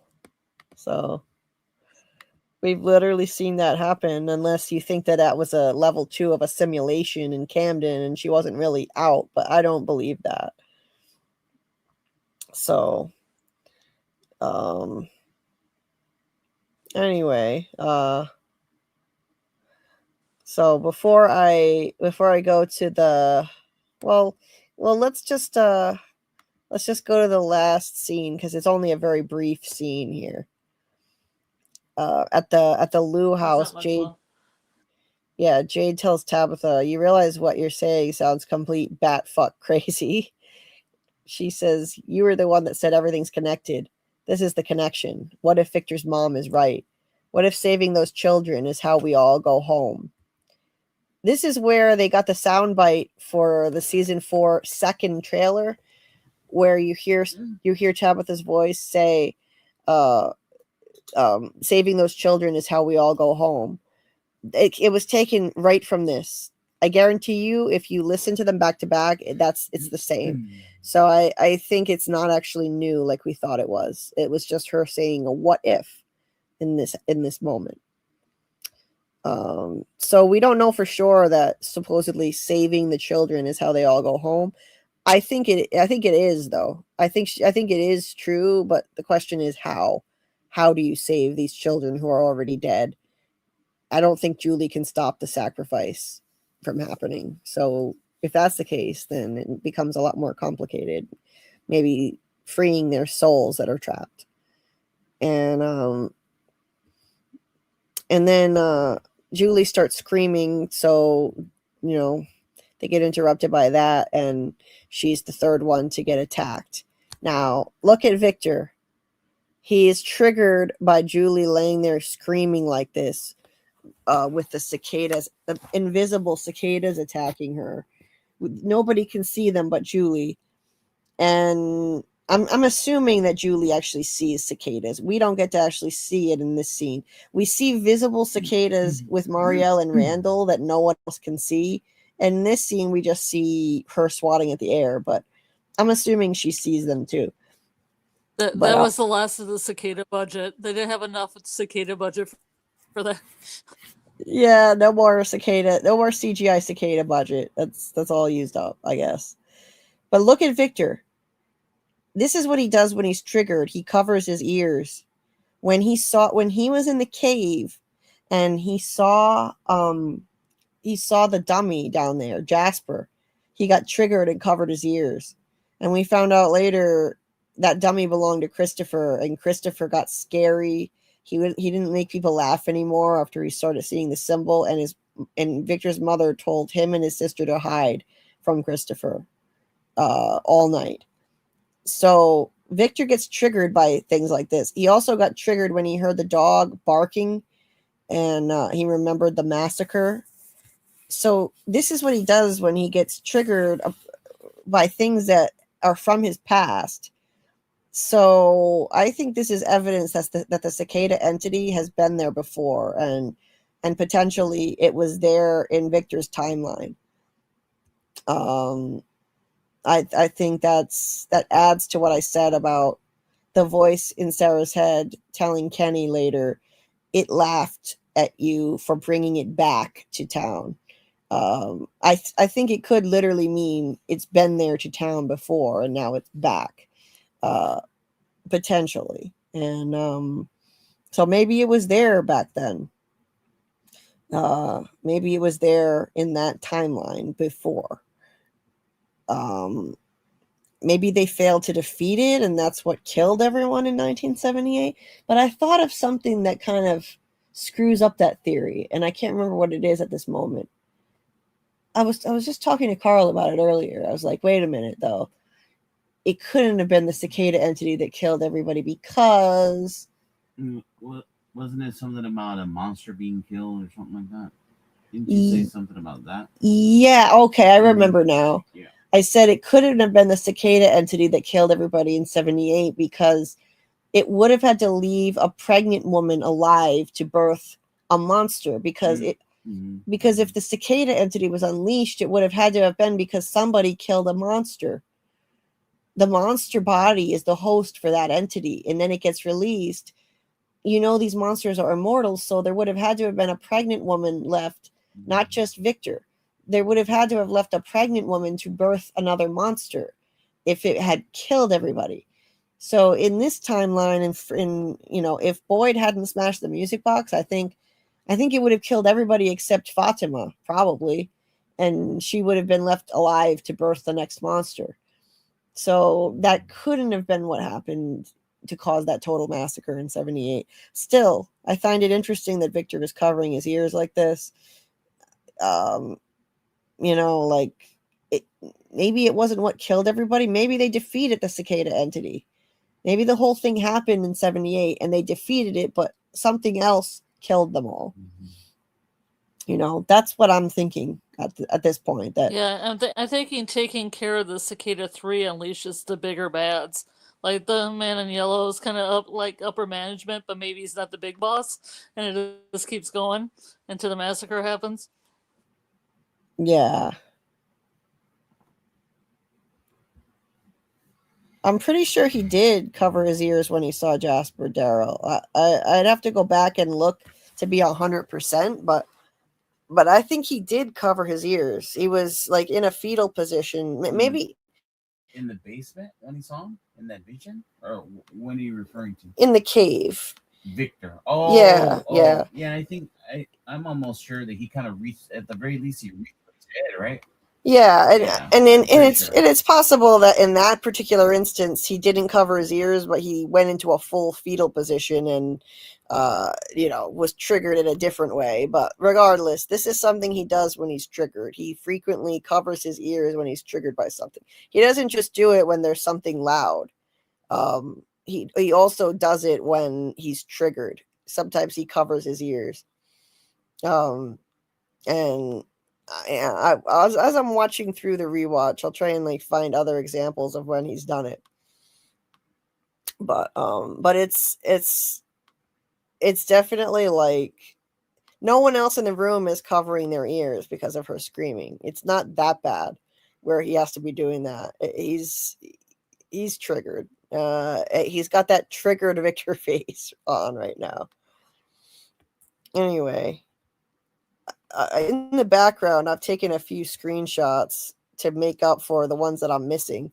Oh my god, look at this crazy scream that Julie was making. Like, she makes the craziest screams when she like she does that wide open mouth. Oh my god. It looks like one of the Peanuts characters when they're yelling. Yeah. She does. Mm-hmm. Yeah, it's weird. She makes really weird faces when she screams. So yeah, I think I've got most of the screenshots. It'll just take me a few minutes to get them ready. But in the meantime, while I'm doing that, I'll go over to the chat. It's overdue to do that anyway. Just check in with the chat while I'm getting the rest of the screenshots ready for the next episode. And while we're breaking that down, I'm actually going to get on the treadmill. So you're going to hear just a little bit of minor treadmill sounds. You're all and I was about to say, so deal with it. Yeah, so deal with it. It's necessary. My pain is getting a lot worse. I forget how many hours it's been since I last exercised, but it's time.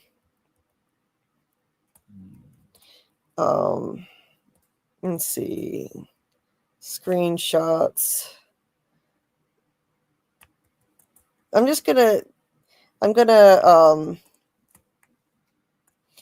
take the most necessary screenshots for once and not a whole bunch of I definitely go overboard with the pictures. Let's say I take hundreds and hundreds of screenshots per episode. Are you missing them So is that going to be like a flip book? No, it'll be a little different. I'm missing some screenshots from episode 10. Oh, okay. Yeah. But I've got them almost done. I just took some in the background while we've been doing the live. So no worries. And while I'm going over to the chat, I'll have them uploading in the background.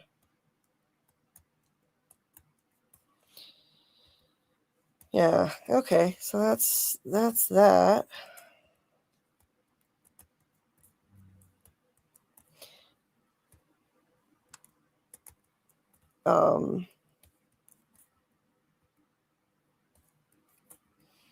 So yeah, amazing penultimate episode.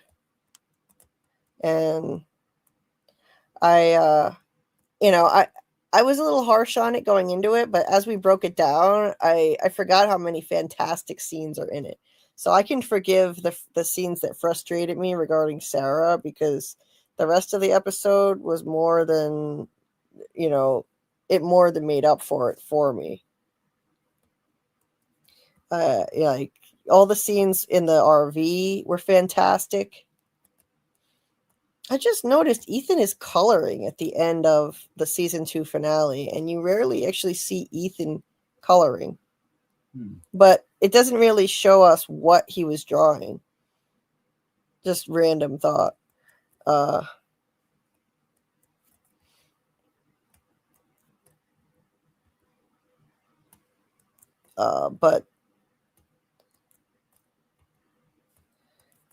But yeah, it was an excellent penultimate episode, and the mounting dread with the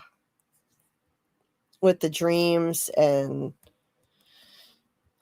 the RV scenes that we're going to revisit, despite the futility of the bio bullets, definitely are intriguing, and I want to, like, there's still mystery surrounding them. So actually, I don't think it is pointless for Julie to story walk back to that, because there's still the question of, why did the monsters stop like they did?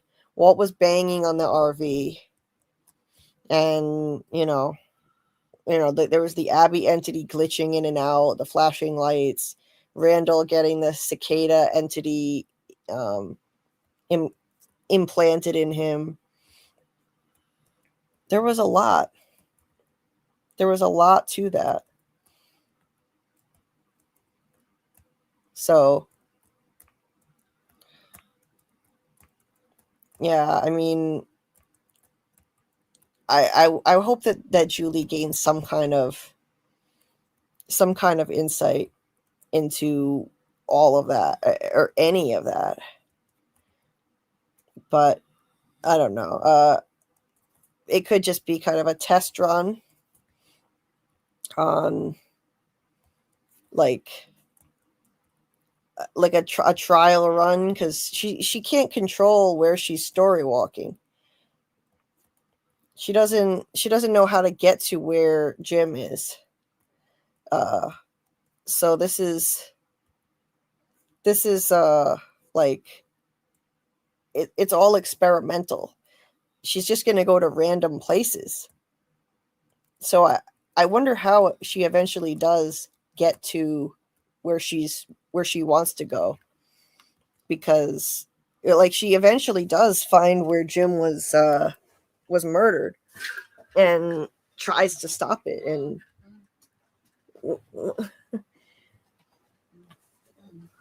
that's another big question. How does story walking work exactly?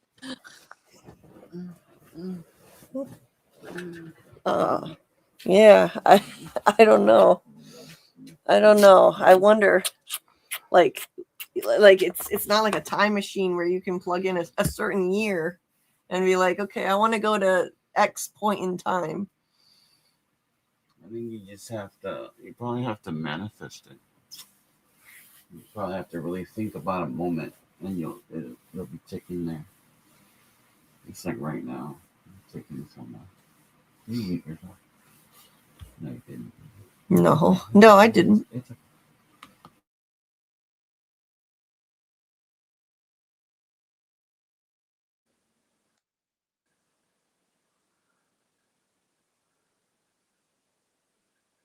I don't know if it's my StreamYard or is anybody just not on here.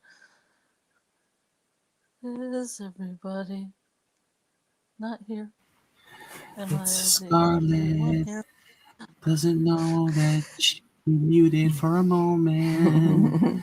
She sings her own songs, and I'm feeling kind of bloated. Scarlet, Scarlet, Scarlet. Woo! The end. Carl can make up songs too. Yeah.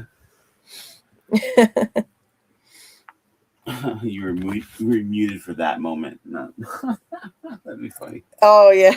No, I wasn't muted then. That would have sucked if I had been muted. Do you need any help? Because I do need to, like, this whole time I haven't even like closed my eyes. I think the trip. I'll make sure the treadmill's okay. I'll come back and get you if I need help. Okay, so let's see what you guys have been thinking in the chat before we start the next breakdown.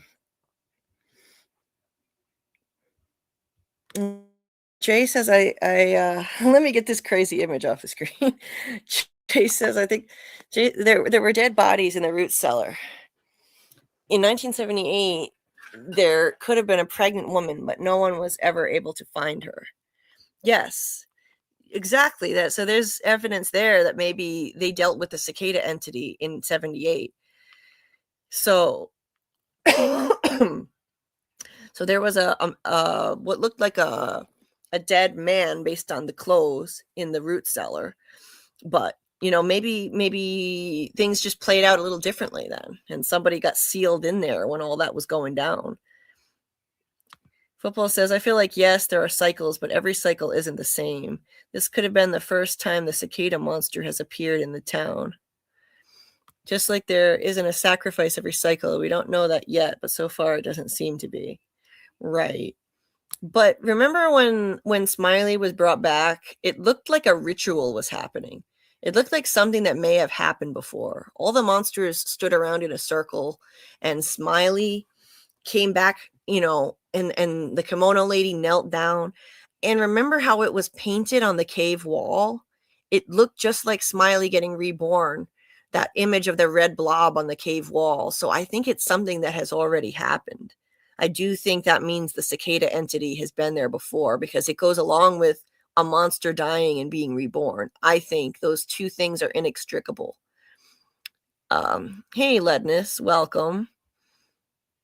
And sure, Michael, I'll play your song while preparing screenshots. You got it. Yeah, oh, that's right, Michael. And this song pertains to this, doesn't it? This song, Michael made a song, the ballerina's music box waltz, and it's related to this this topic too. So actually, that's perfect, Michael. So yes, this will be the intermission song that we can check out Michael's song while I've got the screenshots, while I'm getting the screenshots ready. Avon says, I heard someone said that the man in yellow was looking for Julie to execute in the first place, so she turned out to be the reason of Jim's death. Oh, that's interesting. Well, that's a cool theory.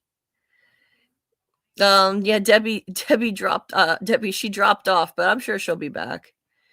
And everyone, if anyone just joining us, please hit the like button if you haven't already, and check out my Ethan theory video if you haven't watched it yet. It's pinned at the top of the chat right now. It's right there, pinned to the top, and it's a very deep dive into the vital importance I think Ethan has as a character in this story, as our storyteller, laying out the rules, and I go through all the insights that Ethan has given us and what they mean, how integral they are to the story. And it's the deepest of dives into Ethan and his significance. So please check that out. Give it a like, give it a comment. And if you can, please hype the video, because it has a massive impact if you hype. Small creators like me, we get extra points from YouTube, and that helps small channels get discovered. It helps push small channels' videos out to more people, because we get way more points than bigger channels when you give hypes to small channels like mine.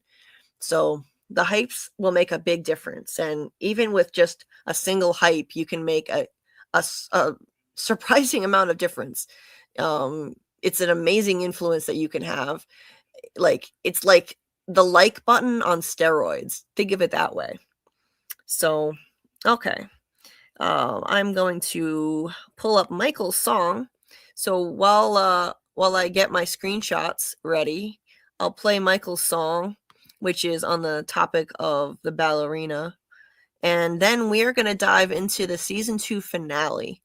We're going to have to get through it tonight, because we have a lot of rewatch episodes to cover. And tomorrow night, we're diving into episodes 1 through 3 of season 3. So it's full steam ahead. We don't have any time to waste. So after I play this song, we're going to dive into season 2, episode 10, and discuss that. But first, let's check out Michael's ballerina music box waltz. Let's see. Continue with Google. Looks like do I have to log in? Because normally I've never had to log into Suno. Maybe I don't. No, I don't think I do. Okay. So let's see. Am I presenting this right? I'm just going to close a few tabs so that it'll hopefully run smoothly.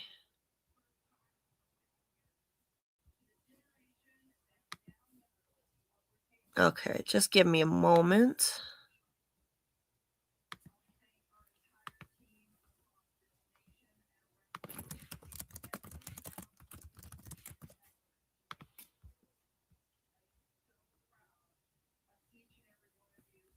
Okay, just waiting for that to load. So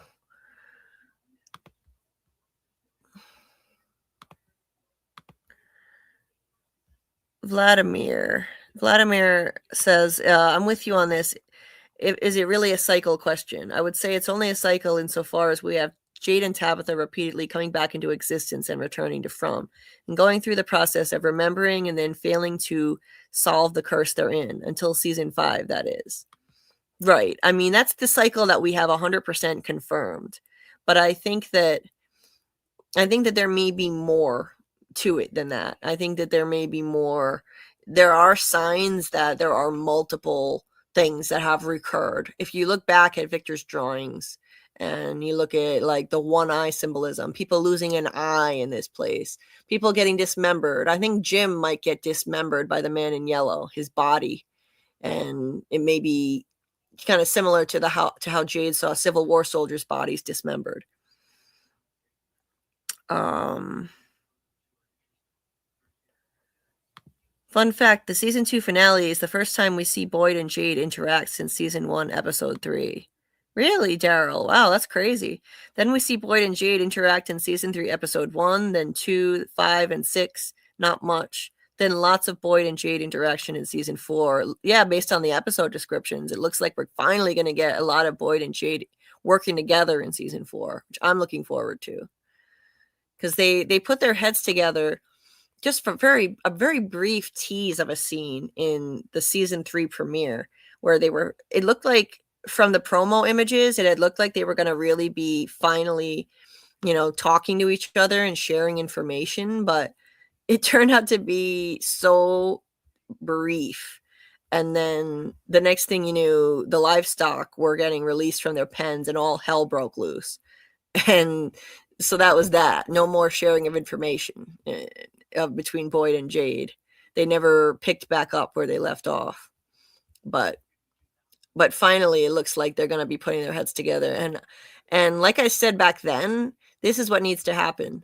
The most resilient, the most resourceful one on the show, Boyd, getting put together with Jade, the smartest one on the show, the genius. I think that's key to have those two of all people working together. I think that's a really, really good sign that needs to happen. And that's what should have happened in season 3, but their conversation got derailed by the livestock getting released, by the monsters. And then forget that. That was the end of that. So now, based on the episode descriptions, Boyd and Jade are going to be going on a mind-bending search for answers together. And that's intriguing. That's the thing I'm most excited about related to the episode descriptions. Episode 5 says they go on a mind-bending search for answers together. What that means, God only knows. I mean, mind-bending, do they... And the title is What a Long, Strange Trip It's Been. It makes you wonder if they're going to trip on mushrooms.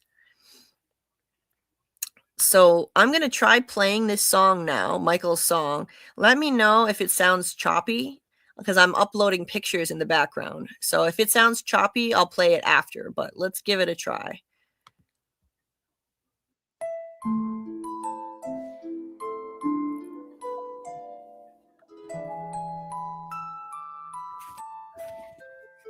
They touch, they break, they steal. No one here is free. Here they come for 3. Unless you stop the melody. Boyd went through a magic tree. Martin begged through death, please set me free. The cicada curse that Boyd brought back was an entity surprise attack. The town is stuck in a dark ballet, and a ballerina leads Boyd astray. The music box plays an eerie tune, which cicadas will be joining soon. They touch, they break, they steal. No one here is free. Here they come for three. Unless you stop the melody. A cicada scalded Kenny's arm. Then her dreams did Paul a grievous harm. Now the town's about to lose the three. Unless Boyd can stop that melody. Marielle, Randall, and Julie, mouth screaming, wordless, tortured pleas. Find that cursed phylactery that must be smashed to free we three.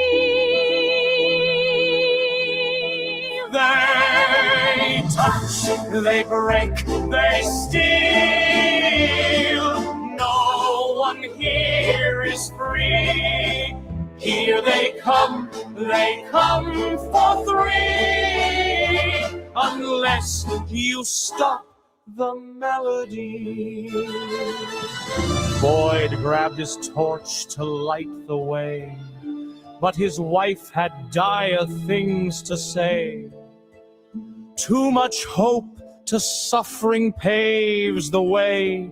You'll just live to suffer one more day. But Boyd would be no phantom's dope. He put his faith and trust in hope.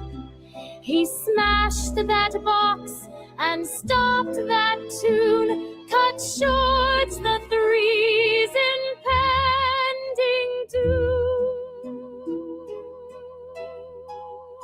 They touched, they broke, they stole, but now Boyd set us free.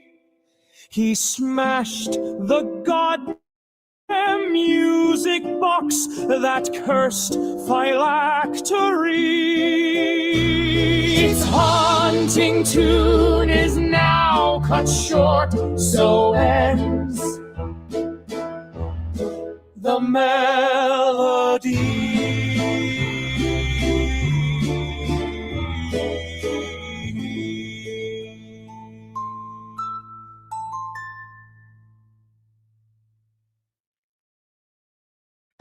To plug or not to plug? Whoa. Aye, Let's play more. That was amazing. Wow. That was fantastic, Michael. Absolutely fantastic. Wow. From should have hired you to take care of their cicada nursery rhyme song, because that sounded way the hell better than that dumb, really uncatchy melody that Bhakta sang. That was way better. Way better. Man, that would have been amazing if it had been in the show. That was very cool, Michael. Great job. Great job. Thanks for sharing this. This was perfect to play while we're covering, the peak of, it was perfect because we just covered the episode where the cicada entity claimed the three. They came for three. And that's what that song's about. They touch, the cicadas touched Kenny's arm. They said, Sarah said it laughed. It got excited when it touched her arm to Kenny. So they touch, they break, they broke Paula open from the inside out, and they stole Mari, Randall, and Julie's souls and brought them to the dungeon. And we just saw that happen. And so what a perfect song to play when we're covering these episodes. Very, very good. Good stuff, Michael. Hey, Papa Socks. Oh my God, what did I just wake up to? I turn on live and start dancing. What the what? A cicada song? Yes, courtesy of our own Michael. Michael G. Merkin. Very, very cool. So cool. I just loved that. That was awesome. Now I want to listen to Diablo Swing Orchestra or watch Moulin Rouge. Definitely a mood. Right, Debbie? Oh, so cool. So, let's see. Daryl enjoyed it. Daryl was like, should have told me you are a musical genius. Football says that was fire. This music was too cool for the entity to come up with. That's true. Yes, Delilah, that was really good. Yeah. Michael says Suno did a great job with the melody and stuff. Yeah, it sure did. But you have to know how to use those tools. You know, it doesn't just whip it up that easily, I'm sure. Papa Sock says, I want that song. Needs to play the next time they come for 3. Right. Carl says, very nice. Very clever lyrics. Yes. Yeah, loved the lyrics. Excellent. Amazing lyrics. Agree. Michael said the lyrics were all me, more or less. No, Doug hasn't heard this. No, but yeah, we can send it to him. Oh, Michael he has heard it. Okay, Michael said yes. Okay. So cool. Okay, so with that was the perfect intermission. Now we'll get into from episode 10 of season 2. I've got all my images ready now. I could not have done this breakdown without all the images, so there was just no other way. I had to. And it only took a few minutes to get that squared away. So now I can do justice to this. So obviously the breakdown of this episode is going to need to go a little bit faster so that we're not here for another few hours. So I'm going to try and be a little less wordy and just get to the point. So let's start with the Lou house here. We've got Boyd telling so he tells Kenny that Mrs. Lou took Ethan to the diner and he should go upstairs in case they need his help, as Julie is laying up there catatonic. And Jade says that kid should be picking out a prom dress, not laying there like that. The problem is there's too much we don't know. Now, this is one of my favorite quotes from Jade. I love this quote. The problem is there's too much we don't know. It's like opening a book and starting from the middle, or trying to imagine what a jigsaw puzzle looks like when all you have is a few pieces, and not even the helpful ones like corners or edges. Just vague fucking. The trick is to find 2 pieces that connect. Then at least you have a place to start. And that's exactly it. And I think that's kind of like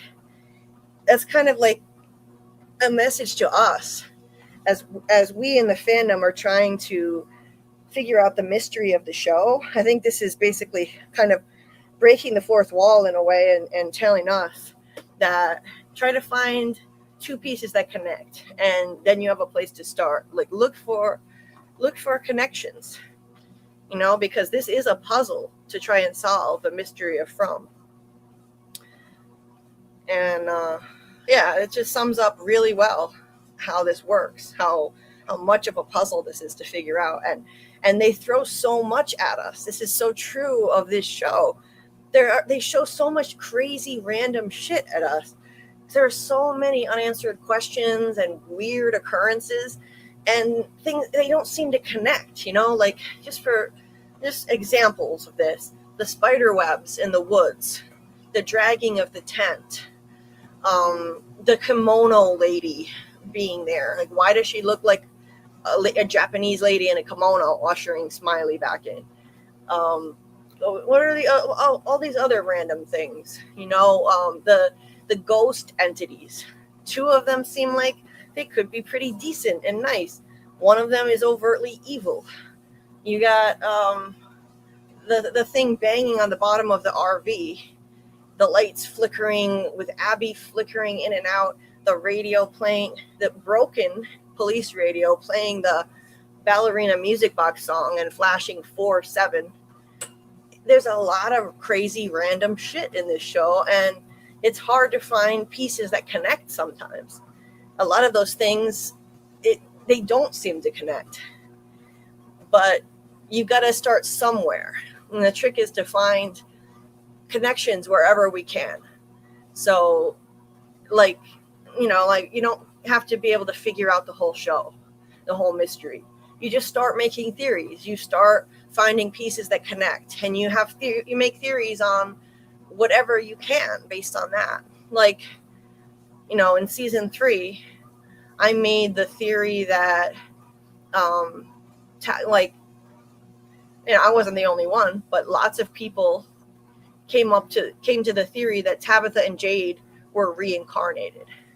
And, so I came to that conclusion. A bunch of other people came to that conclusion because we were looking for pieces that connect. And there's something to start with. There's a place to start. You make up theories where you can, and you try to explain whatever you can explain. Piece together the different appearances of the boy in white to try to ascertain whether he's helpful or not. You look at what he seems to be doing, what are his motivations based on what he's doing, and you try to make connections between the different times that he's popped up, and just finding connections like that. That's key to theory crafting in the fandom. Yes, Jade is right. Like, we happen to be in the middle of the story currently. Yes, Avon, exactly. Papa says From must get the finale correct because future shows will come from the success of a show like this. Yeah, oh, absolutely. And I think they will. I think they're going to stick the landing. Absolutely. Delilah says, I've had so many failed theories. It's been wild. Oh, everybody has. We all have. We all get a lot of things wrong. We get more wrong than we get right. But it's fun. The whole journey is fun regardless. And, I thought when we saw the teaser for season 3 of a woman screaming while Boyd was restrained, I thought it was going to be Fatima in the barn screaming, and they were going to rip her baby out and run off with it. Well, that turned out to be completely wrong. And I was just so sure that was what was going to happen. But it's just fun making theories, whether you're right or you're wrong. Fucking 100%. Hey, Ryan. Welcome back. Jade telling the audience that all of the mysteries are pieces of a puzzle that all connect. Exactly, Daryl. Debbie says, in my humble opinion, he's describing quantum reality. Oh, interesting. Interesting stuff. Michael says, if anyone wants to hear the whole playlist, it's here. There's about 15 songs with some alternate versions. Cool, Michael. If you want to drop that into the regular comment section too, I'll pin it for you. And so that way anybody can find it. So if you just, actually, to be honest, so there aren't that many comments on these live streams. So even if I don't pin it, people will be able to find it regardless. But leave that in the regular comment section too, so that we can share that awesome playlist with anyone else who wants to check it out and listen to the song themselves too. And yes, this is live, Skylar. Hey there, welcome. If you're new to the channel, this is my favorite show to cover. I love From. I'm going to be covering nothing but From until season 4 is over, and we're in the middle of a rewatch right now. We're doing 2 rewatch live streams per week and a From season 4 theory live stream once a week. And once season 4 starts, we'll be doing 2 live streams every week and watch parties in the Discord, where I'm going to stream every episode when it drops at midnight on Saturday nights. So if you want to join, there's also the Discord. I'll find the link to that and put it in the chat. Let's see. I really wish I had remembered to put it in the description of this live stream. But when this live stream is over, I'll put the Discord link and my video links to my recent theories and breakdowns in the description of the video. So if you're listening on the replay, you can find all those links in there. Let's see, I'm going to get a link so I can, okay, there it is. So here's the link to the Discord if anybody would like to join. So we'll have those weekly watch parties for season 4, and then we'll do voice chats and we can all discuss when the episode is over.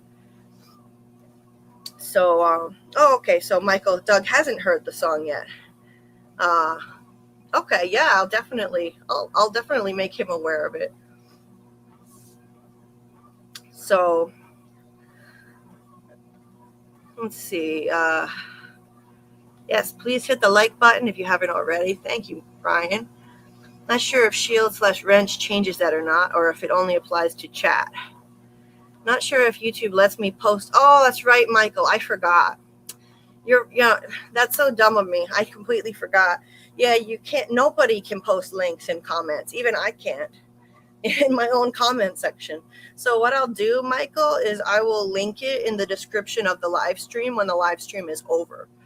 I'll put a link to this song and the whole playlist in the description. So if you're listening on the replay, you guys can find the playlist link in the description of this live stream.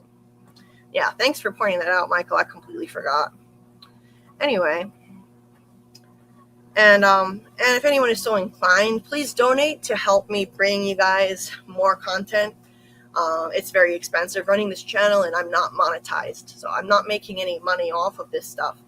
And right now, the only ways I have to donate are Venmo and Cashapp. Those are scrolling at the bottom of the screen right now, and after the live stream's over, I'll put them in the description of the stream where you can find them there too. So anything is much appreciated, no matter how small. Nothing is too small. Everything is helpful. So let's see. Ethan is getting so big that someone or something should kidnap him like Walton Lost and return him later as an explanation for his aging.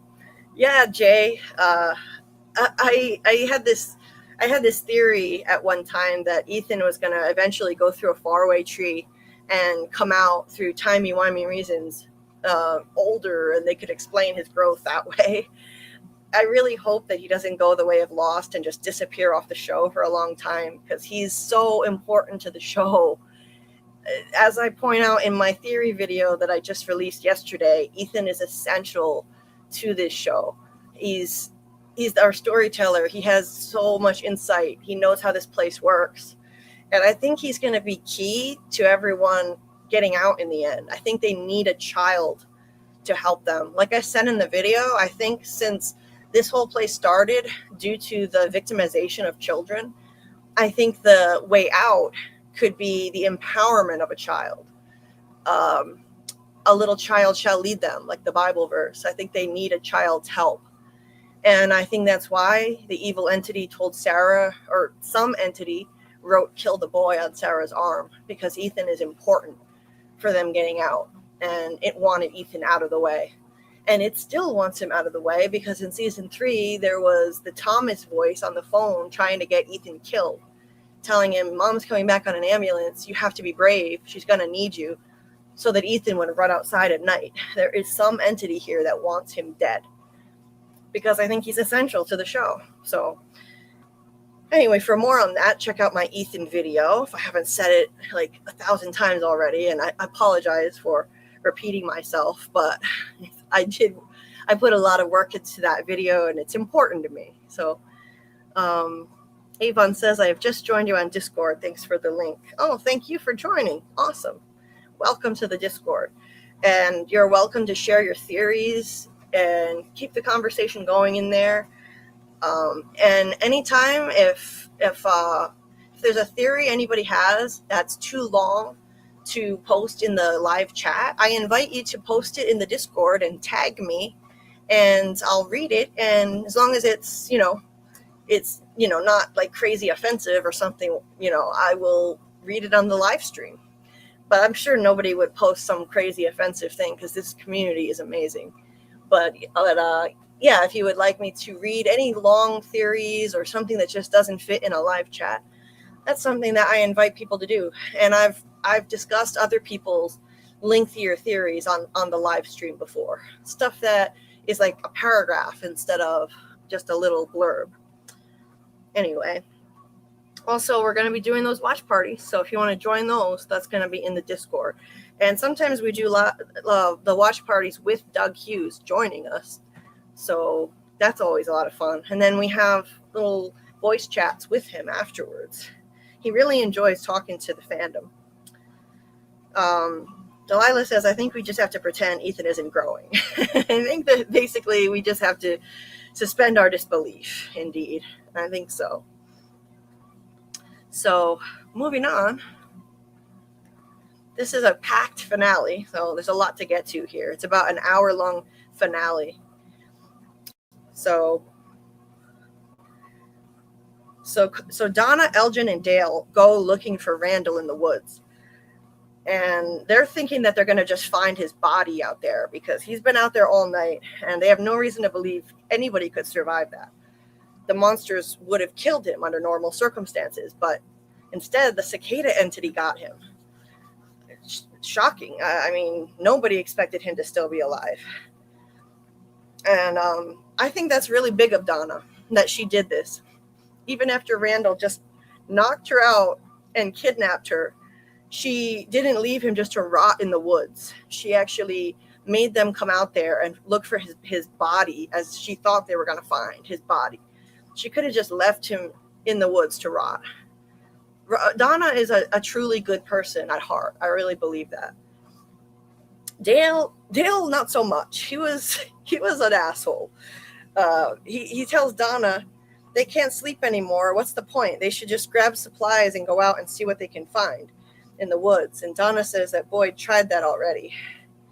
And he says, well, maybe Boyd isn't the end-all be-all, and he doesn't appreciate being on corpse collecting duty when he's just gotten freed from that bedroom where he was locked up for stabbing Ellis. So Randall, and he said Randall's an asshole anyway. Well, so are you, Dale. Donna says, well, you're an asshole too, and I wouldn't leave you to rot. So yeah, he's a jerk, but we love Dale. He's a funny jerk. And so they go out and they find Randall catatonic and still alive to their shock. She looks in, she opens his eyelid and sees his eye is white. This is a weird recurring thing in From. Jade sees in his visions, those men in his visions, they usually have white eyes. Not Christopher, but some of the others. And, the Cicada 3 all had white eyes when they got captured, when their spirits got captured. And in the season 4 trailer, that mysterious corpse that I think is Toby's corpse, that has white eyes too. So it's a recurring thing with this show. And so they're about to pick him up when there's the hilarious jump scare, Randall screaming bloody murder, and they all jump back completely like jumping out of their skin, because that was like, what the fuck?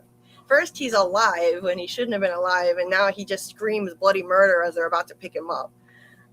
And the interesting thing is the 3 people in the cicada coma are all linked. They all scream at the same time. It's like they're in a hive mind kind of state, or they're all just at the same time simultaneously witnessing something horrific while they're in that dream state. They're seeing something horrible. Because Julie does the same thing. She's laying in bed and she starts screaming bloody murder. And over at Colony House, Marielle also starts screaming bloody murder. So weird and creepy. So that's yeah, that was another jump scare. And oh, cool, Avon. Avon said, in Ukraine, we get episodes the next day after they were released. So thanks to you, I will see them earlier. Awesome. Well, I'm glad I can help. And so that'll be midnight Eastern time So whatever that amounts to for you, that'll be earlier for you. So cool. look at Donna bringing Del and Elgin together. Aw. Yeah, how sweet, right, Daryl? So moving on, Boyd, Sarah, and Kenny go out to the ruins, and Boyd tells Sarah that this is her chance to do some good. He said, I told you that you could still do some good. Now's your chance. Now you could help the people here. And so he takes her to the dungeon ruins, and sounds like a raving lunatic as he talks about it. He's like,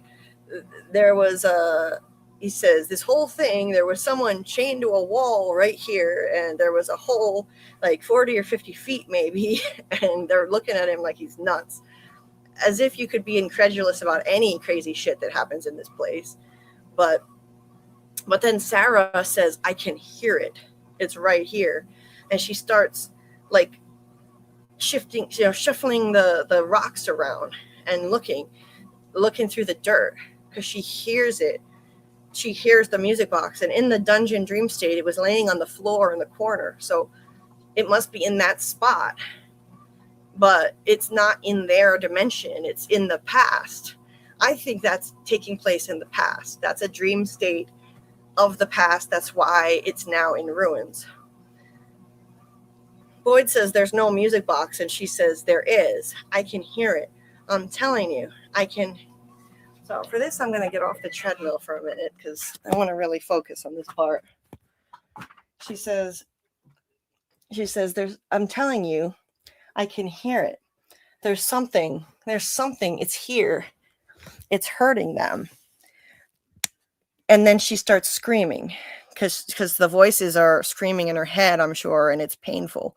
She gets her nose bleed, which tends to happen when she gets the voices, and it's clearly hurting her head. She repeats, here they come for 3. So I'm sure the voices are saying that in her head from the nursery rhyme.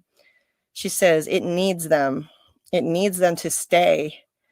It needs to just, and then she starts screaming bloody murder, because the voices must scream in her head so loud that it actually hurts her. This seems to really cause her a lot of physical pain when this happens.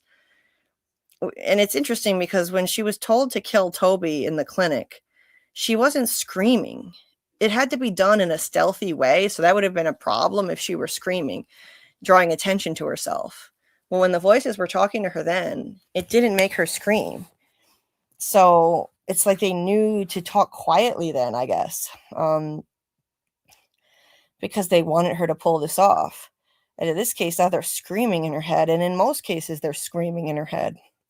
In the season 4 trailer, she's clutching her head again, covering her ears. And so they pick her, they get her to her feet, and they try to lead her away. But then she pushes them off of her. Excuse me. She pushes them off of her and stops because she's determined to help, obviously. And she says to Boyd, it's laughing at you for bringing it back to town, for setting it free.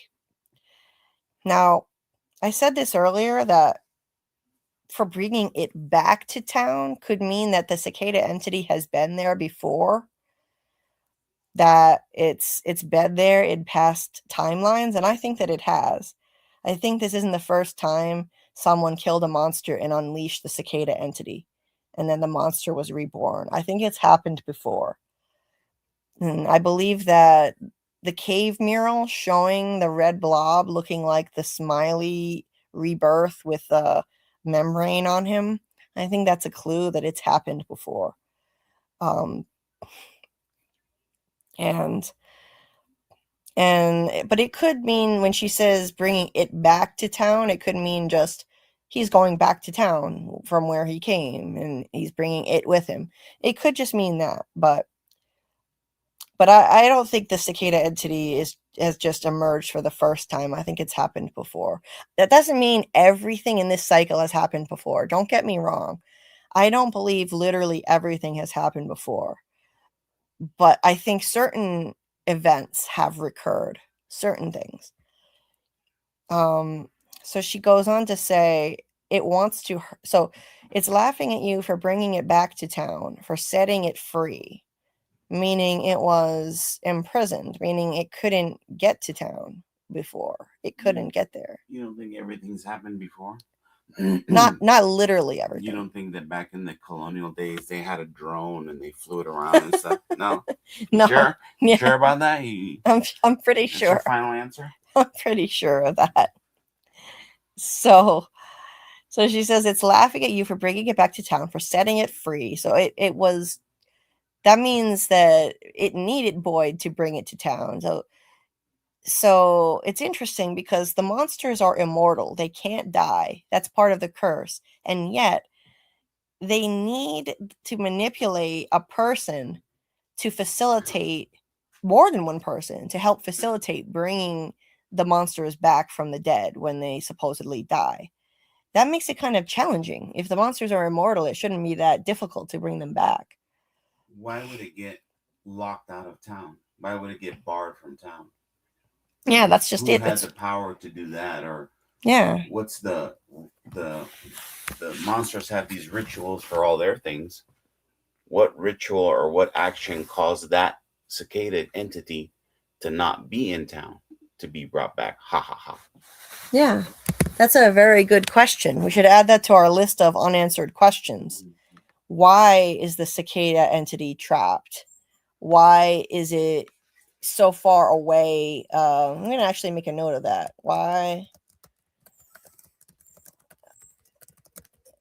And had to be set free. So why is the cicada entity trapped and had to be set free by a person?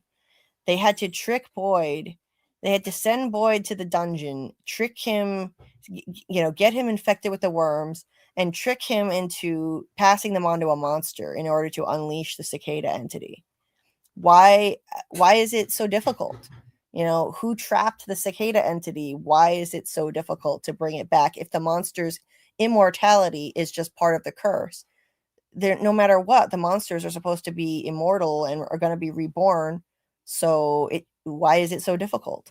And they needed to manipulate Elgin into helping facilitate that by kidnapping Fatima, getting her to the special birthing room so that the monster could be brought into the cave.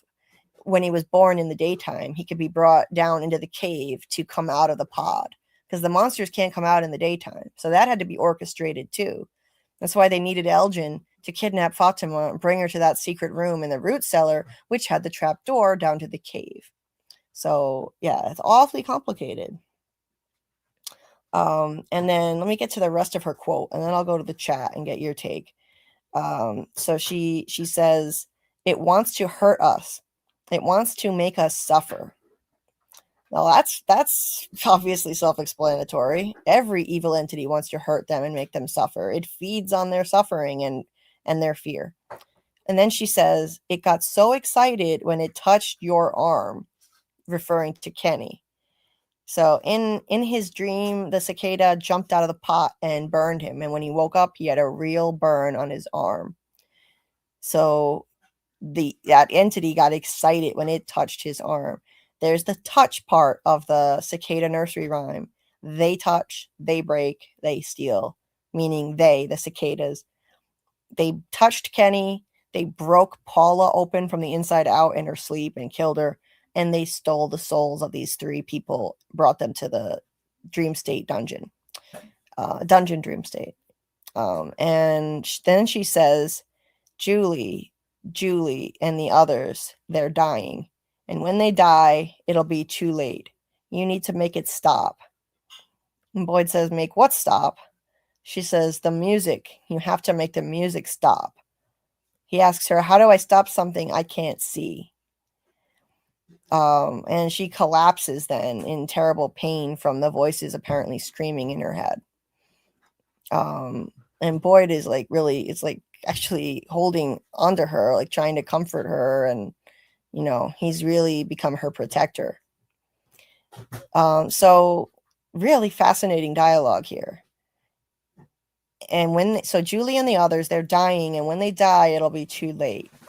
So what does that mean? So if Boyd hadn't smashed the music box, from what she's saying, Julie, Randall, and Marielle would have died. And when they die, I think it would have triggered the death of everybody else. I think those dreams would have come and ripped everybody open from the inside out and killed them. And that would have wiped the board clean and ended this cycle, ended this timeline. And in order to stop that, Boyd has to smash the music box, aka make the music stop. So, hey, Incognito, welcome. Nice to see you. Yeah. So he had to smash that box, but not in that way. Yeah, not in that way. Yeah, sorry that you're late to the party, Incognito, but we're only really just getting into the season 2 finale. So, you know, you only missed half of the rewatch portion of the live stream. The first part was just us talking about season 4, basically talking about theories. 76 likes, awesome. So Ryan said, "Stay safe. I hope the storm doesn't get too bad." Ryan says, "It's really coming down right now. I love it. I love that I have this right now." Aw, well, glad that we can be here for you during this nasty weather where you are, and hope that you don't lose power where you're at. Quentin says, "Julie, do you think this can possibly be a game between a big bad and a big good? Both entities seeing who can make people good or bad, basically God and the devil." Yes, 100%. It is exactly that. And I don't think it's a pure good versus pure evil thing, though, because I think the supposedly good entity is ambiguous at best. I think that it's trying to help as best it can, and I believe it's the boy in white trying to help as best it can, but it's causing harm to individuals and small groups for the greater good of all, to try to break this cycle of violence and make it stop and end the curse, save the children's souls, all of that. And I believe that that boy in white entity is battling the man in yellow entity. They're essentially playing like a game of chess, using the characters like chess pieces, manipulating them and their actions. And I think they're actually both of them responsible for choosing who comes to town in order to serve that purpose, choosing their chess pieces and bringing them to town. That's how I think this all works. And I released a 2-part video theory on that a little over a year ago. So part 1 focuses on the boy in white side. Part 2 focuses on the man in yellow side. Or actually, I think it was the other way around. But and when this live stream is over, I'll link it in the description of the live. It should already be there, but I forgot to put it there. But on my channel, I have a playlist of all my From theories, and they're on there. What's this right here?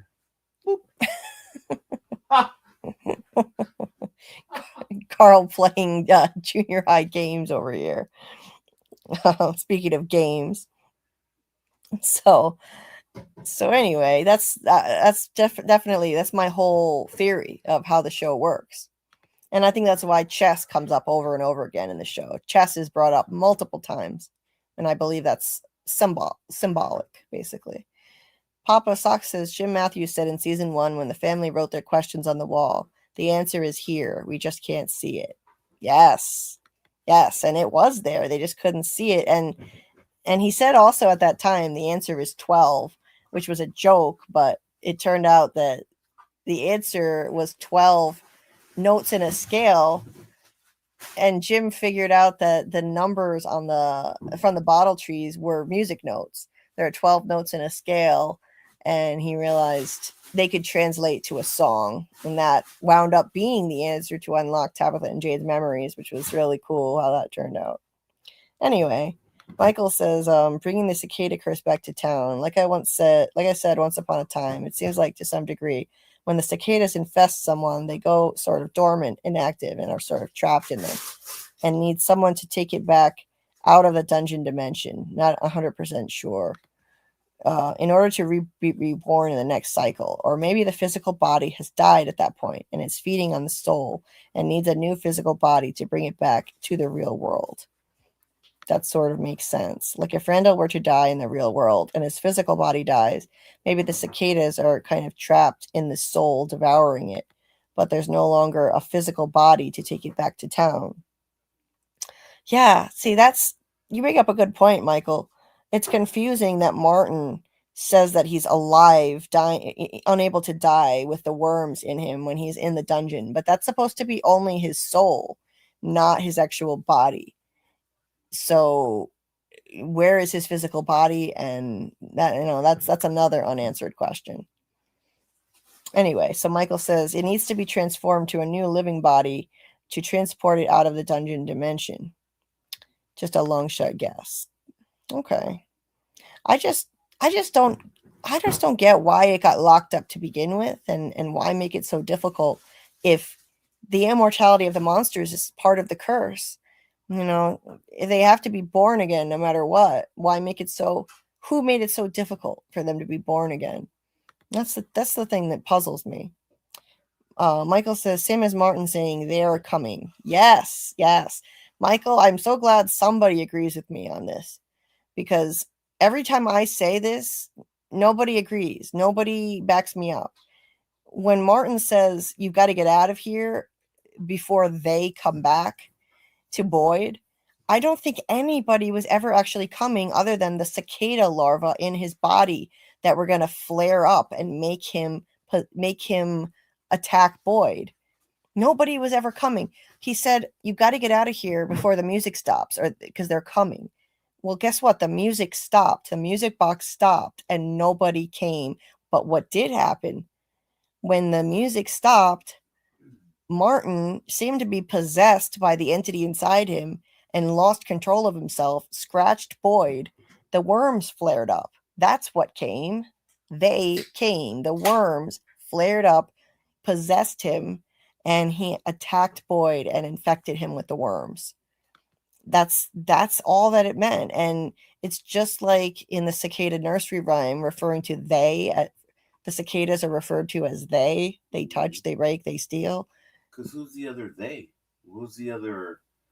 Even if it was Julie, Julie's not a they, right? No. Julie is just a single person. Right. Who's the group? Who's the they? Yeah. We were just talking about, CGI budget and getting a discount on cicadas. There's a lot of cicadas. That's a lot of theys. Yes. Versus Julie being one they. Right. No, right?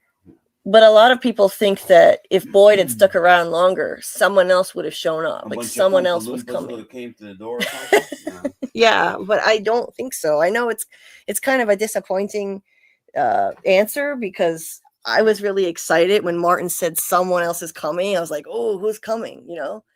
But your husband / fiance agreed with you.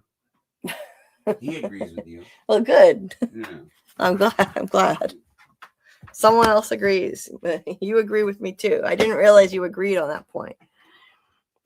So Michael says he passes the curse along and promptly dies rather than being possessed again. Yes, exactly. That's exactly what I think that meant. Yes, Michael, the abstract they generally seems to refer to the cicadas or the larva worms carrying the blood curse.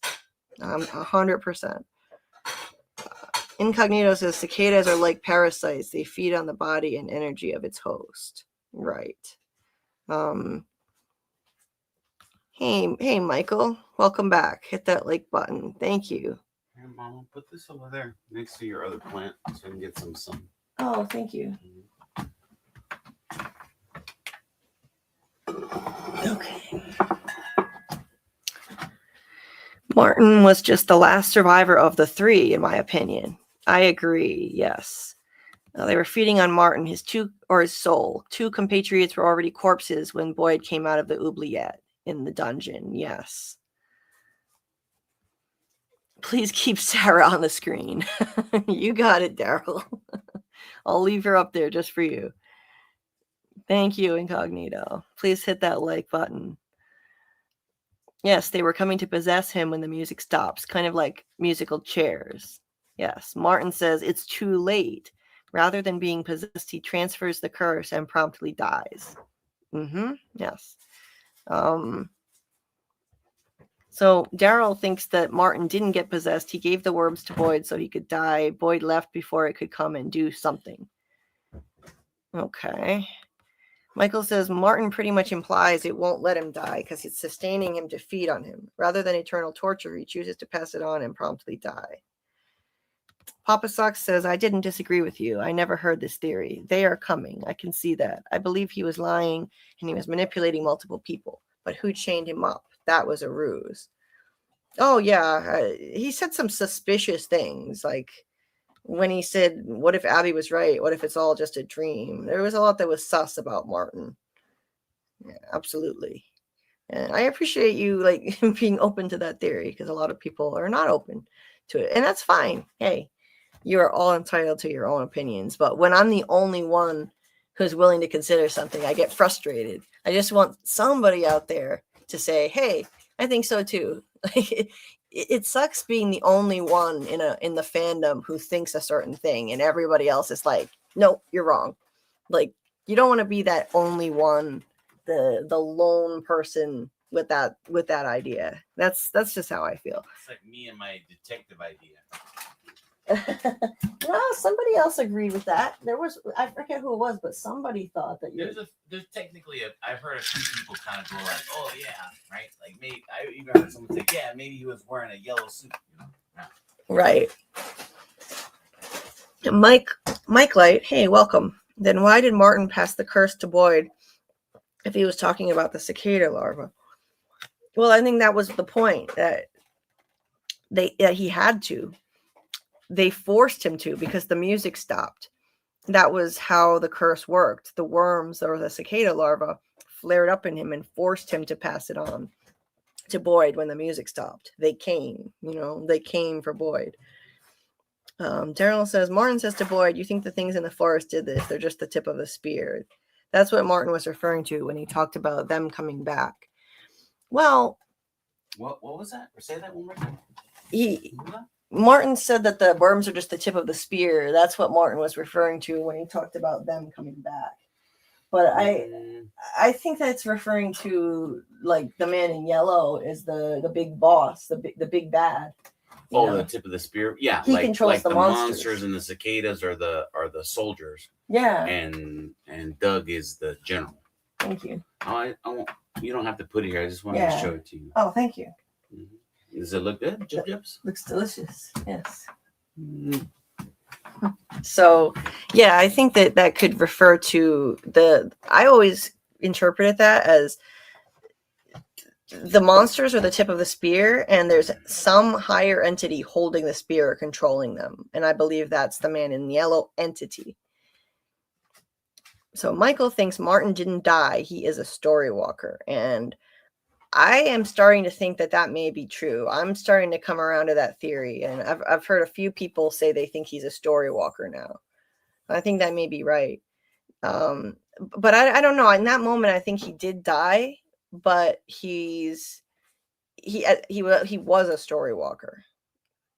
I am not 100% on what I think in that regard, but I've come around to the theory that Martin was most likely a story walker. And Promaholic Fletch has said maybe he was chained up because he did too much story walking and gained knowledge, so he was chained up as the price or the cost for that.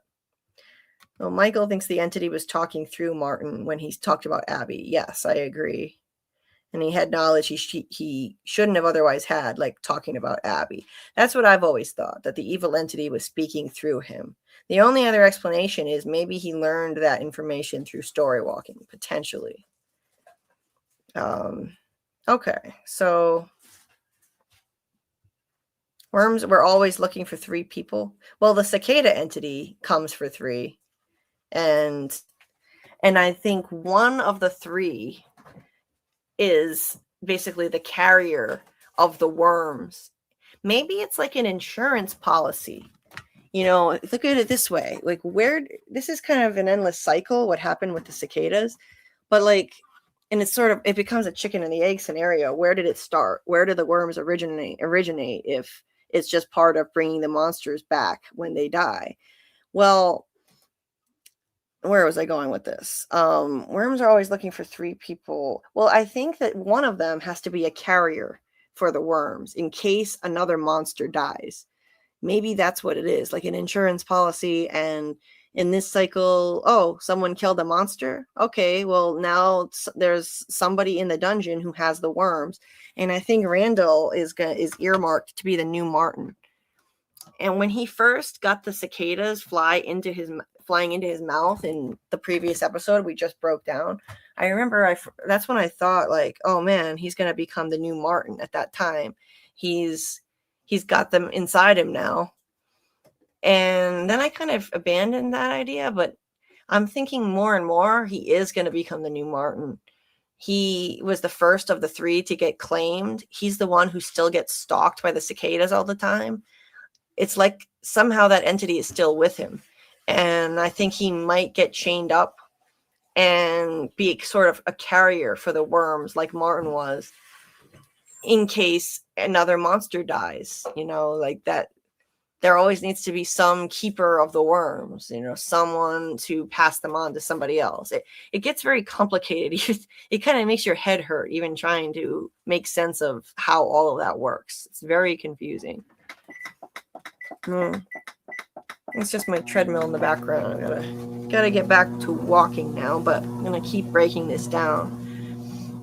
Incognito says the dungeon looks like a mental prison where you have the impression your body is trapped. This fucking place throws a lot of traps. Yes, it does. So,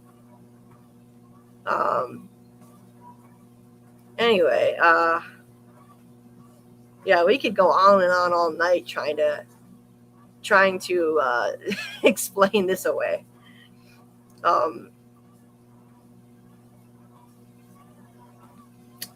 Daryl, no, that's not what I said, that the worms were the tip of the spear. Is that what I said? I didn't say that. Yeah, I don't know. I don't know what I said, but well, let's move on because we've got a whole bunch more to break down in this episode. Daryl says, I believe whatever entity was banging on the floor in the RV is what Martin said was coming, because the music was playing and stopped, and then we heard the banging. Right, but well, It's in a whole different section, right? A whole different timeline. Yeah, that's in a whole different segment of the show, and I don't know. I don't see the connection. That it's possible. That's really mysterious what happened in that scene, but it really could just be another parlor trick. If the evil entity can make the lights flicker and make Ghost Abby appear, then it can certainly bang on the bottom of the RV. It doesn't need to be any more complicated than that. It can just cause that noise to happen, just like it can collapse an entire house.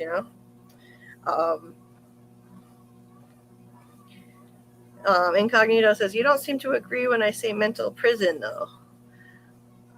No, I agree. It's like a mental prison.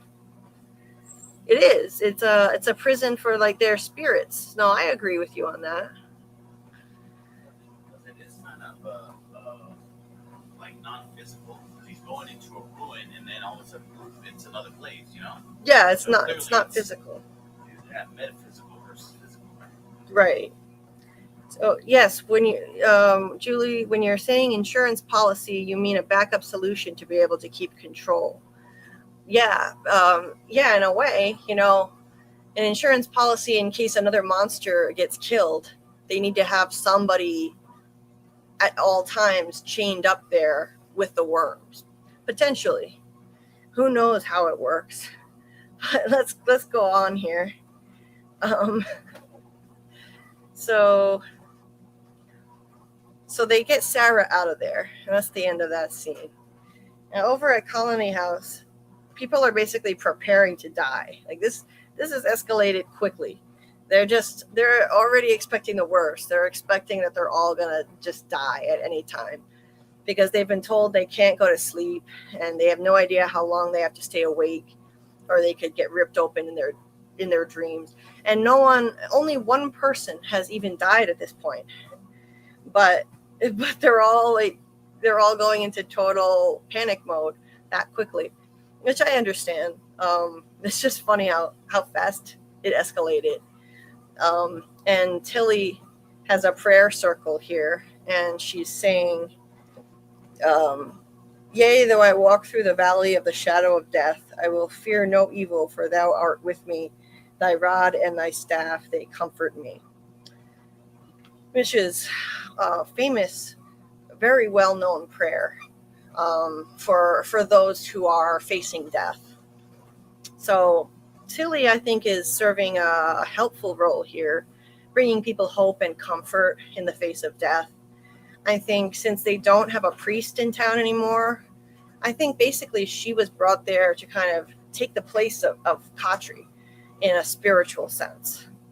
And it seems like there's always somebody in town who's the spiritual figure. And in season 4, I was thinking originally that Sophia was going to be the replacement for Tilly, since now Tilly is dead. But she definitely doesn't look like she's going to be helpful. She looks evil in the new trailer. I think Sophia is evil, and she's probably the man in yellow who has shapeshifted. So it's different now. Who knows? It's possible that Sophia's father, the pastor, was supposed to be the helpful one. Here's what I think. I think that Sophia's father, the pastor, was chosen by the boy in white to be a helpful, hopeful figure like Father Katri was. But I think maybe what happens is the man in yellow, takes control of the car so that the car crashes and kills the pastor. And at some point outside of town, before the pastor even gets into that crash, maybe that's where the man in yellow kills Sophia, takes on her shape, and takes her place, gets back in the car. I'm not sure how the sequence of events will play out, but I do know, I don't know, but I do think the man in yellow is going to become Sophia. So maybe the man in yellow is going to sabotage the boy in white's attempt to bring another helpful religious figure to town. I think the pastor may have been a helpful figure, and instead, it's going to be the fucking man in yellow taking over the body of the pastor's daughter. Not literally possessing her, but I think killing her and then shifting into her body, because he does appear to be shape-shifting in the trailer. So how it actually plays out, not sure of the exact step-by-step yet. I've got to think about that a bit more before I can settle on how that could go down. But there was somebody in my comment section who had that theory, and let me see if I can find, I think I have if I can find the screenshot of their comment, I'll bring it up. But at the moment, no, it would take me way too long to find it. I'll shout them out in the next live stream, because I told them that I would. I couldn't remember their name in the last stream when I first brought it up, that I think the man in yellow is going to be shifting into Sophia. So I want to credit the right person. And they explained 2 different scenarios for how they think it could go down. So in the next stream, I'll shout them out and mention that. Or maybe I'll just wait for the season 4 theory stream next week. But one way or another, I'll bring them up and credit them for that, because it's not my idea. I didn't come up with the idea that he turns into Sophia myself, and I don't take credit for other people's ideas. So anyway, but getting back to this, Donna sees them praying, and she gets worried. She goes over to this colony house goon with a gun and tells him to go lock up all the guns. So she's worried that these people are going to become so desperate that they end their own lives, I think. That's why she's telling him to lock up all the guns. Karl had a different idea, and he was saying that he thinks she's taking this to mean like Tilly could be a culty person and become so, religious fanatic like that they become dangerous, and that's why they lock up the guns, which that could be it too. Yeah, that's the impression that I got from the scene, that it was like, ooh, these people are praying, and they're all like in a group like this. I Right. don't like the looks of this. Hey, let's put the gun somewhere that it's not easy access to these fools. That's the impression that I. It's not like it can't be either or. I mean, you don't necessarily need guns to commit suicide, right? But Mm-hmm. you know, so it could be either one of those two. But that's the impression that I got. It was like, oh, I see this this little cult forming right around me. Let's not make it so easy for them to get guns and use them against us. Right. So it could be either explanation for why she tells them to hide the guns. And I don't know why, but I never noticed that detail before until this rewatch. I didn't notice that she had the guy lock up all the guns because she looked at Tilly in her prayer circle. It definitely is implying a causation, a correlation between the two.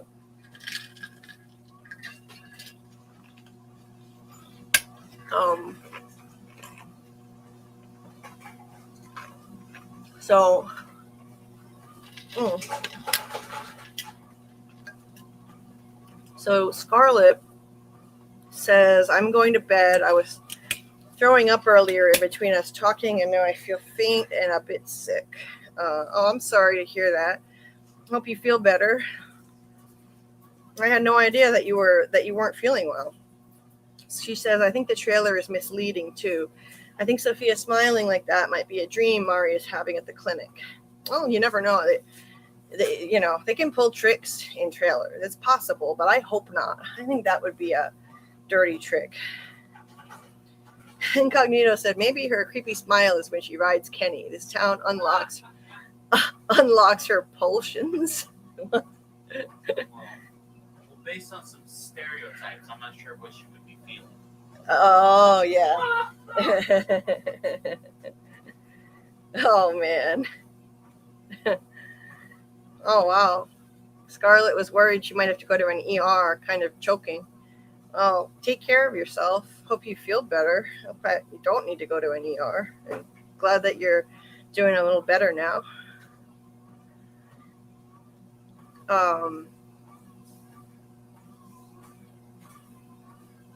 Let's see. Let me see. Scrolling up a little bit. Football says, I would be so pissed if Sophia is Man in Yellow because they could have just kept that shot of her looking ominous away from us. I'm with you on the fact that I don't think they should have put that in the trailer. I think it's way too obvious. So spoilery. It is spoilery if it is true that she's gonna be Man in Yellow or evil. Incognito says, I don't think Sophia is bad. This teaser seems misleading. It's possible. I hope it's that more than anything else. Yeah, I'd rather it be less predictable and that she's not evil and not the Man in Yellow.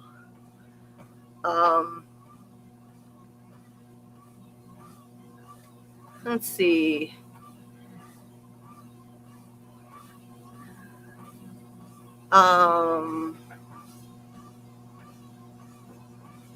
Let's looking at what you guys have been talking about here.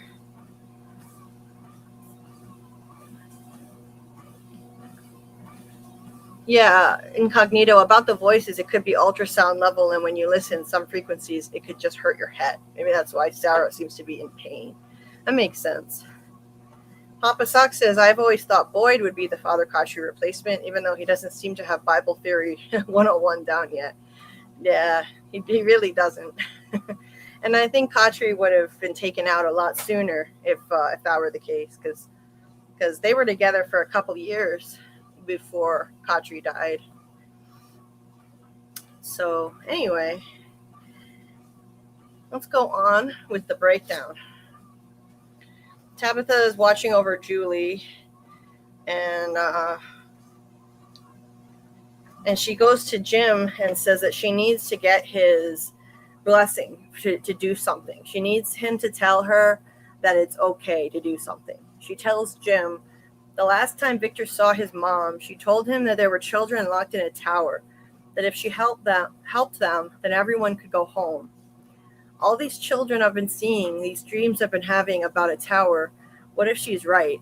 What if the only way to save Julie is to find that tower? And Jim responds, I had a theory that almost got me killed. This, in other words, the experiment theory, that definitely went sideways. But she says, this is different. Our daughter is laying in that room like something out of a nightmare. There's that word nightmare again. He dropped that all the time. The whole show is peppered with dreams and nightmares. She says, I was just standing there and all I could think and see was Thomas lying on the fucking floor. We can't sit here hoping for the best. So this is triggering her and her grief over losing Thomas and her sense of guilt that she and Jim caused his death. So she is motivated.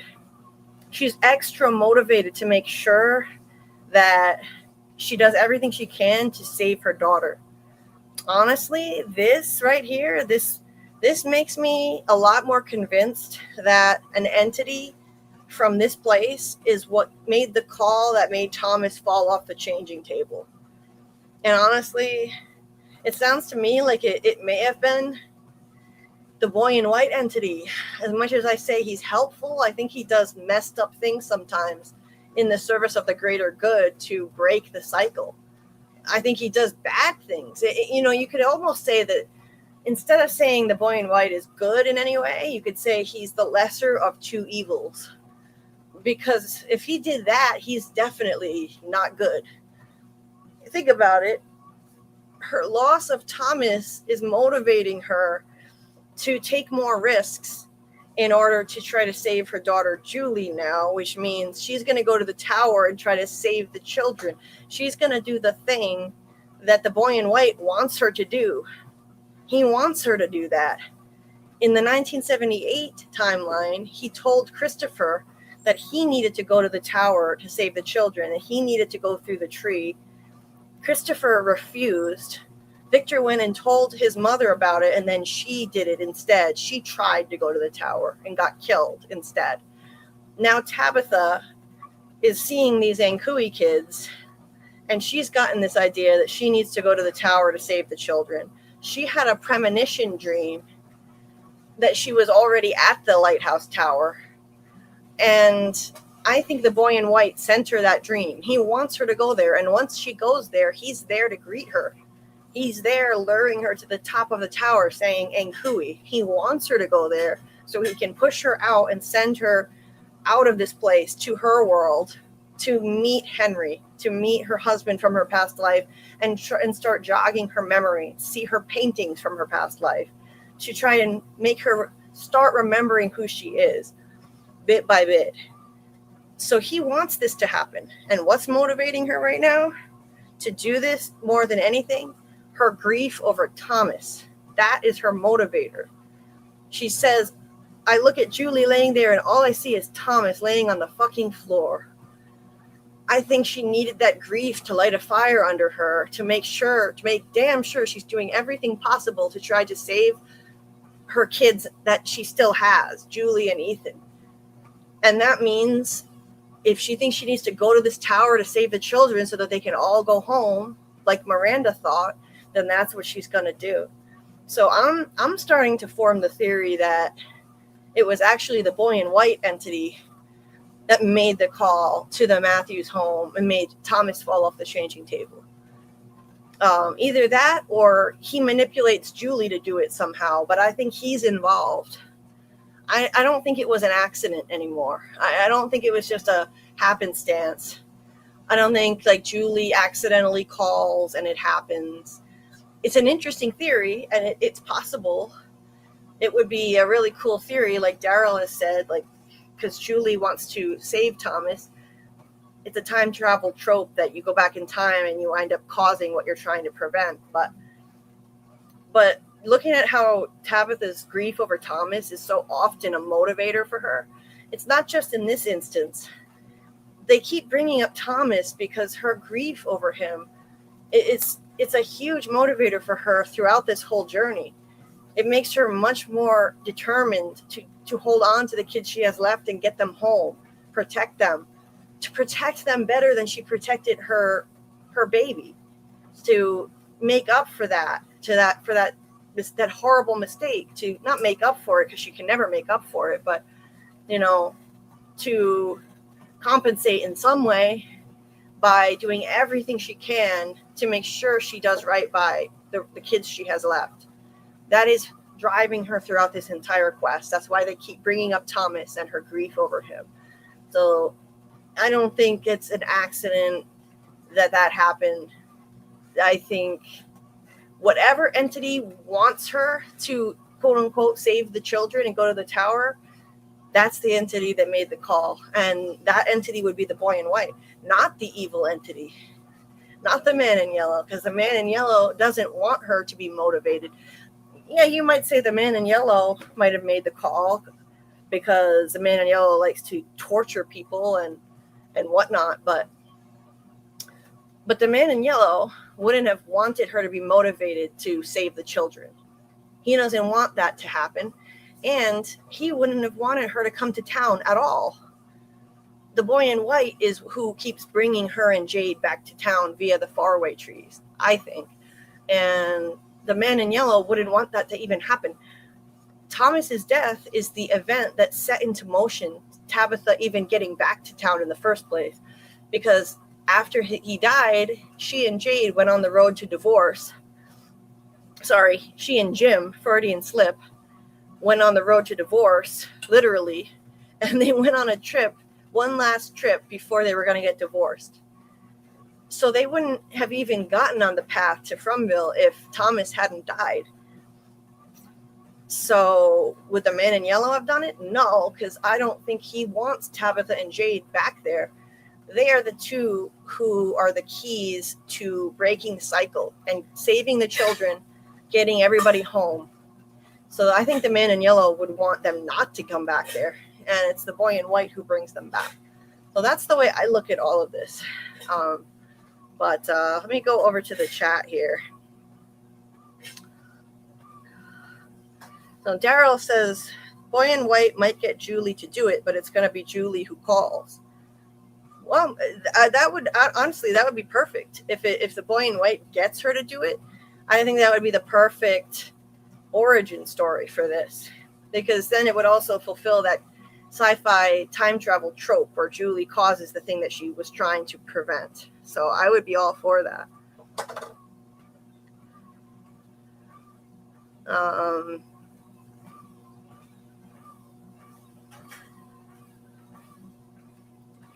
Hey, good morning, Zipnata. Nice to see you. Welcome. Anyway, Scarlet, it sounds like you may have some issue going on for sure. So you might need to go to the ER. Just take care of yourself.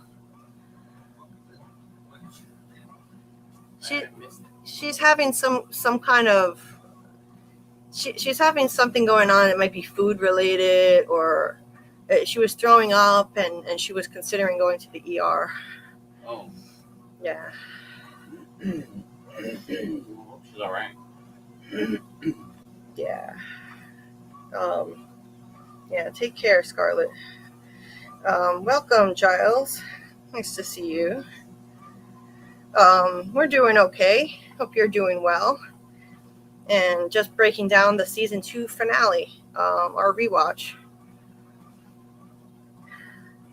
Papa Sock says, okay, if your theory about Tabitha and the bottle tree is true, then one of the rules of this town has to be that the man in yellow cannot touch Tabitha. Maybe that is why he was mad at Jim. He couldn't even say her name.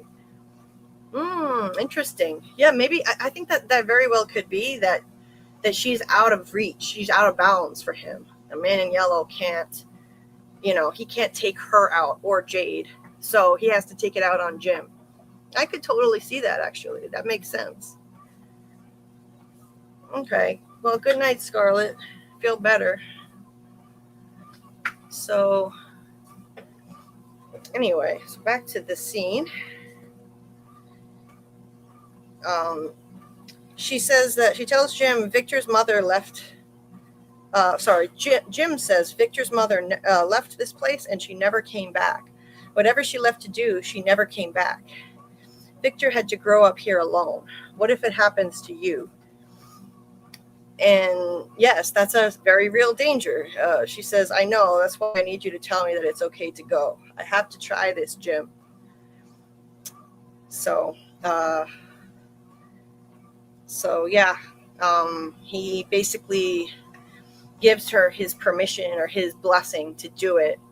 And, you know, and it's taking a huge risk because she could wind up like Miranda. She could have.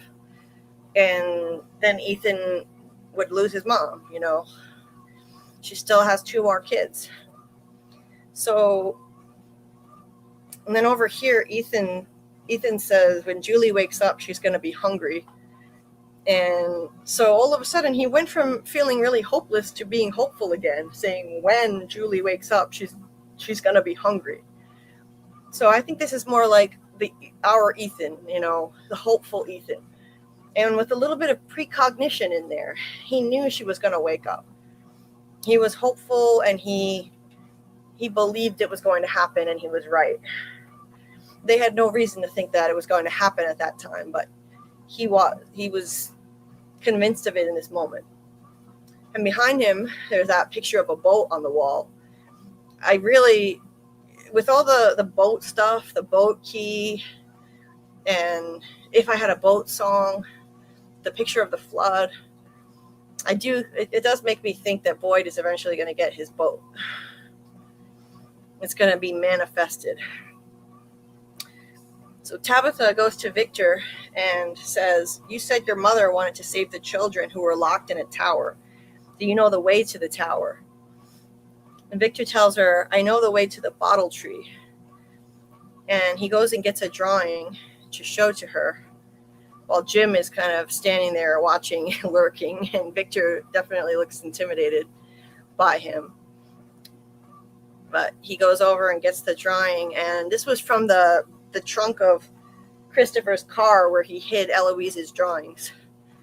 That I remember seeing that in the trunk. So Eloise drew that picture of a bottle tree.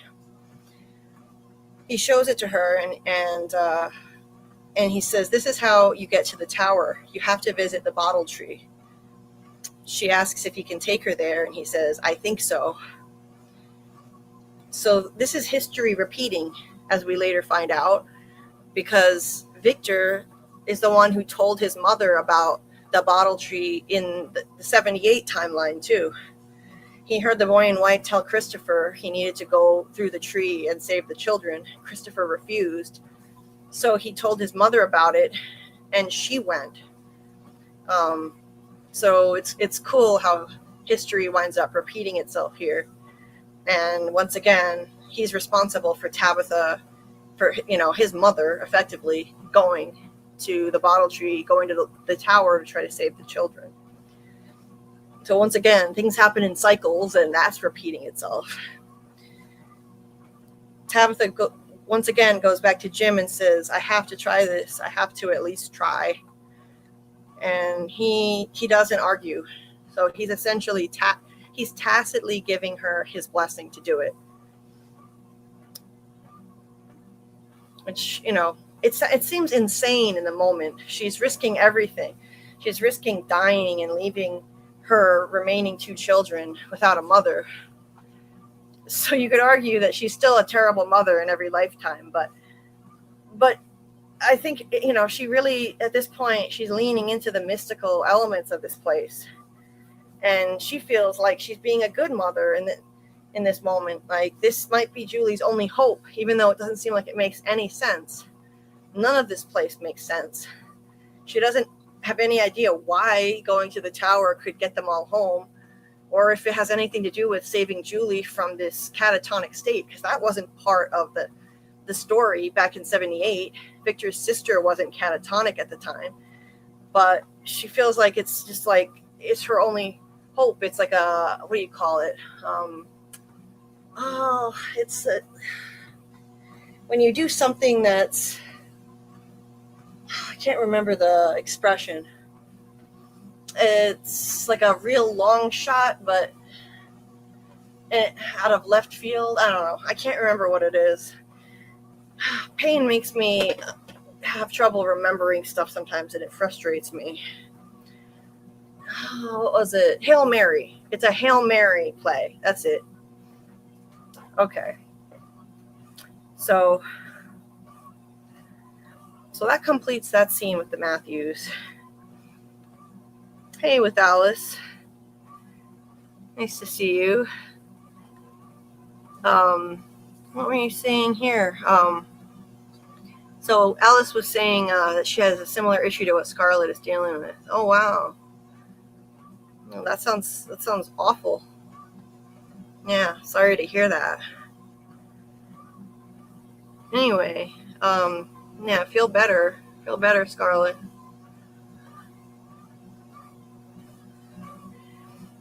So, okay, moving on. Back at the ruins, Kenny asks Boyd what they're supposed to do now after Sarah had that episode hearing the voices, and Boyd says they head back to town. Kenny disagrees and thinks they have to stay there because she said the music box is there and they have to find it. People's lives are at stake. And Boyd says, we're dealing with things that are beyond our scope. We know more now than we knew this morning. That's a win. So we tell people that we're working on it. The best thing we can do now is help people feel a little more calm, a little less afraid. Can you do that? And this really plays well into my theory about how courage is essential to surviving this place, facing the scary things to take away their power. I really think that what Boyd is saying is truer than he realizes. This is something I talked about courage and the power of it. I talked about that in the theory video on Ethan that I just put out yesterday. I really think that there's something to this. So what he's saying, the best thing we can do now is help people feel a little more calm, a little less afraid. I think that is the best thing that they can do right now, literally. And face these threats with courage, and you're more likely to be able to survive them in this place. That's what Ethan said. On a quest, you have to face the scary things. That's how you take away their power. And Ethan knows all the rules for how quests work. So over at Conley House, Ellis asks Reggie if he's all right. And Reggie is like, why do people always ask that when they already know the answer? And Ellis apologizes for last night when Reggie was flipping out and they had to restrain him. But Reggie acknowledges that he was losing his shit. And he says, Paula was the one who was good in a crisis. I never realized how fragile we are, how easily we break. I was downstairs making dinner like an idiot. And Ellis tells him, there's nothing you could do. This was nobody's fault. So this is obviously a really prominent theme of the show. I never realized how fragile we are, how easily we break, how fragile human beings are, and this place is trying to break all of them. Not just Boyd, it's trying to break everyone through the politics of fear, through, the fear-mongering tactics. And yeah, their life is a fragile thing. So it's a really heavy theme of the show.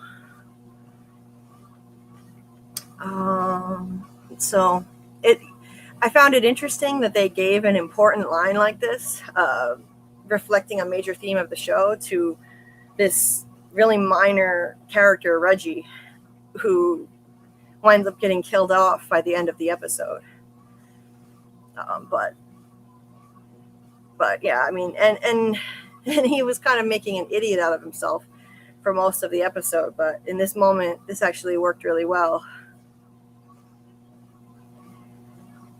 Hold on a sec.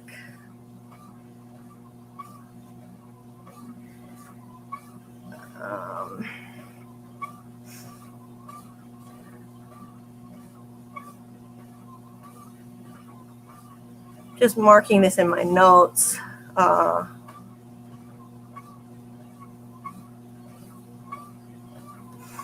Anyway, so moving on.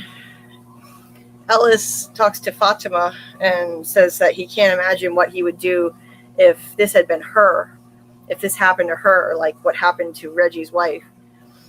And she says, it wasn't me. This is a little bit of, I think, foreshadowing that something horrific is going to befall Fatima in the next season. And she almost, I mean, she could have died. She could have easily died from birthing that Smiley pod. And, you know, so Ellis is going to be in this horrible position soon enough. And she says that she wants to get married, saying like they have no idea what's going to happen. And if this is the end, she wants it to end with him. So they decide to have a little wedding ceremony that day, which I think is the best way to handle this, you know, just to make the most of whatever time they have and live for today, because tomorrow isn't promised. That's a big theme of the show. There's a lot of uncertainty that they face in life, not knowing whether they're going to make it all the time. And it kind of parallels our actual life. In reality, there is a lot of uncertainty in life and things can happen really fast. Hey, Alice. Alice says, I've been here listening for a while, but I didn't want to get out of bed earlier to chat about Elgin as a type of hero for keeping Colony House safe from the newborn Smiley. Yeah, at least he kept Smiley out of Colony House. That's true. So he gets born in the root cellar away from all of them. Hey, Annie. Nice to see you. Welcome.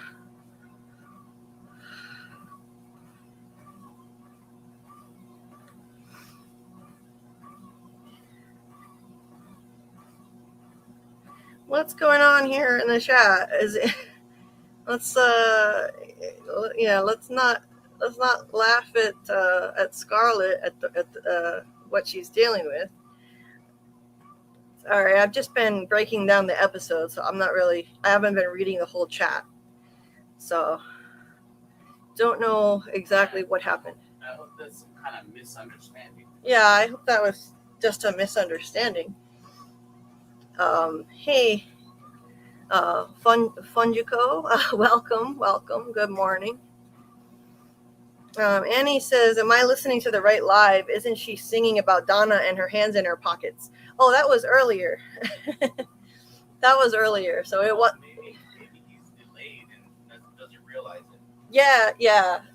Yeah. You must be listening to earlier in the stream. I'll write it in the chat because Annie won't be able to hear this right now. I'll write it in the chat. Just a sec.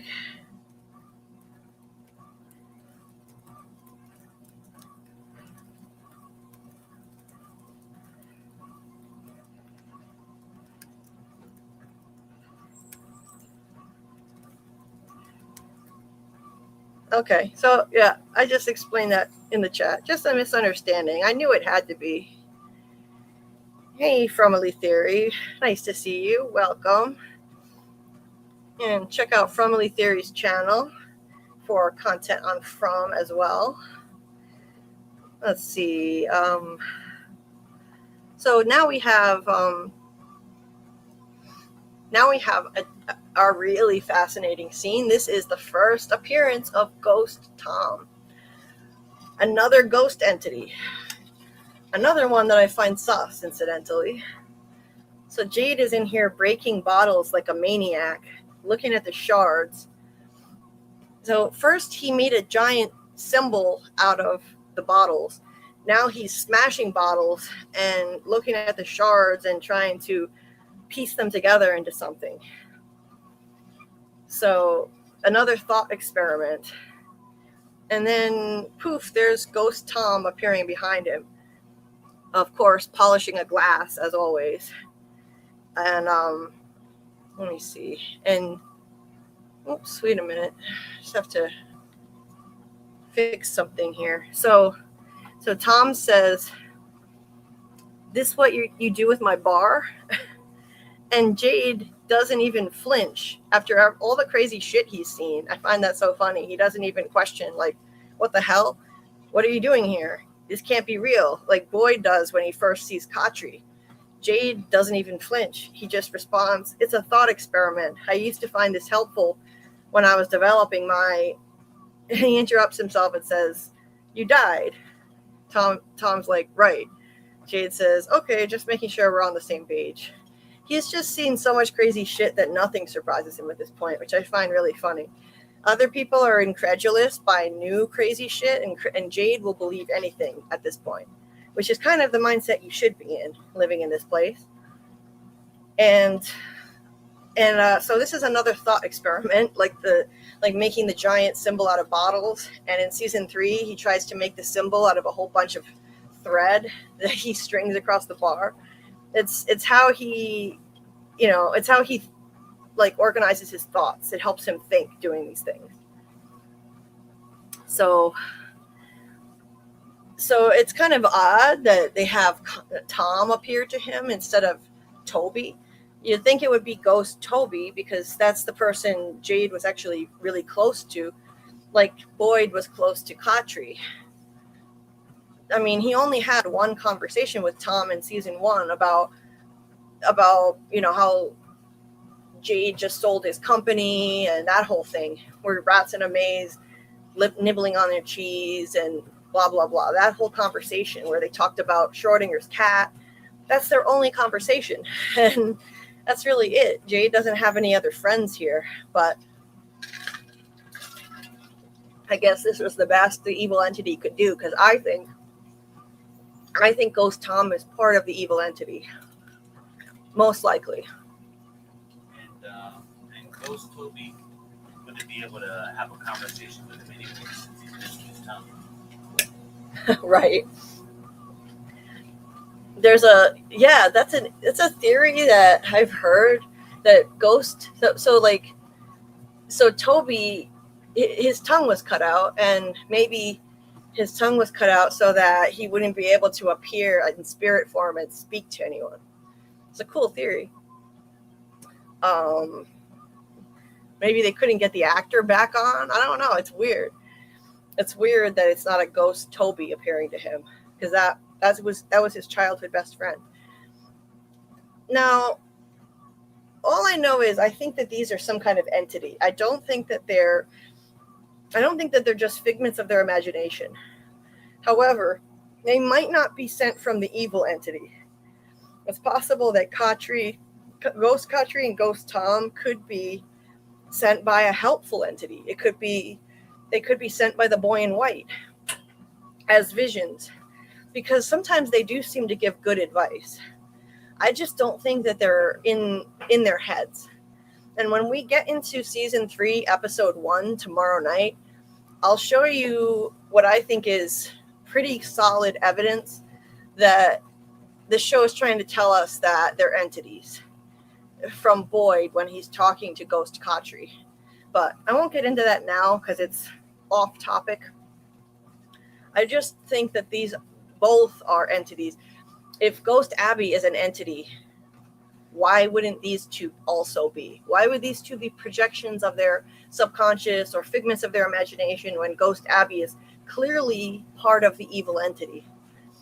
It just doesn't make sense to me that she would be that and that the other two would be their imagination. I don't think anything is just in their imagination in this show. So they might not be from the evil entity. It occurred to me today for the first time that maybe because Tom and Katri do seem to give good advice to Boyd and Jade, they might be sent by the boy in white. They might be visions sent by the boy in white. I'll always still maintain that Katri gave some bad advice to Boyd, though.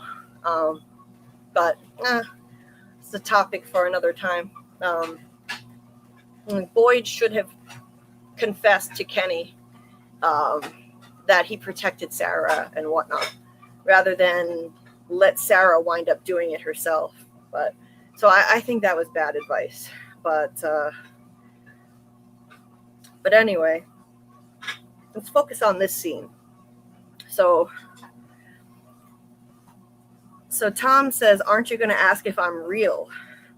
Now, would a figment of his imagination say that to him? There's a question. If he's imagining this, or if this is just his subconscious or him talking to himself, trying to work this out in his head, trying to work out a problem, why would this thing that's just in his head say, aren't you going to ask if I'm real? It wouldn't. If he's just talking to himself and this is just in his head and he knows it, why the hell would it say, aren't you going to ask if I'm real? Why would it bring up that point at all? It wouldn't. So, yeah. Anyway, Jade says, I imagine this is some sort of stress-induced psychosis and you will disappear on your own, which is a pretty reasonable assumption to make in this place. And Tom says, what's all this supposed to do? Jade says it's a way of reorienting my perspective. I'm trying to find a different way to look at this symbol.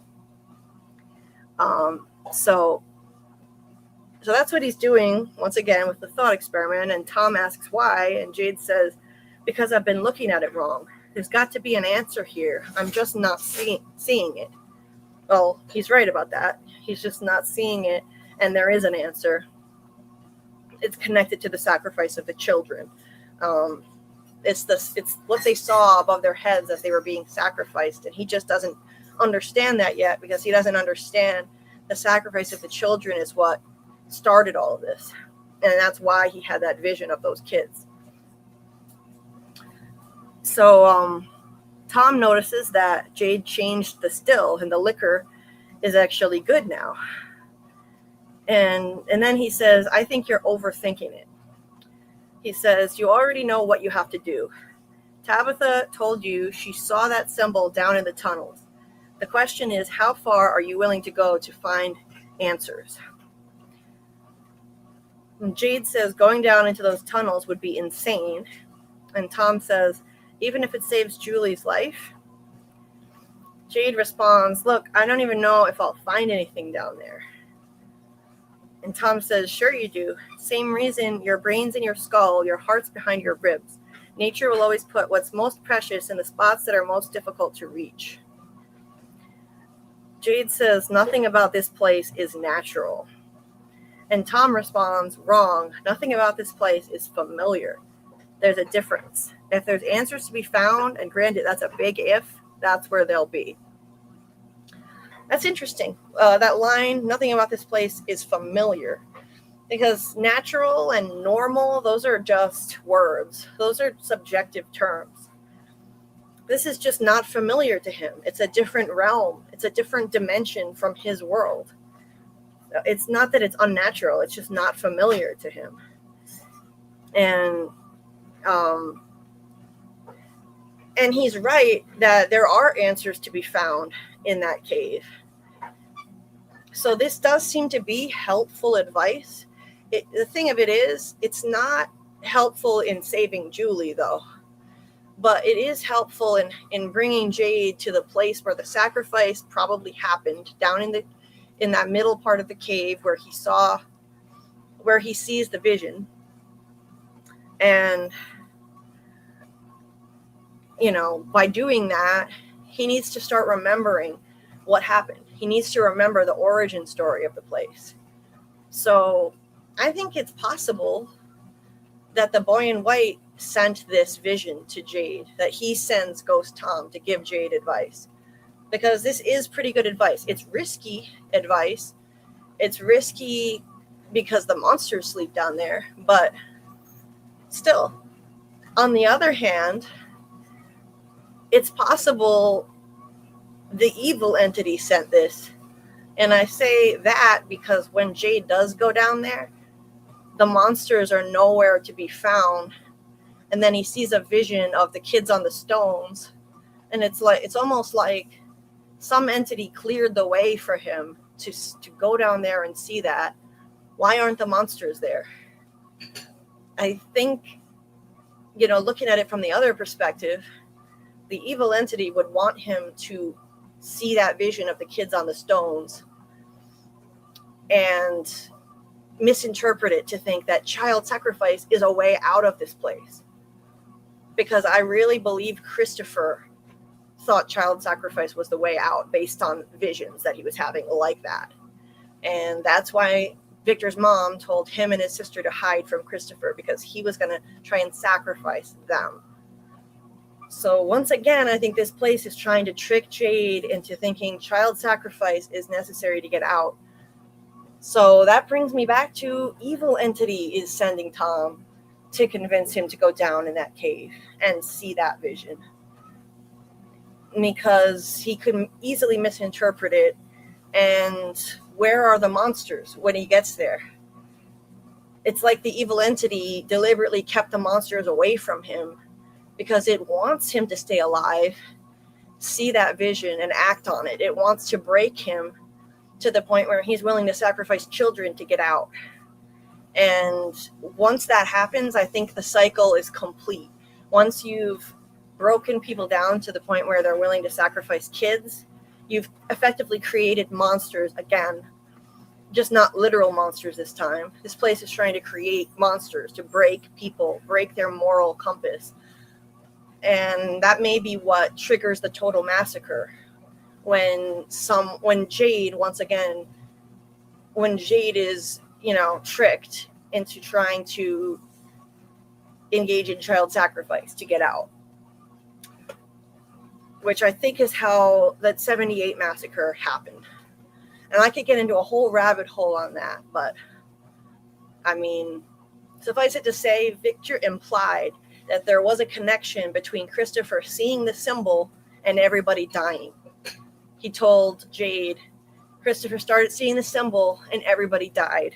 He changed. He didn't make people laugh anymore. Everybody died. And Ethan once told Jade, sometimes bad symbols can make you do bad things. So you have to figure out if it's a good symbol or a bad symbol. The implication we're supposed to take from that is that it's a bad symbol and it made Christopher do something bad. Victor connected the symbol with Christopher. Victor connected the symbol with Christopher and everybody dying. So I think somehow Christopher triggered the massacre. He didn't kill everybody, but he triggered it by trying to sacrifice children. And yeah, so see how this show can send you down complete rabbit holes just based on one scene. But yeah, this is what happens when you start talking about ghost entities. It's so complicated. There's so many different directions you can take with this show. And people wonder why and how I'm on here for this many hours. But going on from there, Jade says, so I'm supposed to take advice from, and then he says, you ran into a house that was falling down to save Tabitha and she wasn't even there. And Tom tells him, well, given the choice, I'd do the same thing again. Jade tells him, well, then you're a fucking idiot. And Tom tells him, you don't make moral choices based on the answers you expect. You make them based on whether or not you think they're right. When I ran into that house, I wasn't thinking about the trolley problem or determinism. I wasn't thinking about any of that. There's a 16-year-old girl in there who needs your help. I thought it was interesting he brought up the trolley problem, which is something that comes up in the show a lot. It's a theme in the show. And determinism, obviously. Determinism versus free will, whether all of this was meant to happen, whether they have any say in it at all. So he's urging Jade to put his own safety aside and take this risk. To see if he can find answers that'll help Julie. So once again, the two Chromonockles, Jade and Tabitha, are both doing risky things that don't seem to have any connection to helping Julie, but they're trying to find answers and complete their quests. And in doing so, hoping with a Hail Mary pass that it'll save Julie. And they're both taking these risks in the same episode. I think that's really cool. Parallel journeys, the two Chromonockles, the two people on quests, who we would later find were both reincarnated. So well written. So that's That is that scene. Fantastic scene. And if that's not a creepy smile, I don't know what is. Tom has all kinds of... Tom and Katri both make the most sauce facial expressions, I swear. Creepy, sinister smile. Anyway, so...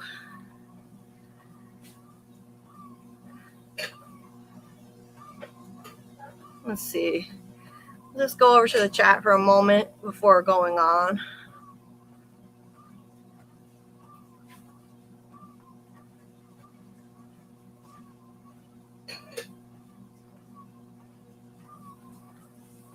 Yeah, Michael, once again, we came to the same theory. Because I came up with the same theory myself on the spirits being trapped in the bottles from the bottle tree. When we were doing the rewatch the first time, back in, over a year ago, we rewatched season 1 and half of season 2 and did live streams for it.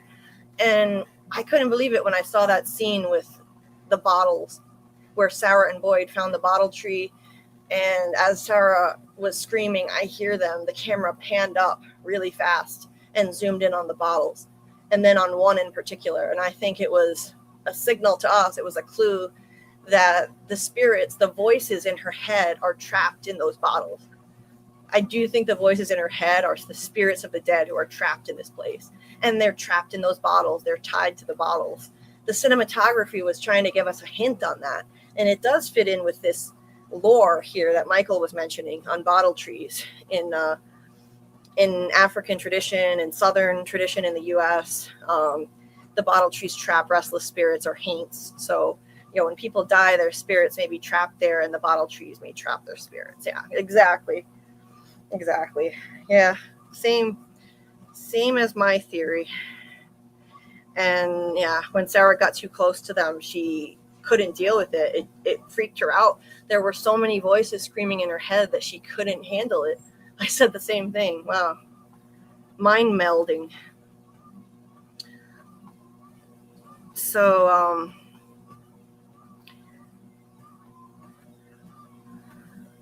anyway, Papa Sock says, go Julie, you connecting those dots. Yes, Ethan did say you have to figure out if the symbol is good or bad. Connect those dots. Thank you. Appreciate that. S. Suyan says, do you think Jade's vision of the man drinking blood and the Ankui kids were in the same cycle? I think maybe it could have been 2 rituals, one killing kids and another to resurrect and try again. That's a really good question. It might have been in the same cycle, but I don't think so. The reason why I don't think so is because the colonial period goes on for a very long time. So just because there's a guy in colonial clothes doesn't mean it's the first cycle. Because I think that it started with the 1506 date in the lighthouse dream that Tabitha had. The first date in there was 1506. And then there's one that's in the 1600s and one in the 1700s. So that Puritan man could have been in the 1600s or 1700s. And I would say probably 1600s. And the reason I say that is because I think it was Jade in a previous life. So it couldn't have been the original story, because in the origin story, as far as we know, Jade and Tabitha didn't do anything wrong. They didn't participate in the sacrifice. They just failed to stop it. So I think that was Jade in a subsequent life who snapped and sacrificed a child and then drank blood from its skull. And that's how he triggered the end of that timeline, which probably triggered a massacre of the entire town because he sacrificed a child. So I think every man in Jade's past visions were his past lives so far. We had the oldest one is the Puritan man. Then we had the Civil War soldier. Then there's probably after that, the guy under the boulder, and then Christopher in the 70s. So all of those are far enough apart that they could be separate lives that Jade lived. So that is what I think, but just my opinion.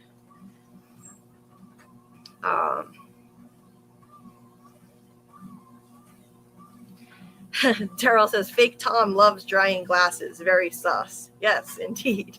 Indeed, very sus. Oh, so okay. And yeah, Annie's internet dropped, so Annie was behind the stream. That's why that little misunderstanding happened.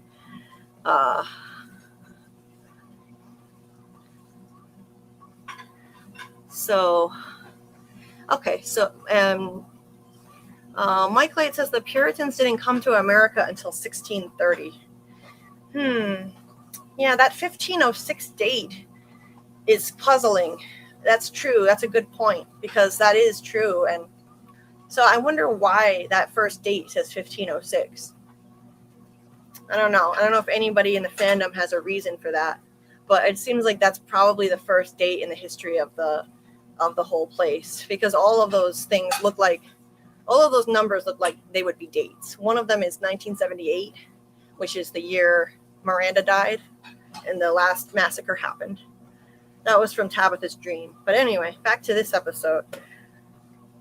So now we have a quick scene in the sheriff's station where Sarah asks Boyd if he buried Paula yet, and says she'll do it and find some people to help.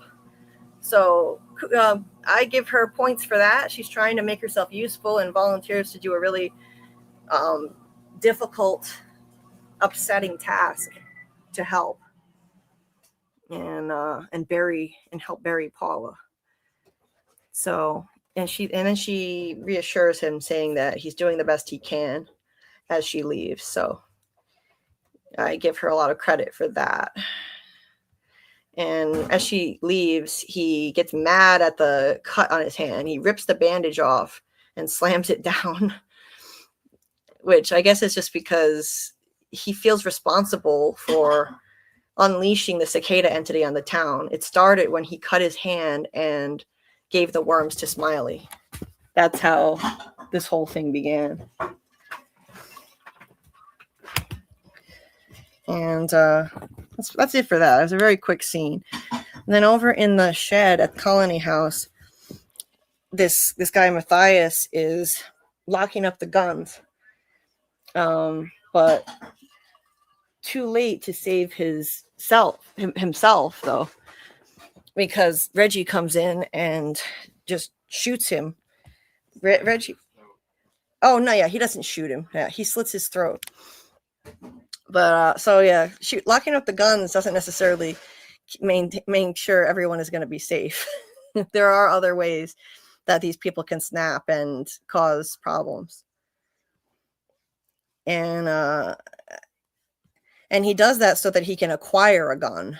As we later find out, he needs the gun because he wants to take his anger out on Boyd, who he blames for unleashing this on the town. He thinks Boyd must have brought this entity with him when he came back from the woods, which is kind of a logical leap to take. I don't know how he knows enough to understand that Boyd actually did do that. Also, why are all these crosses in the shed? I wonder what they're doing there. There are randomly a whole bunch of crosses in the shed in Colony House. Are there? Yeah. At this locker where they keep the guns. There are all these crosses. Look at that. Isn't that weird? Yeah.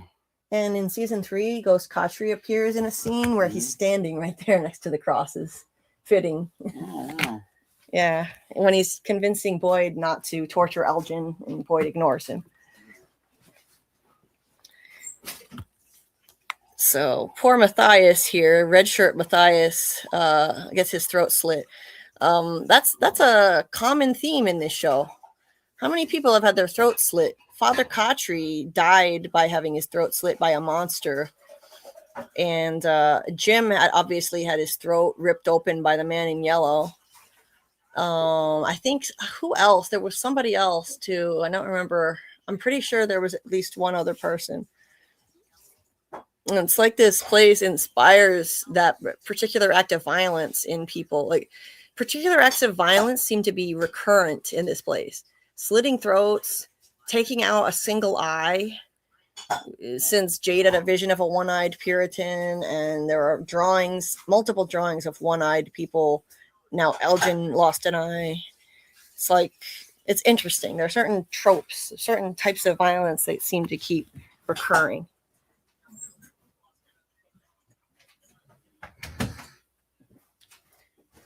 Now, Jade is off to the cave and still using Clara's bike. He still hasn't given her bike back. I find that to be a really funny running joke because he only took her bike in the first place because he thought this was all an escape room just for him. And yet, even once he realized that it wasn't an escape room, he never gave her bike back. The bike is right there, prominently featured in the foreground, which he obviously used. We don't see him riding it, but obviously he used it to transport himself to the cave because he's allergic to exercise. That time, Victor took him to the car graveyard. He was whining about how long it took to walk there. So, riding a bike is easier than just walking. And I find that hilarious that he still has her bike. So he takes a ball of thread and he ties it to a tree. So when he goes into the cave, he can find his way out again, which is a reference to the Greek myth, the Minotaur. Yeah, and the Minotaur is in a maze, and Theseus goes in there. He has to fight the Minotaur. Lots of references to mythology in this show. And the cave is essentially a maze. It's difficult to find your way around it. I love this. I wish I had a clip of this. I'll eventually get a clip of this so I can just play it at random because he's like, everything's gonna be fine. Everything's gonna be fine. Fuck my life. Fuck my life. And then he slides into the cave really clumsily. I love Jade. He has the best lines in the show. And he lands in there. It's like he goes through a chute. And when he gets in there, he looks around and the flashlight lands on none other than Jasper the dummy, and Jade screams like a little girl. This time the dummy doesn't scream at him because it's not a vision, it's real. But he screams like a little girl. Not a defiant scream this time, a little girl scream. And he literally goes up to it and touches it, physically touches it to make sure he's not having a vision this time. It's real. It's the real thing this time. And somebody moved it. Somebody moved this thing because last time this thing was seen in the cave, it was in a different spot. Victor and Tabitha saw Jasper in the spot where the Ankui cages were, near there, where all the furniture was, not near the exit. So somebody moved it. And when they were tricking us, when the writers were tricking us into thinking Jasper was going to talk in season 3, I thought he must have gotten up and walked over there. I was an idiot for actually believing that he was going to move and talk. I fell for it. Oh, good job, writers. Good job. You got me. I just wanted him to say one line. Just one creepy ass line would have satisfied me. And the evil entity could have made him do it, could have animated him. It doesn't mean he had to be haunted, literally. If the evil entity can collapse a house, surely it could just animate a doll long enough to talk. Just one line would have been amazing. But it wasn't to be.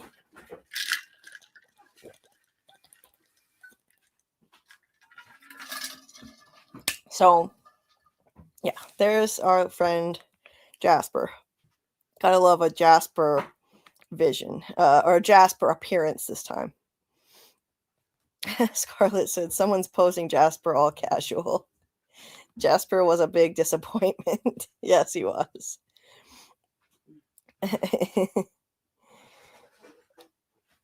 So I'll look at the chat for a minute before I go on.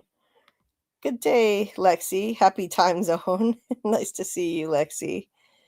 Lexi is where did Lexi say she is? Australia, I think. Correct me if I'm wrong on that, but I know you're international. Recon said, could the crosses be an older version of the talisman from a previous cycle? Interesting. Yeah, you never know. It could be some form of talisman that they once used. Michael said possibly from something like an Ishirak. since it functions as a marker for navigation, physical and spiritual, also for food catches and other stuff. If you look it up on Wiki, the first paragraph says that if children kidnapped by the Ishirak can convince it to let them go, they can use the Inukshuks to find their way home. Oh, interesting stuff. Yeah,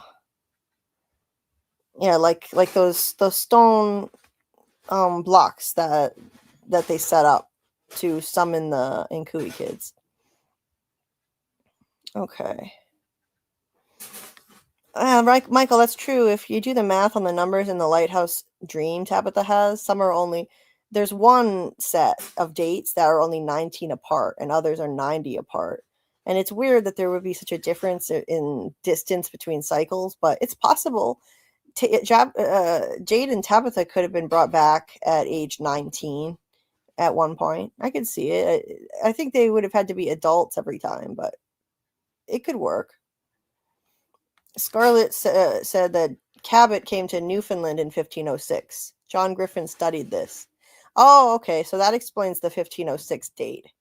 So the origin story corresponds to when, I think it's, Taryn Matthew pronounces it John Cabot. I'm not sure if it's Cabot or Cabot, but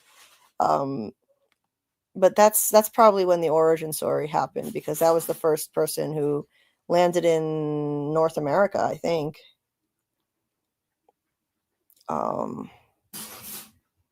Okay. I agree with Marielle in the trailer too. I mean, I think Marielle is right, incognito, that there's something ancient here. It's been there a long, long time. The evil entity has been there a long, long time. Scarlett said Griffin got stuck in Canada during 9/11 and studied Newfoundland. This is why the Inuit stuff is in the show. Yeah, that's right. It's odd that there aren't Canadians in the Fromville place along with Americans. So many Americans, yet no Canadians, and yet references to the Vikings coming here and Cabot and Inuits. It is odd. And it's weird that they have the crosses at the shed, because yes, Annie, they aren't exactly religious in Colony House. Exactly, it's strange. Okay, so hey Samuel, Jade needs to use Jasper to Ankui at least once, right? Yes, Scarlet, just one line would have been nice, or have him smoking in bed with Trudy.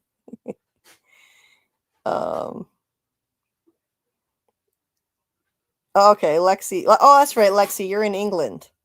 Lexi has talked about how rainy it is in England. That's right. I remember now.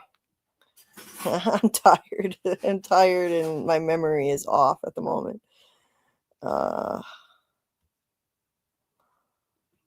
Okay, so let's continue. We've got the next scene is Boyd cussing out God in the church. He's extremely frustrated with this cicada entity menacing the whole town. And he says that if Khatri were here, he'd say that God moves in mysterious ways. He thought that you put him here. He thought that we were going to go into the woods like Butch Cassidy and the Sundance Kid. He thought that until the moment those things slit his throat. And what did he do with these last moments? He prayed. So you would know he never lost faith. And he's so angry about that. And it is cruel, what happened to Khatri. He thought that God brought him there, and this was all part of God's plan, and he was going to go off into the woods with Boyd on his trek. And they were there for a reason. They were put there by God. And even when he knew he was dying after the monster slit his throat, he did use his last moments to pray, which was, a really bittersweet thing. It was very tragic, and it was a beautiful moment. But Boyd is just so angry about everything that's happened, and so he's taking it out on God at the moment, calling God a fucking asshole, and he's a big bully, saying, "Are you up there somewhere having a fucking laugh?" And then he yells, "Answer me," and kicks the mailbox over. What an amazing performance, I gotta say, by Harold Perrineau in this scene. He's a world-class actor. Absolute amazing actor. And yeah, it's horrible blasphemy, the stuff that he's saying, but he's suffering so much. He's having a crisis of faith, which is understandable under these circumstances. And I will always have the theory that Khatri did not, in fact, hear the voice of God, that God didn't bring him to that horrible place, but instead it was the boy in white speaking to Khatri in his head and drawing him to Frumville, choosing him to bring him there, to bring other people hope and to use him as a helpful figure in town, as one of his helpful chess pieces, as I call them. And I just think it's just way too uncanny that Khatri heard the voice of God for the first time in his life the night he was about to jump off a bridge, which told him to get back in his car and drive. And 2 hours later, he was in Frumville. Come on. Now we saw in season 3 that the boy in white can reach out to the real world, to the outside world. He appeared to Tabitha on the street of Camden. And if he can do that, then he can definitely be a voice in somebody's head in the outside world. So I don't think that'll ever be confirmed. I think that's always going to have to be just an unproven theory, but I think the boy in white brought Khatri there.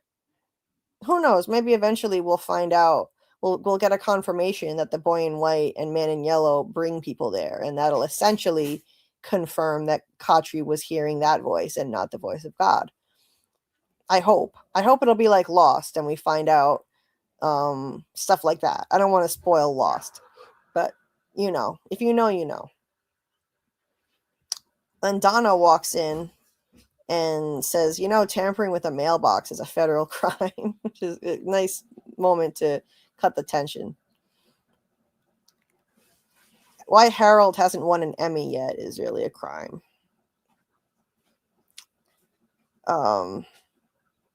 Michael says, yup, seems plausible. Boy in white saved Khatri to use him for good in Frumville.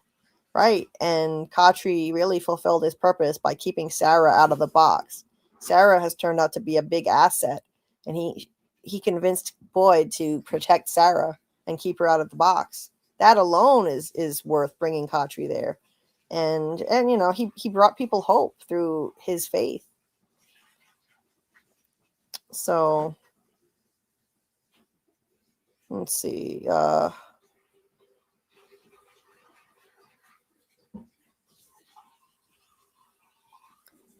Yes, Incognito.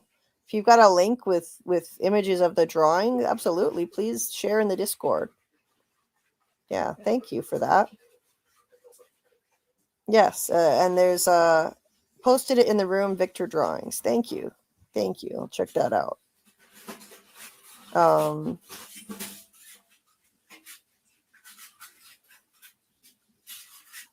Let's see. So Daryl says, when we get the answer of what Khatri was hearing, we won't be spoon-fed that this is what Khatri heard. We'll be able to put 2 and 2 together. That's how Griffin said they're going to answer stuff. Yes, exactly. That's what I think. That it'll be, we won't be spoon-fed, but we'll just be able to connect the dots in the end. Scarlet said the man in yellow shape-shifted into that post box. He's a mole. Man in yellow transformed into a mole. Now he's hiding in the mailbox. Blazing One says alcohol, and welcome. Blazing One says alcohol abuse is a villain in this show. It comes up again and again as a reason behind our characters' failures. I don't know if this is intentional to the storyline or a quirk of the writers. Yeah, that's a good point, actually. Yeah, it started with Frank. And his alcohol abuse. And good morning, Mark. Nice to see you. And Khatri was my fave character until he retreated stage left. But in a way, he's still with us, isn't he? At least they kept him around as a ghost entity. Unfortunately, he doesn't get nearly as much screen time as a result of that, but at least we still get him in the show, and we still have the amazing interactions between him and Boyd.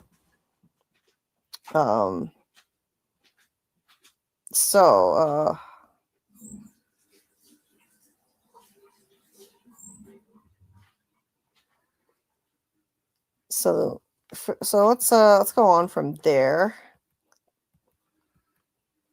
Christy is watching over Marielle, and Kenny visits her, and they sit by her bedside. He asks how she's doing, and Christy says she's getting worse. And then she says, "Is this how it ends? Ever since she walked off that bus, I actually allowed myself to believe that there was a plan to all of this, that there was something that we were meant to do there. There's no grand design. We're all going to die here, and all this would have been for nothing." Here's a really beautiful continuation of the theme. Loss of faith. Boyd was having a crisis of faith, cussing out God. And Katri believed that there was a grand design to all of this. But in the end, there was no... The plan that he thought that he was going to be part of, it didn't happen. Katri didn't get to be part of getting everyone home. He didn't get to go on the trek with Boyd and Sarah in the woods, and he died before his time. The grand plan Katri believed in wasn't there, and so this is a recurring theme in the show. And but the thing of it is, there is a plan. It's not God who's doing all this. It's two godlike entities exerting godlike powers, the boy in white and the man in yellow. And I think that these are our two entities that we're working with. And if they introduce anything else at this point, it's going to get even more convoluted and complicated than it already is. So I think this is what we're going to be working with. And there is a plan. They are being brought there for a reason. They just don't know who's doing it and why. They're being used like chess pieces. They're being manipulated by these two entities. They're being brought there by those entities. And they do have a plan. And Marielle was brought there for a reason. It was no coincidence. Christy was right about that. It's just it wasn't God who did it. It was, I think, the man in yellow, evil entity, screwing with them, bringing Marielle there, making Christy feel like she manifested it. By giving Sarah, quote unquote, permission to unalive Ethan, or try to. And Christy said, "Oh yes, hypothetically, I would do one bad thing to get to see Marielle again." And boom, Sarah does that, tries to do that bad thing, and Marielle shows up there. So it was to mess with them. That was the plan. It was to mess with them, essentially. So ironically, there's a plan. They just don't know who's actually making the plan and running things. And Kenny says, "My dad used to say, it's hard to see the sweater when you're only just a thread. All the people who get to go home, all the people who have gotten stuck here, maybe we aren't the ones who get to go home, but maybe what we did here makes it easier for the people who come next. Maybe we're the reason that they get to go home. Just because we're only a thread doesn't mean we don't matter." I really liked that. Kenny has great lines. The writers give him really beautiful lines. And it's hard to see the sweater when you're only just a thread is basically the same as the saying, you can't see the forest for the trees. It means it's hard to see the big picture when you're in the middle of things.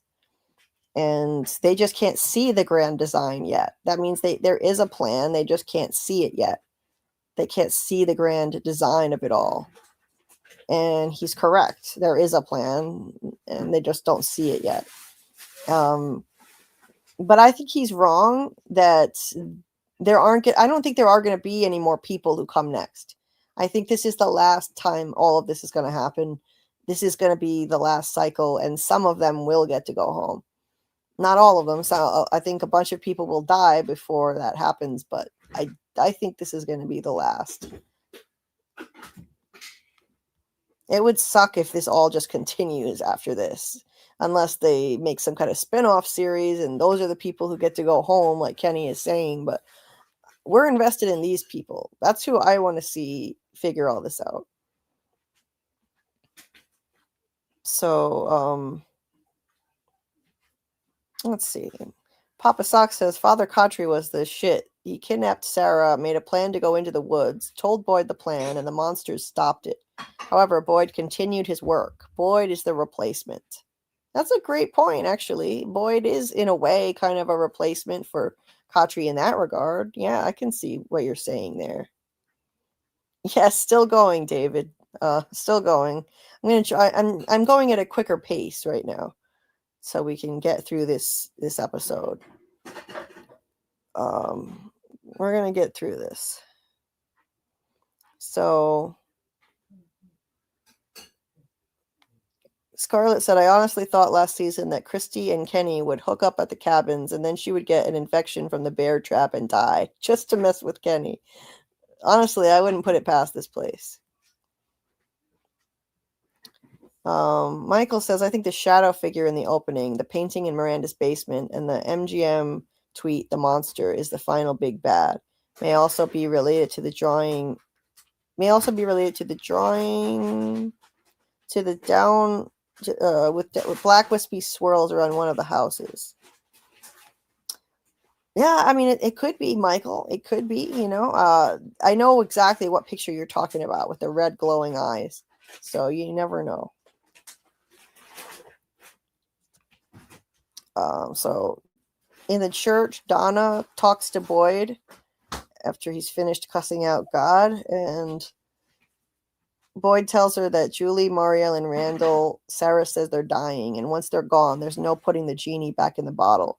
Whatever this thing is, it just waits for us to go to sleep, and then like Paula.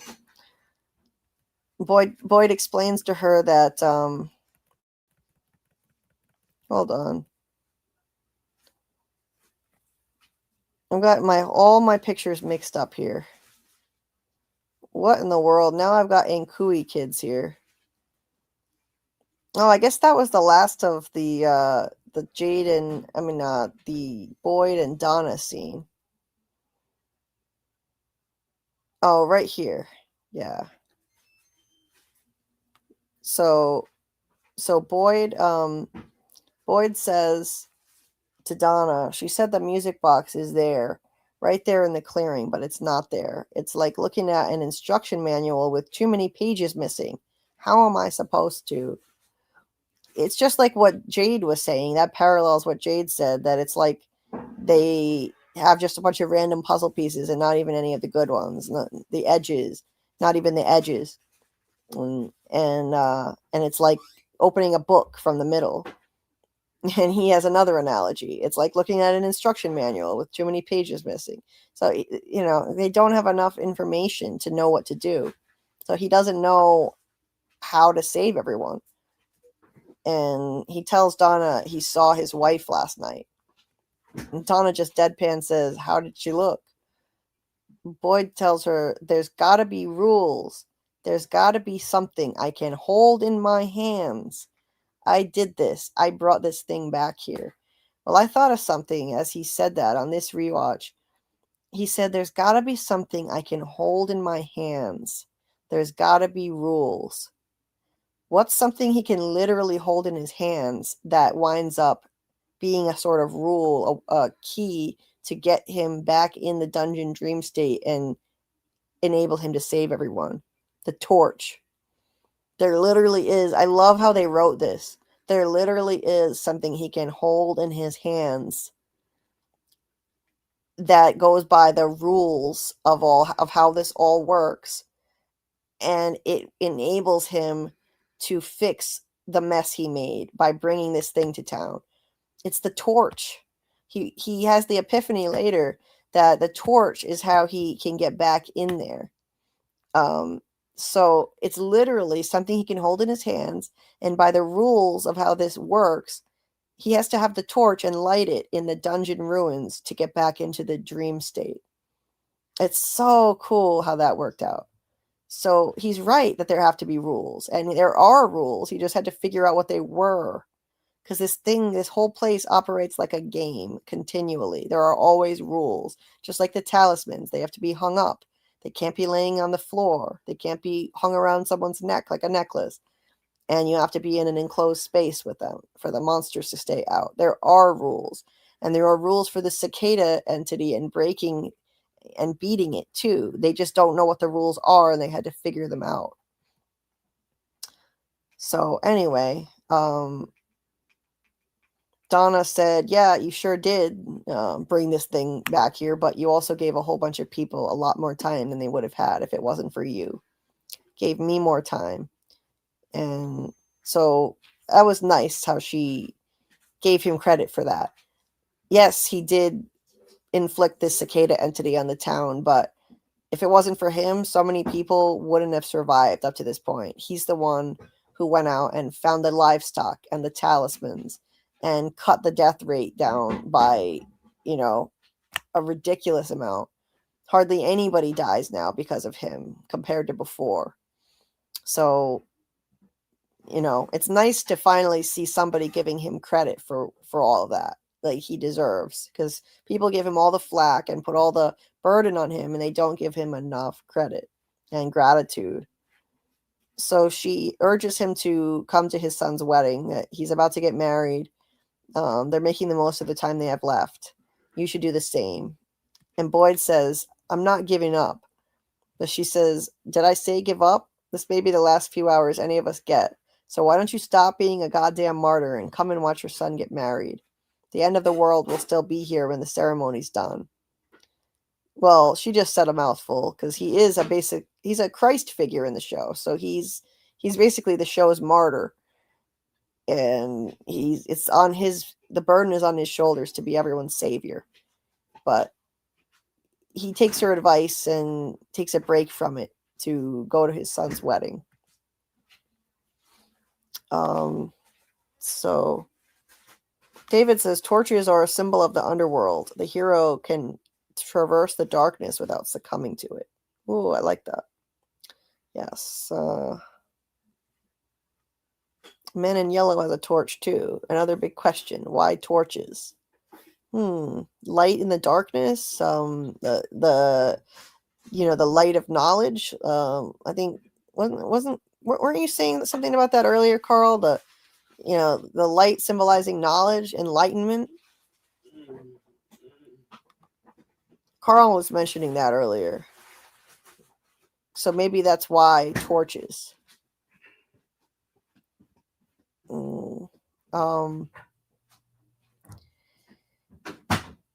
Carl is not feeling well at the moment. So hold on a sec. I'm gonna mute myself.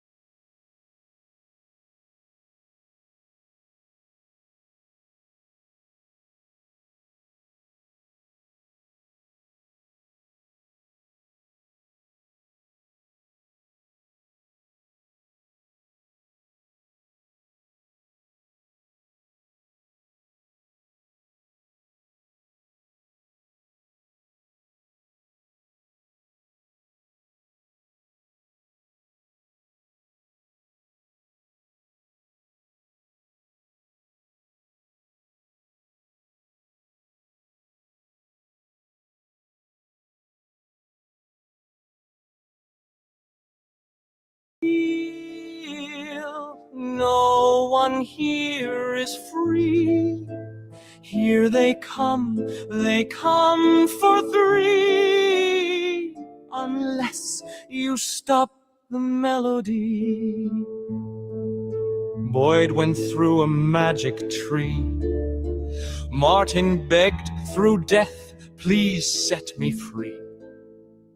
The cicada curse that Boyd brought back was an entity surprise attack. The town is stuck in a dark ballet, and a ballerina leads Boyd astray.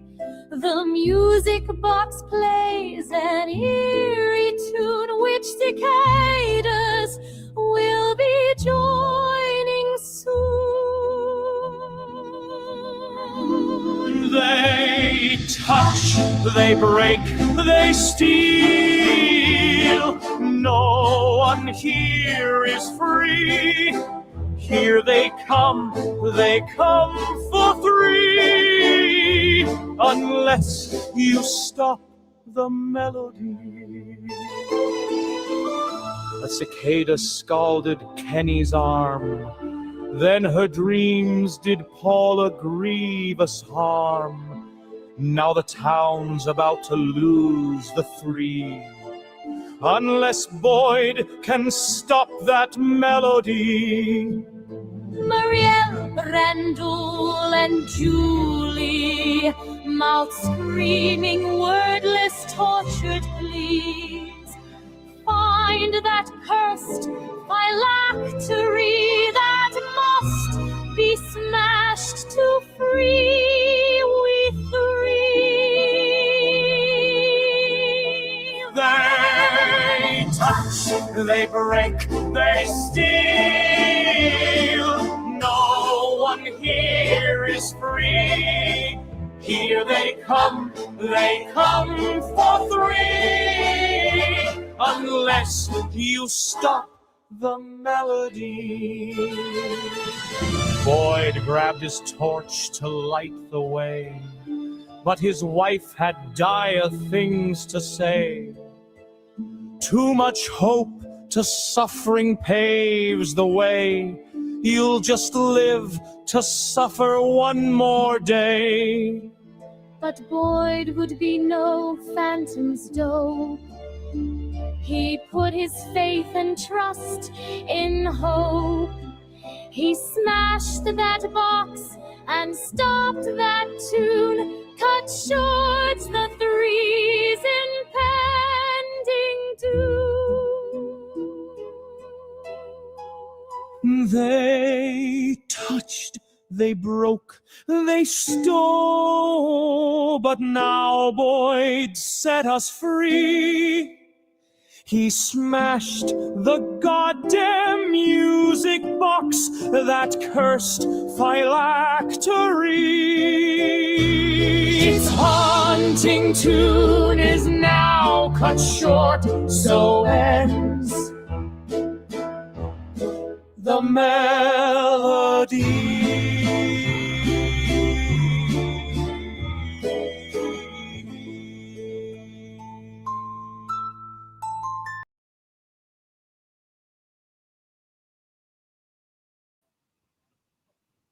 So that was Michael's song again. That's Michael's awesome song that he created. So we're good now. I'm gonna get back to breaking down the episode. Yeah, he's okay. Yeah, he's okay. He's just not feeling well, but he's okay. So yeah, yeah, good to know, Michael. I didn't know what random thing was playing after that. So moving on, we have Jade's scene in the cave, where this is where he stumbles upon the area where the Ankui cages are. And apologies for the screenshots not being as good as I would like them to be. These are the ones I took during the stream earlier. But Jade looks around and he shines his flashlight on the spots where the Ankui cages are. And then out of nowhere, the stones appear, and he sees the children laying on the stones, the Ankui children. This is the first time he sees the children. Before, it was just Tabitha seeing them. Incidentally, that one girl is a lot taller than the others. So they're different ages. They're one of them is a lot bigger than the others. I never noticed that before. Her feet are dangling off the edge. And so this is what an amazing scene. This is such an iconic vision of his. And they're all yelling Ankui and looking up. And when he looks up, also I love the visuals. I absolutely love the visuals of this. The aerial view of the sacrificial stones and the kids laying on them and Jade looking up. And interestingly, what was it that somebody said at the end of one, I think it was at the end of one season, Tabitha's looking up and seeing something. At the end of season 1, Tabitha lands in the cave and she's looking up. And at the end of this season, Jade is in the cave discovering something and looking up. Both of them land in the cave at the end of a season. Like their journeys are so parallel to each other.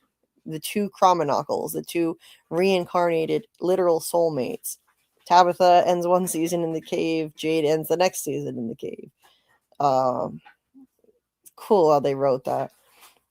So the kids, the ghoulish kids, are all chanting Ankui, and very creepy scene. Haunting.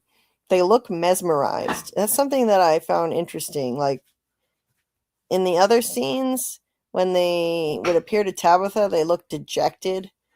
But in this scene, and they seem desperate for her help. Like the scene where they all mobbed her and grabbed at her, they were desperate for her help.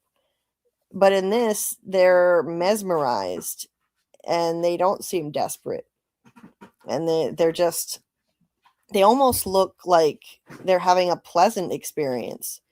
I swear, like they almost seem like this is a good thing. They're mesmerized. They're almost peaceful as they're just saying Ankui, Ankui. They're not screaming it in a brutal way.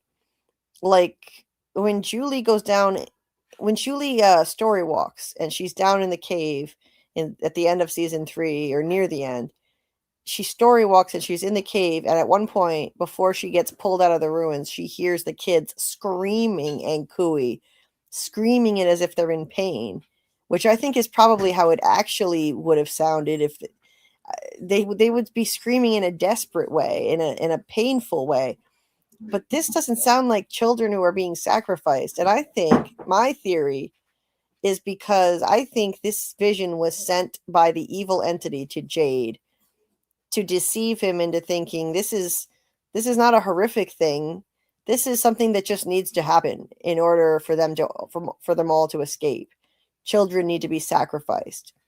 They all look mesmerized. They don't look like they're suffering in pain. Yeah, they look all screwed up, obviously. That's how they looked. They looked like they're severely vitamin D deprived. They grew up in the dark of the caves. But and they're filthy, but I swear they look almost peaceful, and they look mesmerized, like this is a ritual that needs to happen and Jade needs to do this. I've felt that way for a long time. I've had that theory for like 2 years, that I think that this vision was sent to him by the evil entity. And where are all the monsters when he's down there doing this? Why are there no sleeping monsters around? Because when Victor and Tabitha walked through this same area, there were monsters sleeping right there. There were monsters in the cave area where he is. And if you go back and look, that's where they were. Like when Tabitha, because where Jade is right now, I'll show you where he is. He shines a light and you can see 3 Ankui cages. Or 2 of them right there, sorry. Well, when Tabitha's down there, she sees those same cages and she goes up to one. A kid snarls at her and some sleeping monsters nearby start waking up because she gasps. Where are all the monsters? Why aren't they sleeping here now? I think it's because the evil entity cleared them out of there, got them out of the way to keep Jade safe, because the goal isn't to kill him. It's to break him as a person to the point where he's going to sacrifice kids. And I think it's because in the origin story, the evil entity is still pissed that Jade and Tabitha didn't participate in the sacrifice. They tried to stop it from happening. So this entity is trying to get him to snap in every lifetime and think child sacrifice is the way out. That's what I think that Christopher did with Victor and Eloise. That's why I think their mother told them to hide from him, that he was going to try to sacrifice them. And he was probably seeing the same kind of visions. Victor said he saw the symbol too, and he changed. He didn't make people laugh anymore. I think it's because he saw visions like this. And anyway, and once he was willing to do that and tried to sacrifice these kids, then the cycle is complete. The evil entity has won the game. It's convinced at least one of the original parents, Tabitha and Jade, to try to sacrifice kids. So the cycle ends right there and the board is wiped clean. Everyone gets massacred. That's how I think the cycle ends. Anyway, Jade looks up and he sees the symbol, this time in the roots. So this is where I think the symbol originated. That's why he's seeing it there. That's the origin of the symbol. It's the roots. It's what the children were looking at when they were being sacrificed. They looked up and they saw the roots. And there are different versions of it because the trees move, like Victor has said. And as the trees move, the roots have shifted. But in every version of the symbol, there are always 3 lines intersecting in a circle. And I really think the explanation is deceptively simple.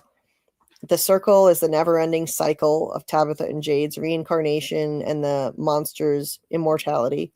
And the 3 lines are past, present, and future intersecting in that never-ending cycle. Because time is not linear due to story walking. So past, present, and future intersect, as we saw with Julie throwing the rope to Boyd, that bootstrap paradox. So yeah, I really think that it's as simple as that. It's the answer to what the symbol means. It's really very simple. And if you watch the German series Dark, there is also a symbol in that's deceptively simple as well and has a similar meaning. And it's also is a show that deals with time travel and bootstrap paradoxes. Anyway, so Jade, when he looks back down from the root symbol, everyone is gone. The kids are all gone, and he looks back up, and the symbol is gone too.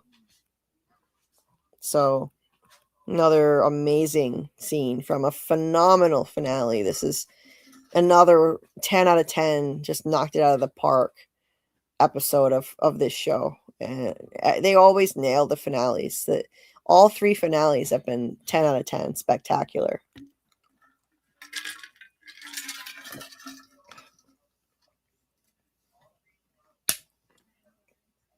Let's see.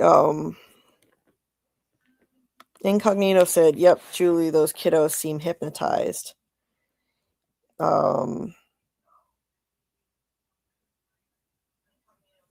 Let's see. Hey there, the mole 47. Yo, don't look now. It's JPDD. Hey, nice to see you.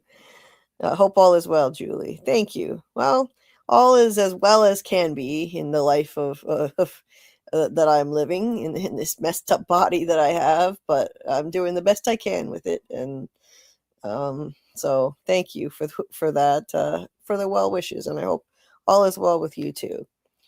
Michael says, see my pic in Discord if you get a chance. Screenshot at the tree in the finale. You can see it has one main trunk, but 3 large trunks above that. Like the 3 roots merged into one tree with 3 main branches. Oh, okay. Okay. I'll take a look at that. Absolutely. Thanks, Michael. David said they look like they grew up in moonlight. They sure do. The little kids. Absolutely. And good night, Scarlet. Feel better.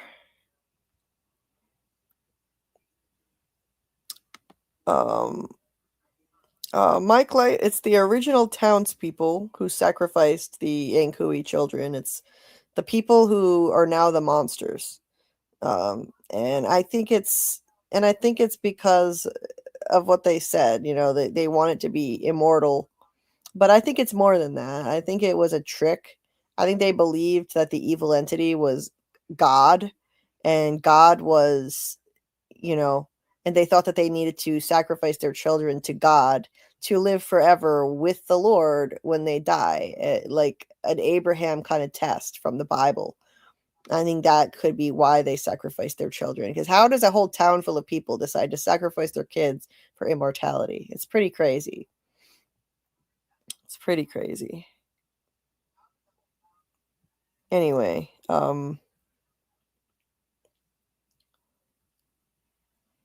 Incognito says, has someone thought about the cut leg of the ballerina on the music box?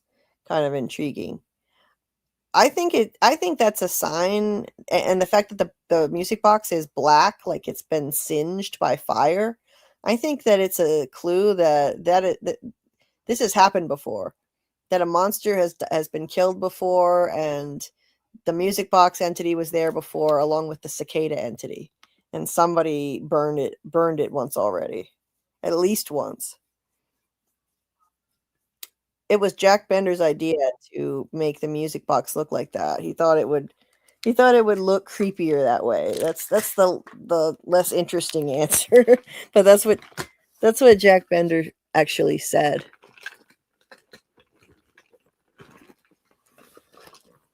Just a sec. I just got a notice from my Chromebook that it's about to die. So hold on, let me just plug it in. Okay. Yes, Daryl. At the end of seasons 1 and 2, both Jade and Tabby look up and discover something in the cave. Because Tabby, I just remembered what Tabby discovered. It was the fact that the wires are not connected to anything. At the end of season 1, she was in the cave and she looked up and the wires were just dangling there. So they're not hooked up to anything, and yet somehow all the electricity works. And in this, Jade discovers the symbol. So it is cool. It's cool how they did that. Michael thinks the broken leg on the ballerina could be a metaphor for a malfunctioning body, like Boyd's oncoming Parkinson's, which will eventually incapacitate him. So perhaps kind of mocking Boyd's oncoming disability with the music box and with a ballerina who has perfect body control. Oh, Michael, I never thought of that, but that's really interesting. And I think that could be, actually, yeah. I like that idea. David says, my question is, hold on. Why wouldn't Jade want to find the position of the symbol from above and look down? That would have been the first thing I would have wanted to do. Good question, actually. I don't know. That's a really good question. That hadn't actually occurred to me. Mark says Michael's song was great and it helped me make an omelet. Cool. I'm glad that you enjoyed it. So you got an encore of that. Papa Sock says, so Julie, this is not the sacrifice then, correct? This is them giving their hopes into the roots. Oh, that's a good point. Maybe that's why they looked peaceful. This is the moment when they were putting their hope into the roots, and then the roots became the tree, and the tree became the roots became the symbol, and the symbol became the tree. That's what we were told in season 3. Yeah, that could be why they weren't looking upset, and they were just pouring their hope into the roots. That's a really interesting point. Okay, yeah, I like that, Papa Socks. Okay.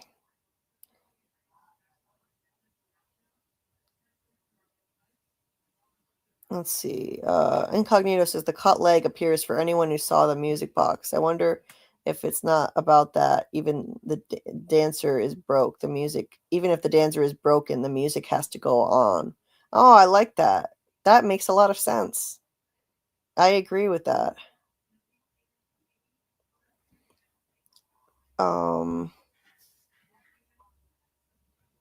7 sacrificed could be 7 archons. They trap the kids in cages because the kids are the evil. Or 7 liberal arts, pillars of wisdom that pour out their hope. 7 stars chased by the hunter Orion. Nice, David. This right here, the kids on the slabs, is what's depicted in that drawing of the rectangle in the middle of black creeping inward, with a person in the middle of the rectangle. In my opinion, it's a kid on one of the stone beers. What drawing is that, Michael? Also posted the various shadow figure pics we've seen, which I think may be the big bad. Okay, cool. They're staring at the symbol, which shows an alignment that I think definitely has some astronomical significance. I'm 50-50 on the kids being innocent / evil. That could go either way. Well, that's an unusual point, David. Recon says, I'm 50-50 on the children needing to be saved or being a distraction. That's another interesting point. Kind of the same thing. Yeah. Is it possible? Because in the new trailer, Tabitha her voice is saying, saving the children is how we all go home. But that's just a clip of her saying, what if saving the children is how we all go home in season 2. That's taken from that. We don't know that for sure, and she doesn't either. So that's a good point. Are we still live? OMG. Yeah, we still are. Getting close to the end, finally. Oh my god, we need to wrap this up. 83 likes. Thank you, guys. Please hit the like if you haven't already. Daryl says, I believe that theory, Julie, about why they sacrificed the kids. Oh, we agree on something, Daryl. Great. Yes, I think that it could be an Abraham-like test that they thought they were being put to, but surprise, it wasn't actually God. And so God didn't intervene like he did with Abraham in the Bible and tell them, no, don't sacrifice those kids at the last moment. And they actually did it. They went through with it.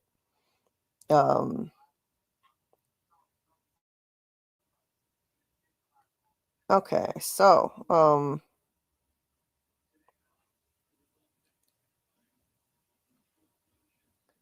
Lexi says the smiling monsters like what they are. They have no regret for the immortality. It seems like they just are soulless at this point. The evil entity is like making them smile, I think. I got your root right here.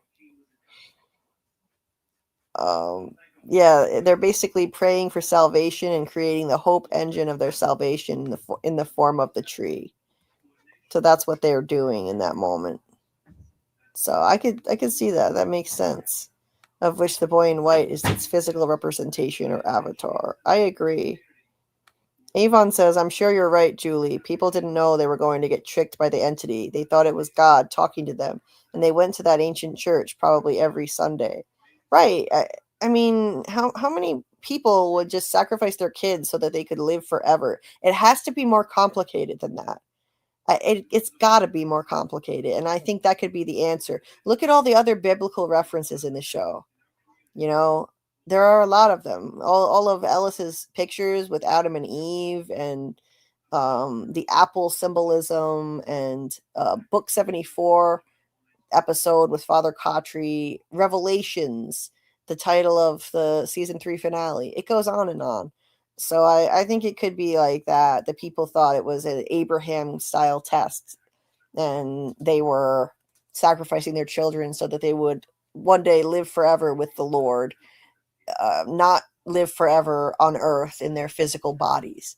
I think that's what they might have actually been sacrificing their kids for. And maybe they thought that God would stop them at the last moment, like he did with Abraham in the Bible.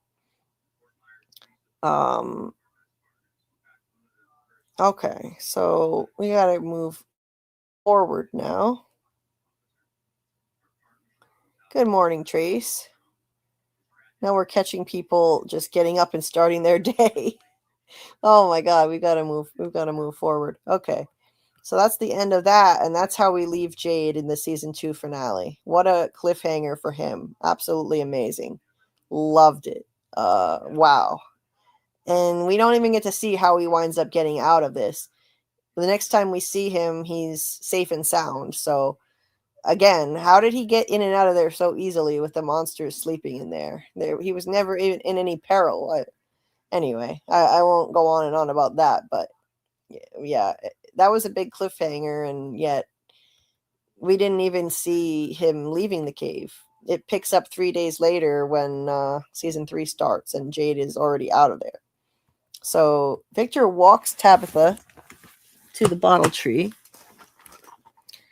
And okay, he walks her to the bottle tree like he once told his mother that she needed to go to, that the boy in white said Christopher needed to go to the tree to save the children, and that's how she wound up going because of him.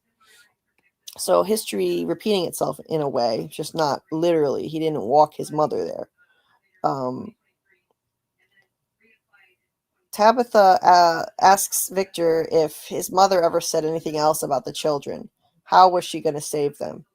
Victor says, I don't know. All she said was they needed her. He says, it should be right here. And he's like, no, these trees weren't. She says, hey, this was a long time ago, Victor. Maybe we took a wrong turn. And that's actually before they get to the bottle tree. So they're looking around for the tree. I was jumping ahead a bit with the pictures. But then they hear the bottles clinking, and they follow it and find the tree. She asks who put the bottles there, which is a great question. That's a mystery. We don't know how the bottles got there. I suspect the bottles were just manifested there. I do think that the spirits of the dead people, the people who die there, are trapped in those bottles.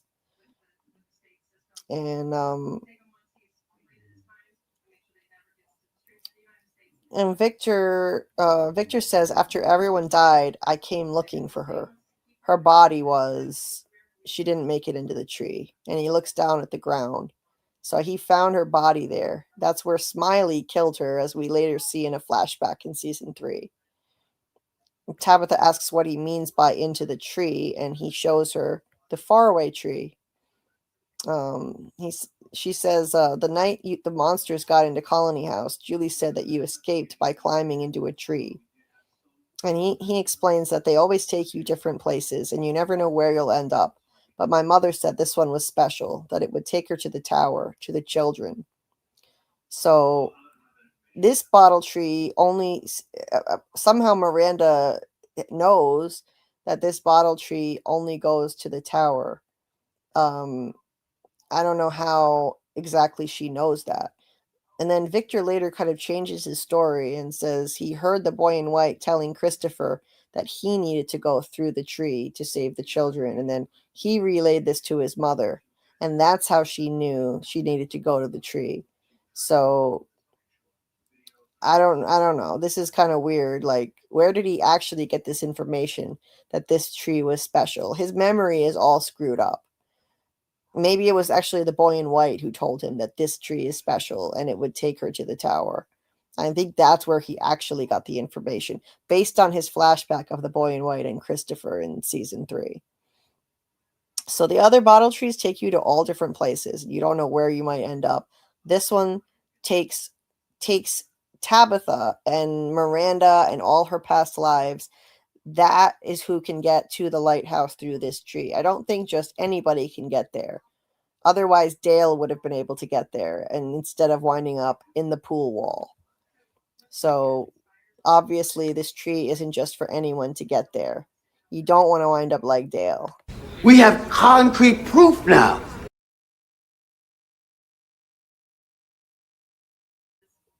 You don't want to end up like Dale and be concrete proof.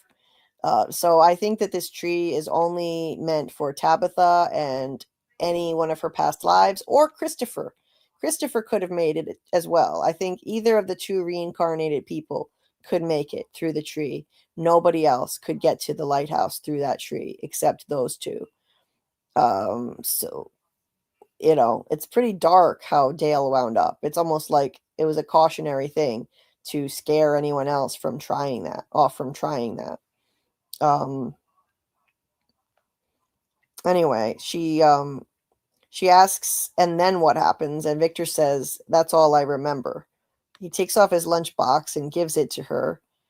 He's packed some snacks in it and wrapped up a drawing.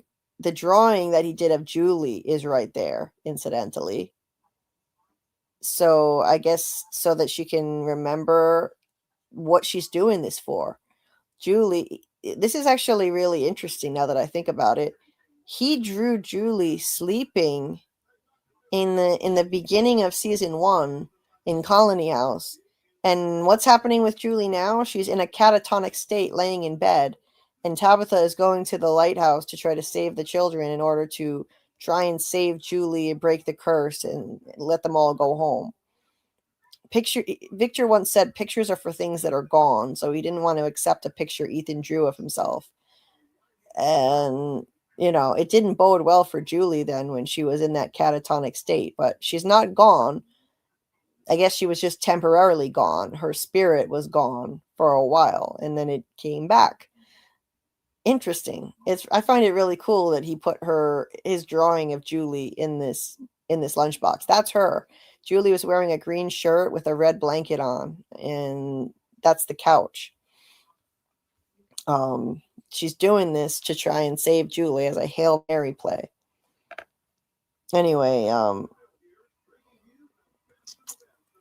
so she asks if it hurts to go through, and he says, no, it's just like walking through a door.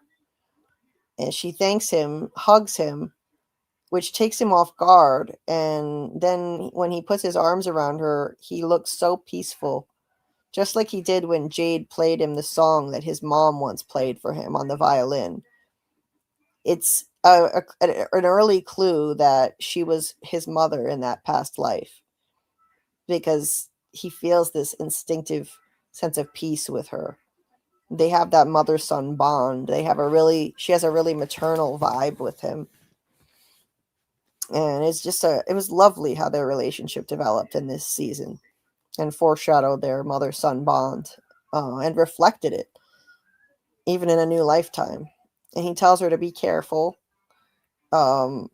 She gets into the tree and disappears and emerges in some woods near the lighthouse. Once again, no sign of any water anywhere. I don't see any water. Lighthouse with no water, just like a motel sign and a pool with no motel. She looks up and there's this gigantic lighthouse tower. Absolutely gigantic. So we're coming close to the end now.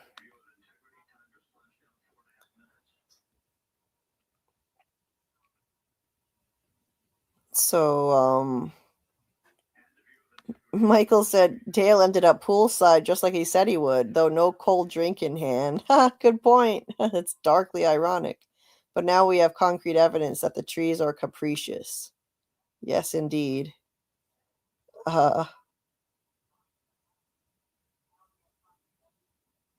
So Michael said, in my opinion, this scene is showing that the trees have been slowly moving, so his step count is off. Yes, that's right. So it's in a slightly different place than when he was a kid. Yes, he gets confused because he said the tree should be here, and his step count is off because the trees have been moving. And Karl agrees with that. Yep, like they overshot it or something because the tree has gotten closer.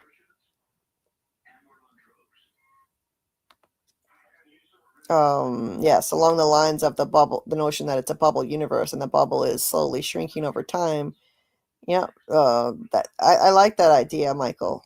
That it's like a deflating balloon. Maybe as the hope that sustains the place slowly runs out and the place shrinks like a deflating balloon with everything else getting closer, like dots on the surface. That's really cool. I like that. I like that. Jade used the string so he wouldn't get lost and there were no monsters in that part of the cave that he went through. Yeah, but isn't that kind of convenient, Daryl? Think about it. That was crawling with monsters last time in that part of the cave. Crawling with them. So there should have been monsters over there. They were there last time. So okay. Can it all be a matter of perception? Sometimes you think something is far when it wasn't. Yeah, maybe, Incognito. I'm starting to trip over my words. Anyway, so from there, we have Ellis and Fatima's wedding scene. I'll just go through that really fast. Donna brings Fatima in, surprises her with the decorations and Dreamcatcher right there in the window. Theme of dreams coming up again, and yet another dream catcher. Ellis says, "You're always saying this view makes even this place look like a dream, so I figured, is this okay?"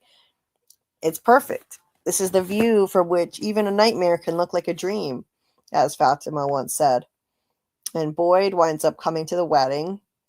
Donna officiates. He walks Fatima down the aisle. And Fatima says, "My father had a saying, life is a journey through the unknown, and though your eyes and your mind may sometimes deceive you, your heart will never lie. My heart's belonged to you since the moment I met you. You're the love of my life for as long as that may last." So, I had a picture of Fatima, but it disappeared from here. Anyway, I think that's a theme of the show. Though your eyes and your mind, so life is a journey through the unknown. That's what they're on in this place. And though your eyes and your mind may sometimes deceive you, your heart will never lie. There's all kinds of deception, illusions in this place. Your eyes and your mind may deceive you, but your heart will never lie. That's really good advice to follow for them in this place. And Alice says, "There's been so many times here that I felt like I was stumbling through the dark. But each and every time, you were the light that guided me through. You are my home. You're my light in dark places." Beautiful, a beautiful metaphor.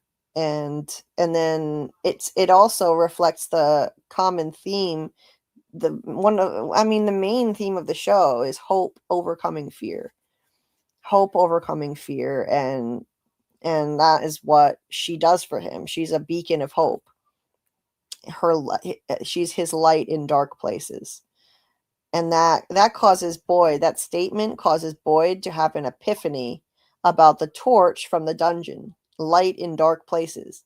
And then he excuses himself and heads out to get that torch. He realizes that might, because the torch was in the dungeon dream state, and it might have been how he got out of it. That might be how he gets back in.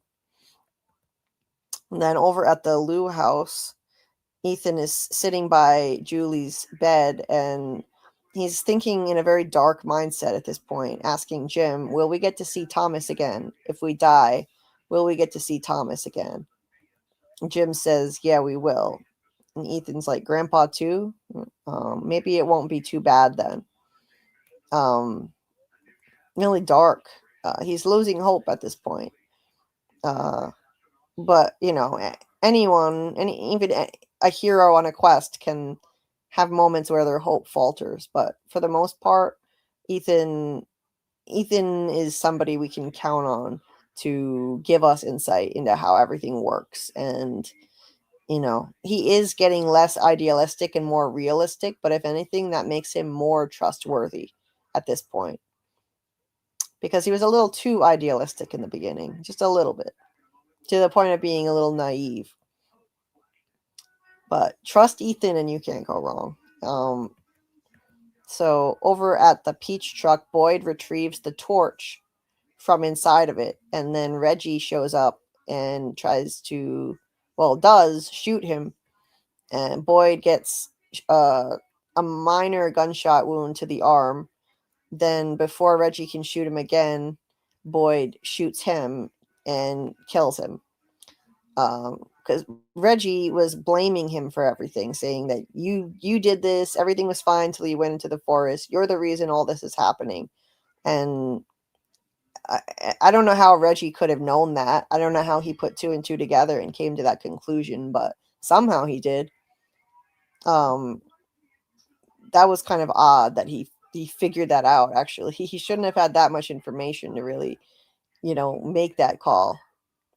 But Boyd makes his way to the ruins and lights the torch, and just like that, he's back inside. So it's just like Boyd said to Donna earlier. He said, there's got to be rules. They're so used to there being rules to this place, the way that the talismans work with the monsters. And there are rules, even to this new threat. They just needed to figure out what they were. He said, there's got to be rules. There's got to be something I can hold in my hands. And what does he have? He literally has something he can hold in his hands that follows rules. It's this torch, and that's how he gets back in. Brilliant writing. He's back in. He sees once again on the floor, there's the music box. That's what Sarah was hearing in that spot. She could literally hear into the dream state, which, wasn't even in their space, in their time and space, but she could hear that. Sarah has incredible power to be able to hear that, incidentally. Think about that. This dream state probably is in the distant past, and Sarah can hear that. She heard the music. She knew it was there in that spot. They just couldn't see it, and now they can. Now Boyd can, I mean. He finds Julie and Randall and Marielle passed out, hanging from the chains, all 3 of them. And there's Abby saying, Boyd, now hold on a sec. Before I get to this last bit right here, just give me just a moment.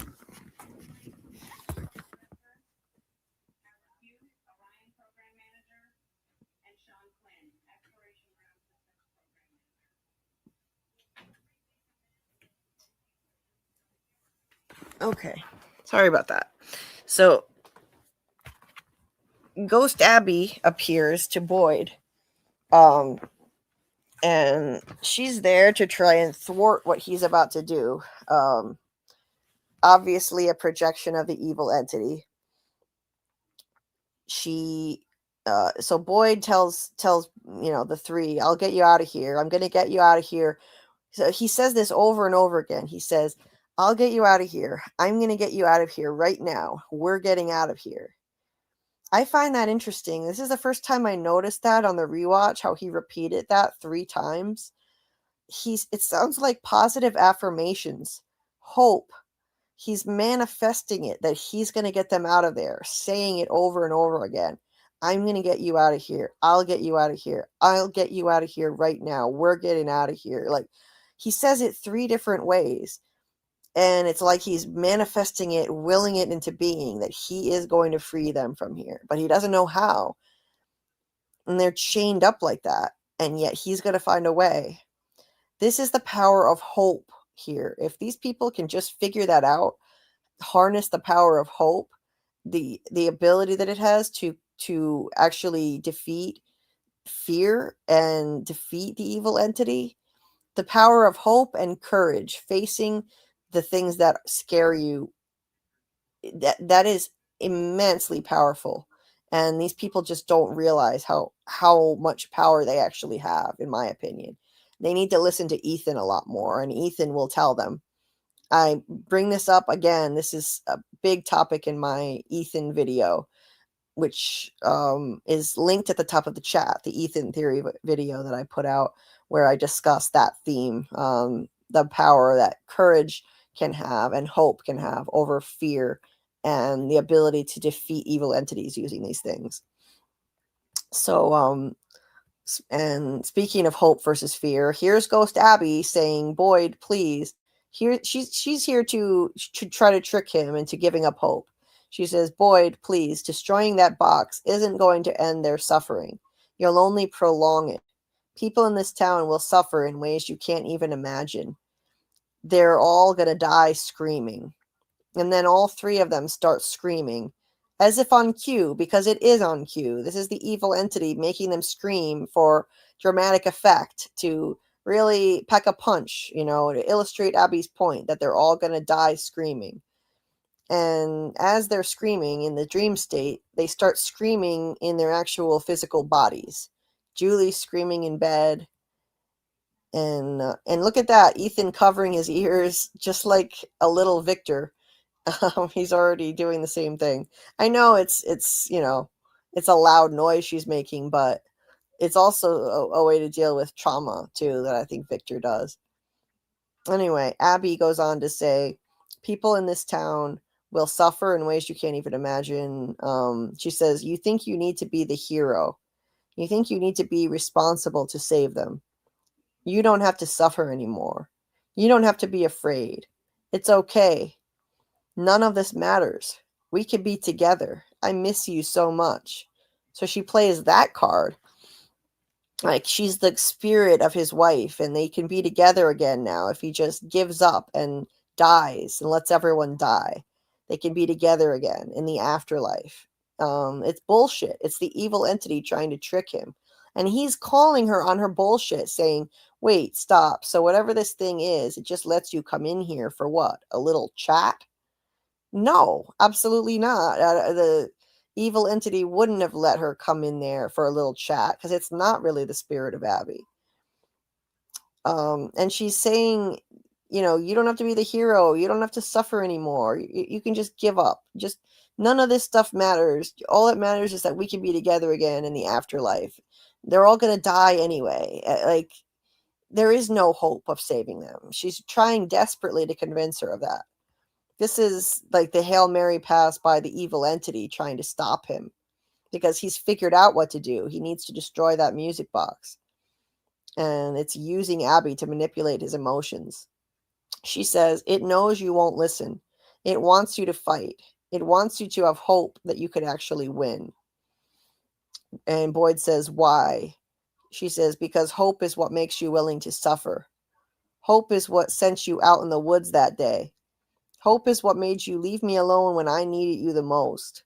It's not your fear that feeds the forest, Boyd. It's hope. That's a crock of bullshit. It's not.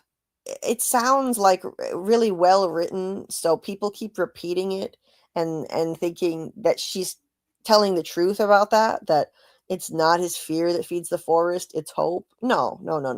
It's his fear and his suffering. It's the loss of hope that's the suffering. That is where that comes from, and it's from loss of hope, not hope itself. Hope is what they need to hold on to. That's an ongoing theme of the show. Frank had said that if he had just held on to hope that one day he'd have more Christmases outside of that place with his family, then, maybe that would have happened. He would have been able to make it to that point. But he gave up hope and started drinking too much, and his family wound up dead. Maybe if he hadn't neglected them, they would still be alive, and they'd still be able to get out one day and have another Christmas together. His lack of hope is what broke Frank. So that theme keeps coming back, hope versus fear. And hope is what they need to hold on to, not give up. And she's trying to make him give up hope. He refuses to do that. His biggest fear is that everyone is going to die and it'll be his fault. He's going to fail everyone. But he confronts his fear. He does what Ethan has said people need to do, and he faces his fear. He looks over at them screaming, and he faces his fear. He looks at the music box, and he chooses hope over fear. He chooses to believe that he can still save them, and he smashes that thing. That's him choosing hope. That's him facing his fear that they're all just going to die anyway and he's going to fail. He faces it and he smashes the music box. He rejects what she has to say. And as a result, he defeats that cicada entity and saves the town. Frees Julie, Mariel, and Randall from the dungeon dream state. And that we could take the lesson from that Boyd needed to do this. He needed to reject the politics of fear, the evil entities, fear-mongering. He says a definitive no to Abby. He lights the music box on fire and stomps on it, choosing hope over fear. And it works. They all wake up. Julie wakes up, Marielle, and Randall. So,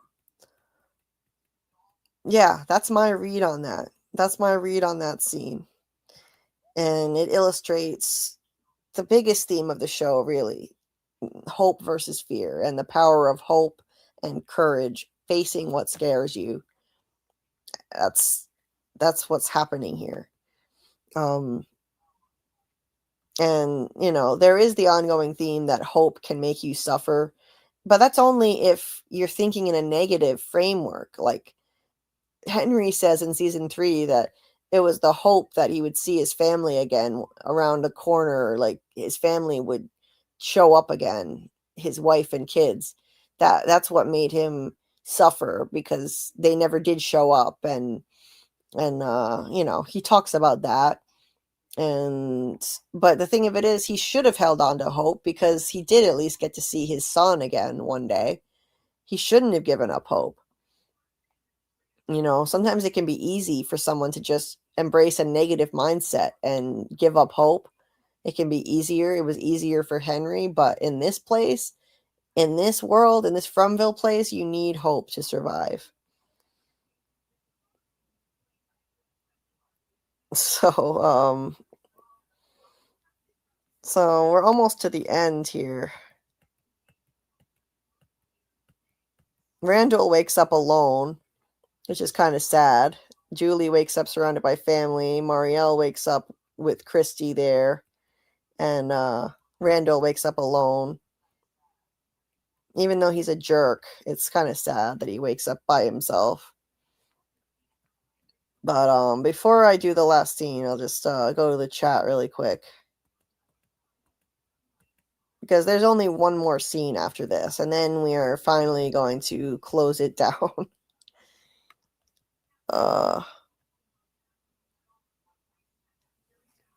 Let's see.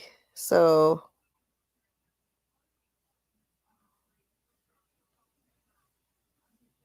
hey, good morning, Zap. Nice to see you. Recon said Reggie doesn't deserve any rest or peace. Ouch. Because Terrell said rest in peace, Reggie. Oh, that's funny.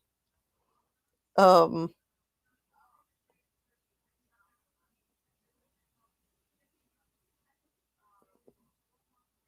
logic of this place is not the same of the real world. That's true, Incognito. Michael, too much hope to suffering paves the way. You'll just live to suffer one more day.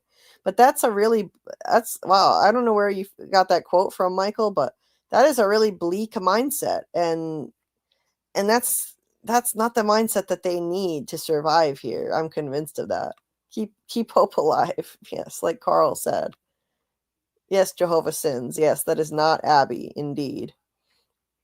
7-hour live stream. Almost 8 hours now, Recon. I said I wasn't going to do that anymore, and I didn't mean to. It got out of hand tonight. I got to get this under control. We've got to stop doing this. Starting with the season 3 rewatch, we have to cut back this time amount, because I have to have time to do other things. Anyway, Lexi says, Boyd will tell his new ghost that he's done with his old one, and now he's the only ghost in his life. So Boyd dumps his wife for his priest. Am I right? Good one. A 7-hour stream. Oh, yeah, you're a beast, Julie, in the good sense, you know. Thanks, Incognito. Incognito said he didn't want Abby to touch him. He was afraid of being tempted. Good point. Yes. Yeah, he kind of backed away from her because he didn't want to be tempted to actually give in and just die so he could be with his wife again. Evil Abby is evil. Yes, indeed. She is evil AF.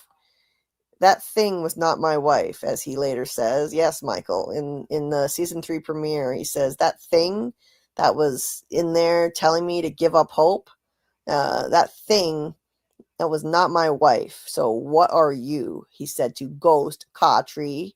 That's a hint that he recognizes that Ghost Khatri is also an entity. Now, whether it was sent by the boy in white or the man in yellow, I'm not 100% decided on that. But I do think it's an entity, and that was a clue, the fact that Boyd questioned that. Why would he question that of something that's a figment of his imagination or him talking to himself? He wouldn't say, what are you, to Father Khatri, or Ghost Khatri. Anyway, yes, he says that to Ghost Khatri later. That's right. Manifest. Julie pain-free. Julie pain-free. Yes. Yes, from your lips to God's ear, Carl. Let's manifest that, please. Manifest health and health and wealth. Health and wealth. If only it worked that way in real life. Let's just manifest everything that we want. Daryl says, fuck you, fake Abby. I will never give up on Sarah. Michael, Boyd rejecting the devil's temptations, kind of like Jesus or whatnot. She's not. Yeah, Michael says she's not wrong. It is hope that feeds the forest. She's simply trying to spin it in a nihilistic way rather than a hopeful way. As if hope leads to suffering. She wants him to give up on hope. But like Henry says, the people held on to hope, and when hope ran out, they held on to each other. Yes, exactly. They need to hold on to hope, and sometimes they do run out of hope, and then they hold on to each other. That's how they survive in this place. Henry says that that's what Miranda told him about that place.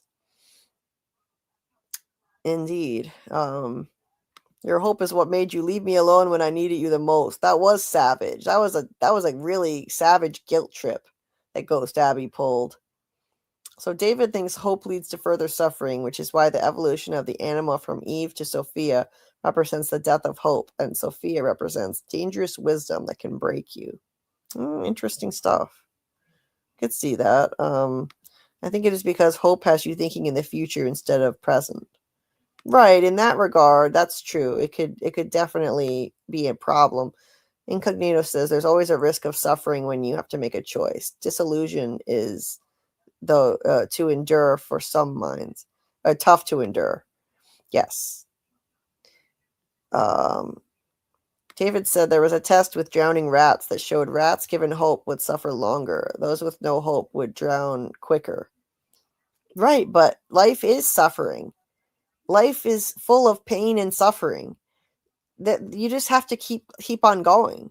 You have to keep swimming. You have to keep on trying not to drown. That's living. That's my life. I'm living in a body that's racked with pain 24/7, and I have no choice but to just keep going. Life is full of all kinds of suffering, but you just have to keep going. And Abby was just trying to get him to give up on life, essentially. Carl said, I'll grab my Julie. You get a hold of Sarah, Daryl. Everybody else grabs somebody. Yes, because when you run out of hope, you hold on to each other. That's right. Incognito, and the entity is trying to bow their will to prevent them to be brave. Agreed, Julie. Yes, thank you. Hope keeps you alive. It can also prolong suffering. Double-edged sword. Yes, David. Yes, exactly. Lexi says, I'm grabbing Christy and Jade with a Boyd wrapped around us. Good morning, Javon Keys. We did it again. I said I wasn't going to do this anymore, but this was an all-nighter. When I said in Tony's chat last night that I was going to be doing another all-nighter starting at midnight, I didn't mean it literally. I didn't actually plan on doing that. It's just kind of happened. But what can I say? We were talking about a masterpiece finale here, and an excellent penultimate episode too, I have to say. It was better than I was giving it credit for, because I was just focusing on the scenes I didn't like in the beginning.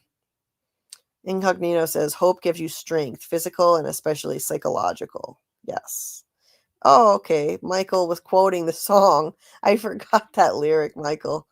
Sorry, my pain made me forget. His wife had dire things to say. Yes. Season 2 is the best season, so of course the stream is lasting longer. Well, Daryl, this season is excellent, so you got me there. I don't think it's the best one, but it's superb. Every season is superb.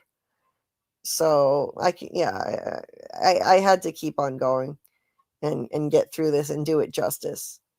Chris says Jade looking to adopt more kids. Jade looking to adopt more kids. Oh yeah, the Ankui kids. Jay says, good day, 10 more to go and 3 more episodes tonight. Oh my god, Jay, don't remind me. We've got a mammoth task ahead of us. Tonight we're diving into 3 more episodes. And somehow I got to do this in under 8 hours. God help me. I'm going to have to go to the chat less often tonight, I'm afraid. And I'm sorry in advance, but it's the only way we're going to get through 3 episodes in a way that will also still be taking care of myself. So we're going to have to approach it more like a podcast tonight, where I go to the chat a little less often and read less messages just so we can get through this. Yes, Daryl, season 3 starts off with a big bang. Indeed. It's wild. I just rewatched the first episode and it is crazy. It was an amazing premiere. And yes, Michael, the magic tree was empowered by hope. So the helpful side of things, the boy in white side, the side of the children, it's powered by hope. The magic bottle tree was, it was created by the hope of the dying children. Michael says, so presumably runs on hope, hence feeds on hope, just not in a nihilistic way. Oh yeah, you're right. So like you're saying, like, in a way, Ghost Abby was right that hope feeds the forest. It feeds on hope, just not in a nihilistic way. Yes, the magic tree. I agree with you on that. The magic tree runs on hope. Hey there. I can't pronounce this name, but welcome. Man in Black did same shit in Lost. He could shapeshift to people who died on an island. So same people made this show. Yeah, I know a lot of people are thinking that maybe the Man in Yellow entity is now like the Man in Black and is shapeshifting into dead people. And honestly, it's looking that way. I really think that's what's going to happen. Yes, 7 days and 16 hours to go until we get the premiere of season 4 of From. Mark says, if I didn't have hope in traffic lights, I would never cross the street. Good point. Well said, Mark. Kids looking for Kool-Aid Scarecrow Man. Oh, kids like looking for Kool-Aid Scarecrow Man. Yes, Chris. Maybe the kids are looking for the crows. Yes. Monsters are out on a coffee break. Yeah, maybe that's where the monsters were when Jade is in the cave. You must be behind on the stream, Chris, and watching the... He probably can't even hear me right now, but he's probably watching the part where Jade was in the cave. Yes, Lexi, I do need to catch some Z's soon, and I will, because we have one very brief scene, and then I'll be done. Lexi's got to go now. Happy to have caught this. Thank you for prolonging this today. Well, you're welcome, Lexi, and thank you for being happy about it and appreciating it. Thank you. That makes me feel good. And this commenter says, one episode is called Merrily We Go, so that got to be about the merry-go-round, or y'all know that already. Know that it's that ad is me. Yeah, it could be something to do with the merry-go-round. That's an interesting idea. And I love the merry-go-round. I think it symbolizes the endless cycle that they're all trapped in. it started with children. It started with the sacrifice of children, and it's symbolized by the merry-go-round, a children's toy that goes around in circles. It's genius, really. It's highlighted a lot in the show for a reason. Chris said, I fell asleep on the stream, then I wake up on the stream. Good morning. Good morning. I'm having deja vu to From season 3. This happened a lot.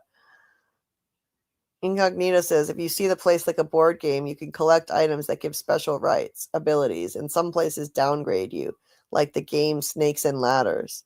Yes, indeed. And this torch operates like a game piece that enabled Boyd to get into this special space. Let's see. Yes, Daryl, in season 3, Victor says the monsters have moved when he goes through the cave with his dad. So they don't always sleep in the same place. That's a good point. Incognito says, yes, thank you for extending it. I'm glad I could catch it.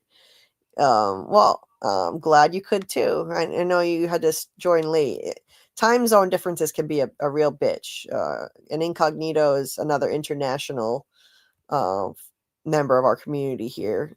So it can be tough to catch these. And I know it's going to be tougher, and I'm sorry in advance to the awesome international people who've joined the community, because when we do season 4, I am going to try my best to start the streams around 10 p.m. Eastern time and 10:30 p.m. the latest Eastern time. So it is going to be a bit tougher for the international folks to catch it. Like over in Europe and Australia, it might be easier because it'll be later in the day. We have a bunch of people from Australia. Okay, so last scene. Ethan sees Julie wake up. Ethan is happy again. Yay. I don't like sad Ethan. Actually, we have 2 more scenes. Damn. Okay, well, we're almost done. So Boyd lands back in the ruins. It doesn't show how he does it, but he basically he probably just walks through a doorway and winds up there again. When he extinguishes the torch, he's back. And he yells to the entity, you don't break me. You hear that? You don't fucking break me. Peak Boyd. That is my favorite. That is my favorite Boyd line, I think, ever. You don't fucking break me. And that entity is never going to break him. He'll come close, but he will never break. Mark my words on this. He's not going to break. He's going to be pushed to his breaking point many times, but he is not going to break. But these words later come back to haunt him, though. In the season 3 premiere, the monsters repeat them back to him. You said this place couldn't break you. That's what you said. Let's see. And then they make him watch while they torture Tian Shen to death. So, yes, there's clearly some omniscient entity that sees and hears people wherever they are, because he is out in the middle of nowhere in the woods. And this entity hears him and speaks those words back to him through the monsters later. Of course, the monsters could have been in the cave right below him if the cave extends that far, but I think it's the evil entity seeing and hearing things. It also saw Khatri bury his candy bar bag in the middle of a field, and Sarah was later able to draw that candy bar wrapper. So, and it knew that Tabitha was digging in the basement, the evil entity. So, this is more proof that it's omniscient.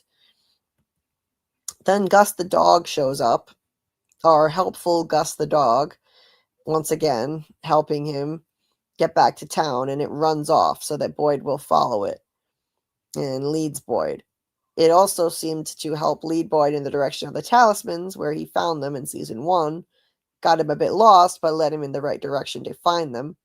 And defended Victor, scared off Jim by barking with another dog when Victor took Ethan to the woods. So I think this is a helpful entity. And RIP in advance, because I think the man in yellow is going to kill this dog, unfortunately. Because it looks like dead dog fur in that promo image from season 4 near the burlap sack. I think that's what's going to be hanging from the motel sign. Now, back at home, Jib gives Julie a drink, and Ethan is coloring. Ethan is turning into a new little Victor, maybe. This is the first time I've seen him actively doing it, but he did give Victor a picture of himself before, so he does color. We just don't really see it very much. He is filling Victor's role, after all, so it fits that he's coloring, but we don't get to see what he's drawing. I wish they showed it to us. Can't really see. If I zoom in, I still can't tell what the hell that is. So your guess is as good as mine. Ethan goes to the door and looks outside, and he says, "There's no more buzzing. Does that mean it's over?" So all the cicada noise is gone. Jim says he hopes so, and then Julie's like, "Dad, where's Mom?" Uh-oh. Yeah, about that. Jim now knows that Tabitha didn't need to go to the lighthouse to save Julie. She's already saved. But Tabitha doesn't know that, so she's off on her quest, continuing on her way. She goes up the lighthouse steps. This is the fulfillment of her premonition dream, and this is the end with Tabitha. This scene and then the hospital reveal. She had this dream of the lighthouse steps in season 1. These are the same steps, but there are a few differences. The finger puppets are missing. So Ethan's finger puppets are not actually on the steps like they were in her dream. However, this ambulance was there. There was a toy ambulance in the dream. And it foreshadows and also gives her that premonition that an ambulance is going to bring her back to town. It's clear foreshadowing. She's going to leave via the lighthouse and come back to town via this ambulance in season 3. Which is, I think, is so cool that they foreshadow it like this, and it was in her premonition dream, so it was part of that premonition in the first place. In that dream, there were 2 playing cards that were flipped over, so you couldn't see what they were. But in the lighthouse, if you zoom in, okay, it's very hard to see, but I think one of them is a 4 and the other is an 8. It would have been much more appropriate for the show if it had been a 4 and a 7. Like the recurring numbers in the show, but I'm sure people have theorized about what these cards mean, but let me know in the chat if you have theories on what these cards mean, the specific cards that are flipped over. I know people have said stuff before, I just don't recall at the moment. And there's a dump truck. This is still unclear as to why there's a dump truck. Maybe eventually that comes into the story somehow. I think it would have been really cool if the dump truck had been the thing that crashed into Tabitha and Henry's car, but it wasn't. It was some other vehicle that crashed into them, which wound them up in the ambulance that brought them back to town. But who knows? Maybe the dump truck symbolizes that some other vehicle is going to be the cause of her winding up in the ambulance and coming back to town, because it's that car accident that puts her in there and gets her back. It should have been a dump truck. That would have been so ideal, the perfect fulfillment of this foreshadowing. So anyway, she goes up the steps of the tower. And in the real tower, when she gets to the top, there's a ladder. That was not in her dream. And also, in the real tower, there are no dates written anywhere. So there are no dates, there are no numbers written anywhere like there were in the premonition dream. That was just a clue about all the past lifetimes she's had in this place, I think. It's not actually written in the lighthouse. And then when she gets to the top, obviously there's no Jim hanging there. It's just the top of the lighthouse. And she looks around and it's mountains all around as far as the eye can see. Where's the water? I still don't see any goddamn water, and I don't think there is any. I think it's a messed up place that has mismatched things, like a motel sign and a pool, but no motel, and a lighthouse with no water. Maybe eventually there will be water with rain and a flood, but right now, I don't think there is. If there were, why haven't they ever shown water when they show the lighthouse? And it's not in the drawings of the lighthouse either. And I think that it's, this place where she is, where Fromville is meant to mirror Camden, Maine. because that's one of the only places in the U.S. where you get mountains and lighthouses this close together. I hiked a mountain where you could overlook it overlooked the ocean, and they have lighthouses that are visible from mountaintops in Camden, Maine, and that's where Victor's family is from. So yeah, that's just something I've considered, that maybe at least part of Fromville mirrors Camden, Maine, and that's where Tabitha lands when she exits Camden, Maine. So she turns around. The boy in white says, "I'm sorry, I really am. This is the only way," and pushes her out the window. And it makes him look pretty damn evil in the moment, but I don't believe he's evil. I think this was to help her, to send her back, to send her to where she came from in her previous life, so that it would help her remember who she is. Simple as that. So it would help her start to remember that she was Miranda and in a past life, and that she's been reincarnated over and over again. And this way she would get to, to learn this information bit by bit instead of having it dumped on her too fast. He says, "It's the only way." That mirrors what he said to Victor in season 3. "I think you need to learn for yourselves. It's the only way you'll understand." Because Victor wanted answers handed to him. And then that flashback when he was talking to Christopher, the boy in white, seemed like he was telling him a lot of information that we couldn't hear. And Christopher flipped out. I think too much information was dumped on him, and Christopher snapped. It was too much for his brain to absorb, and he didn't believe it. So now the boy in white is changing tactics. And this seems like an evil thing to do, but he's doing it to try to help her. He's not trying to kill her. She only has minor injuries, but this is a way to send her back to where her previous life, where she lived. She gets to see the paintings that she created, full of memories from her past. And I think that's it. So that's an effort to get her to try and remember, to start remembering all those things. Because remembering is the key. That's why the Nkui kids keep saying Nkui, which means remember. They need to remember their past lives, and that's the first step in solving the curse of this place and finding a way home, breaking the curse, saving the children, if they can even be saved in some way. But I do think that the curse can be broken somehow. So Tabitha wakes up in the hospital, which is this bombshell reveal. One of the best cliffhangers, possibly the best cliffhanger for any TV show I've ever seen. It really made it look like this whole thing was just a simulation, which would have sucked. I'm glad that it's not. I don't believe. I know that theory is still on the table, but I don't believe this is a simulation. I think this show is written too well to cop out like that. It's going to be real. It says St. Anthony's Hospital here, and the symbol for St. Anthony's Hospital resembles the blood symbol. So people were jumping onto that, saying, "Oh, that's a sign that it's a simulation." And St. Anthony is the patron saint of lost things. That's fitting, Everyone has been lost, sucked into Fromville.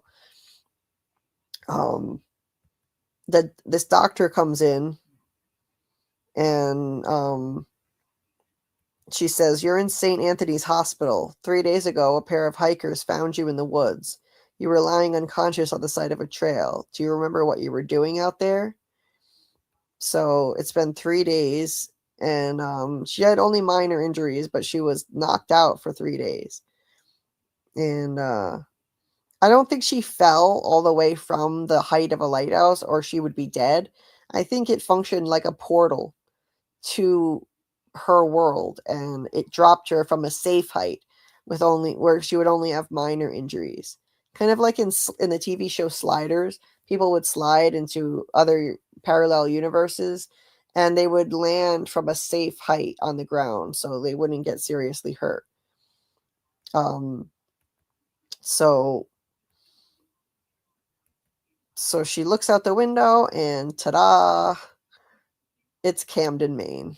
And I called it that it was Camden, Maine. I'll get into this more on the next live because we need to close it down now. But I called it that it was Camden, Maine because I hiked a mountain before I became disabled. I hiked a mountain overlooking that view, and I recognized it from that time. I recognized it by looking at that shot right there because I loved that view. I fell in love with that view that I saw with my own eyes twice by hiking that mountain. I wish I could still hike. I loved it, but I can't do it now, unfortunately. One day I want to go back there and drive up the mountain because you can do that.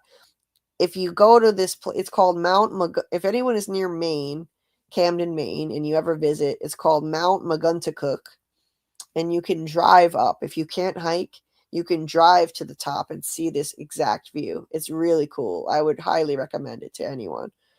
Mountains on the coast is my idea of heaven. I love both places, and you combine them, oh my god, it's amazing.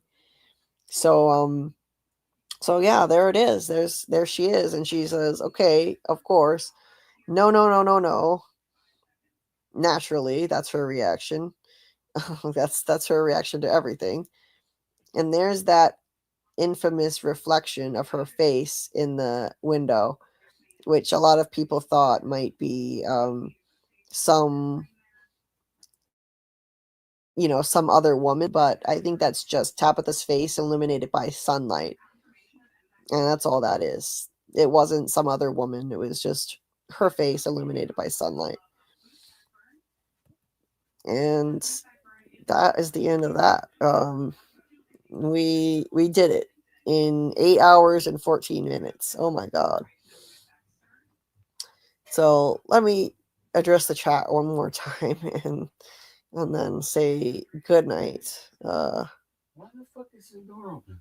Because he's in the kitchen. It's okay. He's being quiet. Incognito says, I'm still stuck between the fact that Boy in White is good or villain. I'm on the side of Boy in White is ambiguous good. I don't think there is any purely good figure in the show, but I think he's trying to help. He's trying to lead her to answers. He's trying to make her remember who she is, and that's why he's doing what he's doing. He's trying to help end the cycle, end the curse, and send everybody home. That's what I think. Incognito says the island drawing could represent Camden. This pushing got Inception vibe. And it does wake her up. Indeed. It is kind of like Inception vibes. Bye, Tabitha. Have a safe flight. Yes. I called my first ever video, incidentally. My first ever video on this channel was titled The Flight of Tabitha. Because remember, the title of the Chromonocle book is The Flight of the Chromonocle. And Tabitha literally got sent flying out the window of the lighthouse. Ergo, the flight of Tabitha. She's one of the Chromonocles on the quest. So she literally flies out the window. This show is genius. That was intentional. No one can tell me that was not intentional. Absolutely genius. This show is a masterpiece.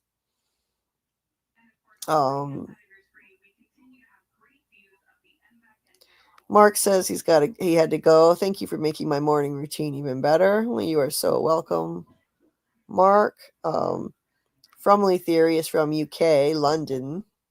Very cool. I had forgotten you're from London. Yes, very next episode, they make Boyd pay for saying you don't break me. That's right, Daryl. And Daryl says, of course, it wasn't the monsters who heard him say that. And the monsters knew the ambulance was coming and no names they shouldn't. Yes, because the evil entity gives them all that information and controls them. Absolutely. The dog was there and witnessed Boyd saying, you don't break me. Is it a spy? Because the monsters throw that back in his face in the barn. I thought of that, Michael, when I was watching this. I thought, what if the dog is a spy?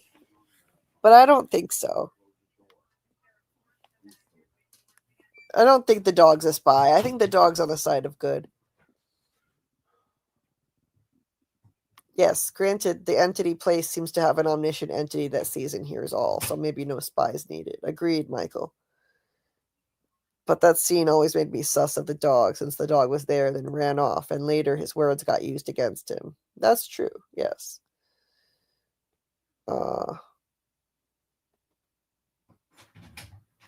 Interesting that originally Tabitha was going to go in the real world at the end of the penultimate season. Yes, Daryl, they moved that up. They moved that up for some reason. The playing cards are, I think, a reference to Tilly playing solitaire at the diner on her first night. Oh, okay, Michael. David thinks they need to find and make some LSD. Yep, there's the ambulance. Easy to miss if not paying attention, but caught it on a rewatch. Not sure on the numbers. It would be great if it was 4-7, but I think it's 4-8. Other people have told me it's 4-8, I believe. I don't have a high definition image to be able to really see that for sure. The second card in this scene is an 8 if you count the clubs. Right. Oh, good catch. Daryl, boy in white loves tossing moms. The water will come in due time. Yes, indeed. The flood is coming. Let's see. Visually, metaphorically, the breaking of the window represents the breaking the barrier between worlds and pushing her back to the real world, possibly unlocking her latent potential to jumpstart her awakening. Yes, agreed. Kind of breaking any mental barriers, keeping her from her past life memories, etc. Kind of the start of her hero/shamanic journey or whatever. Oh, yes. That's a great point. That's a good metaphor. I like that. It fits. And the title of the season 3 premiere is Shatter for that reason. Shatter has multiple meanings, and all of those that you mentioned, Michael. Daryl, Sarah says the boy in white isn't actually a little boy and that he's trying to help. I trust my Sarah. Yes. She did say that she thinks he's trapped there too, and she doesn't think he's actually a boy, and she believed he was helping. David said, definitely doors and windows symbolize that, moving between worlds, but the inverse is she went to the fantasy side because she grew up in From. Oh, that's interesting. Well, I don't know, though. I think when she grew up there, originally, I think it was an ordinary place before it became a supernatural prison. But we don't know that for sure. I think it probably originated as an ordinary place. Like a regular town that later got turned into that, like, pocket universe. Jay says, why didn't the hospital investigate the address in the lunchbox if that is the only identifying thing she has when she was found? Good question. They should have. Javon says, Julie, have you noticed the patches of long strands of hair in the Man in Yellow transformation promo scene? Looks like he's growing light brown or blonde hair. Yes. Yes, I have. And I think he's turning into Sophia. I think since she looks so evil, that's more confirmation of that. I think he's shifting into Sophia. Jay says this season finale is comparable but not better than season 3 of Lost, when Jack says we have to go back and realize that it is a flash forward instead of a flash back. Oh, yeah, that was crazy. Yes, Doug says we're all going to flip our shit when we see what's happening with the Man in Yellow. Oh, I'm ready to flip shit. Yes. It's the woman in window. Yep, it's that infamous thing. And the creators of the show dispelled that, saying it's just her reflection. Yes, Michael.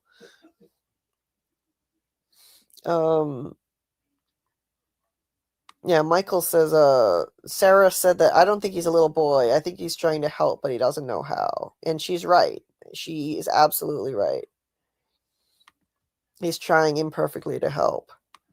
Well, Flight of Tabitha had no idea. Right. Flight of the Chromonocle. The Flight of Tabitha.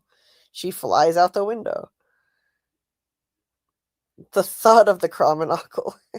Followed by the thud of the Chromonocle. Boy in White is leading Tabitha. Yes, David. And that's why he appears to her on the street in Camden, too. But we'll get into that in the next episode.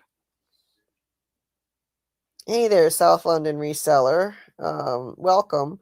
The show has interstellar vibes with Julie hearing her mother and Victor in the caves. I think the show uses play with time more with Julie story walking. Greetings from London. Well, very cool. Greetings right back from Iowa, USA. Glad you could pop in. I think you commented on one of my videos recently. And let's see. Yeah, Michael thinks Boy in White is a kind of amalgam of the Ankui children and a manifestation of their hope and wish for salvation as the avatar of the magic tree. I agree. I agree with that. Amazing ending to season 2. A great cliffhanger. Yes, Daryl. Absolutely amazing. One of the best, possibly the best cliffhanger I've ever seen. Frumley Theory thinks Man in Yellow is turning into the dog. And Daryl said that was my theory too. Yes, we're still live. Just about to end, Ryan. Yes, Tony, this is live. Just about to end finally. When I said I was going to do an all-nighter, I didn't mean to go this long. I really didn't. Well, goddamn. Yeah. I didn't mean to do it, I swear. Season 2 was so amazing. I got out of control. We got out of hand. And we talked a lot about season 4 for the first 2 hours of the live or something. I didn't mean to do an entire 8-hour shift, I swear. Tony thinks there is no magic tree. Well, I think there is a magic tree. I think the faraway bottle tree is magic, and it was created by the hope of the dying children. I think that's what they were strongly implying in season 3, but we can agree to disagree there. And that is the end of that. That is the end of the season 2 rewatch. We have now completed seasons 1 and 2 at last, and now we have 1 week exactly to do the entire season 3 rewatch. Good luck to me getting that done, and also trying to make 2 more videos. I don't know how I'm going to do it, but I'm going to try. So if you haven't already, please check out my Ethan theory video. I worked really, really hard on it, and thank you so much to everybody who's already watched it, commented, liked it, hyped it. Thank you so very much for that. And it's pinned at the top of the chat right now. If you want to check it out as I end the stream, it's pinned right there. I'm going to add it to the description of this video along with my other recent videos. So on the rewatch, if you made it this far, if anybody on the rewatch makes it this far, you're my hero. But because I don't know if anybody will rewatch this entire thing, but let me know in the comments if anyone listening on the replay actually makes it to this point. And I will, in the description of the video, add all the info, the link to the Discord and the links to all the episodes. And 1 week from tonight, we will be streaming season 4 of From in the Discord, doing weekly watch parties 1 week from tonight officially. So that is coming fast. We got a lot to do. Tony's like, just call my theory right, because that's what it is. It's a theory. It's not right or wrong. We all just have our theories. Man, you'll need to let Julie sleep. Yes, I'm going to go sleep. I'm going to go eat something quick and then sleep right now. That's exactly what I'm going to do. So, that concludes the rewatch of season 2. Thank you guys so much for the awesome conversation as always. Shout out to the replay gang, especially if you somehow amazingly watched 8.5 hours of this. And I will see you guys tonight. I think if I can prepare enough in time for tonight, then I'll do it. If not, I'll move it to Sunday.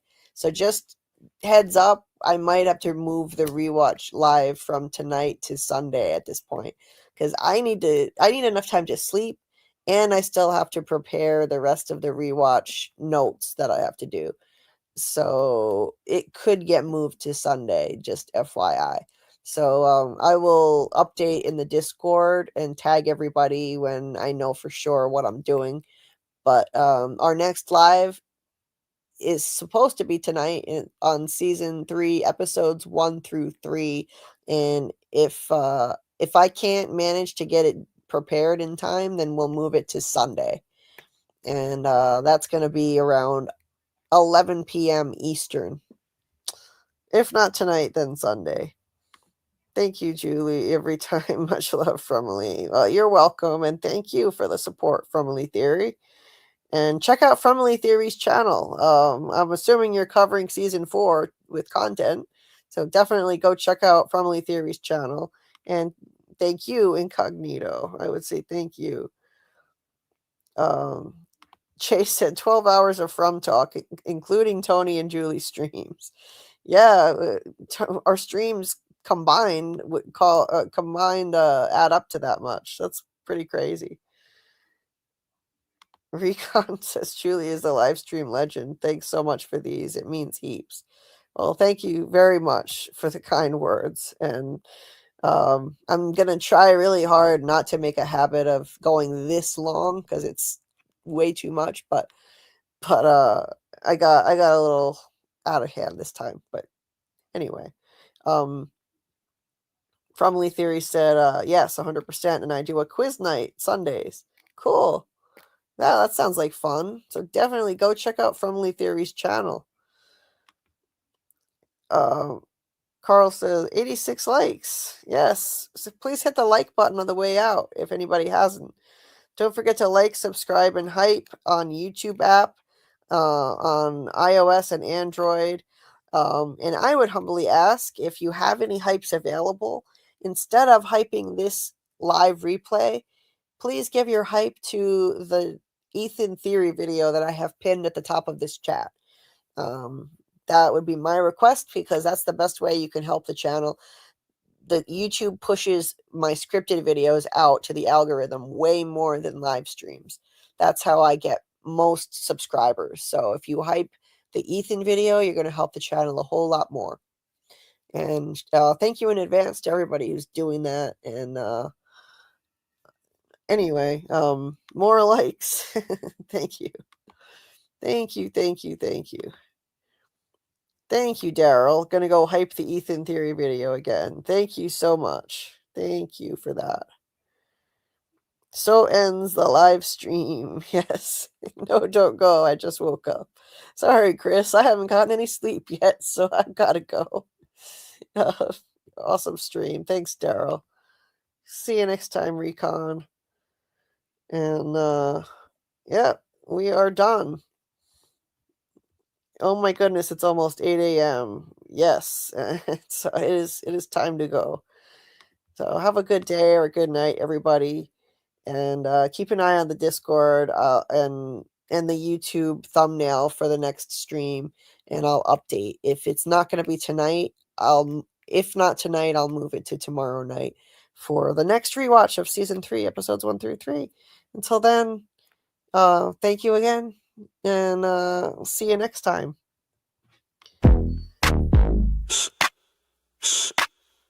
Yeah.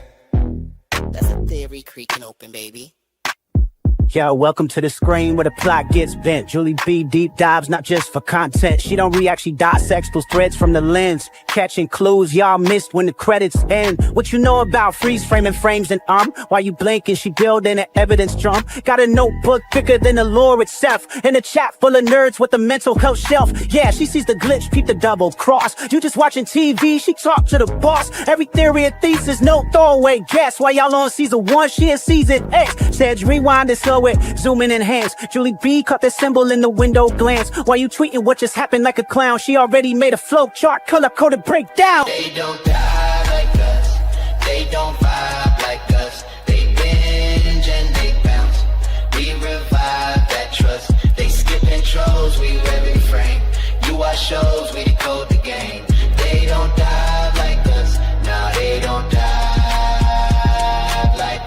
She cracked Severance before y'all knew it was deep. Predicted the Last of Us deaths in her sleep. When the camera pans, she ain't blinking once. Catch a ghost in the glass, call it theory punch. Watch parties lit like apocalypse nights. Call-ins while they bringing alien rights. Hey Julie, I think the trees are spies. Well, I have a spreadsheet that confirms that, guys. Zoom in, boom in, she moving through clues. Spinning Discord in the courtrooms, Lord of views. Got miles of receipts. Time stands with heat. Every rewatch turns into a Reddit elite. You stuck on the surface, we beneath with maps. Cross-referencing lore with the rector's caps. If your fave show got secrets, don't be dumb. Julie got the chalkboard out in Frums where it's from. They don't dive like us, they don't vibe like us. They skim the edge, we inside that crust. They zone out, we zone in the pain. You say plot twist, we say nope, chain. They don't dive like us, nah, they don't dive like us. What's that? That ain't a blooper, that's a plot thread. You thought it was a shadow? She thought it was a coded message from season 3. And she's probably right. Step this way if your mind's unbent. Step that way if your theories pay rent. Say Julie B, deep dive queen. Now zoom, scroll, theorize, pull. Ain't no rabbit hole safe once she got the cloud.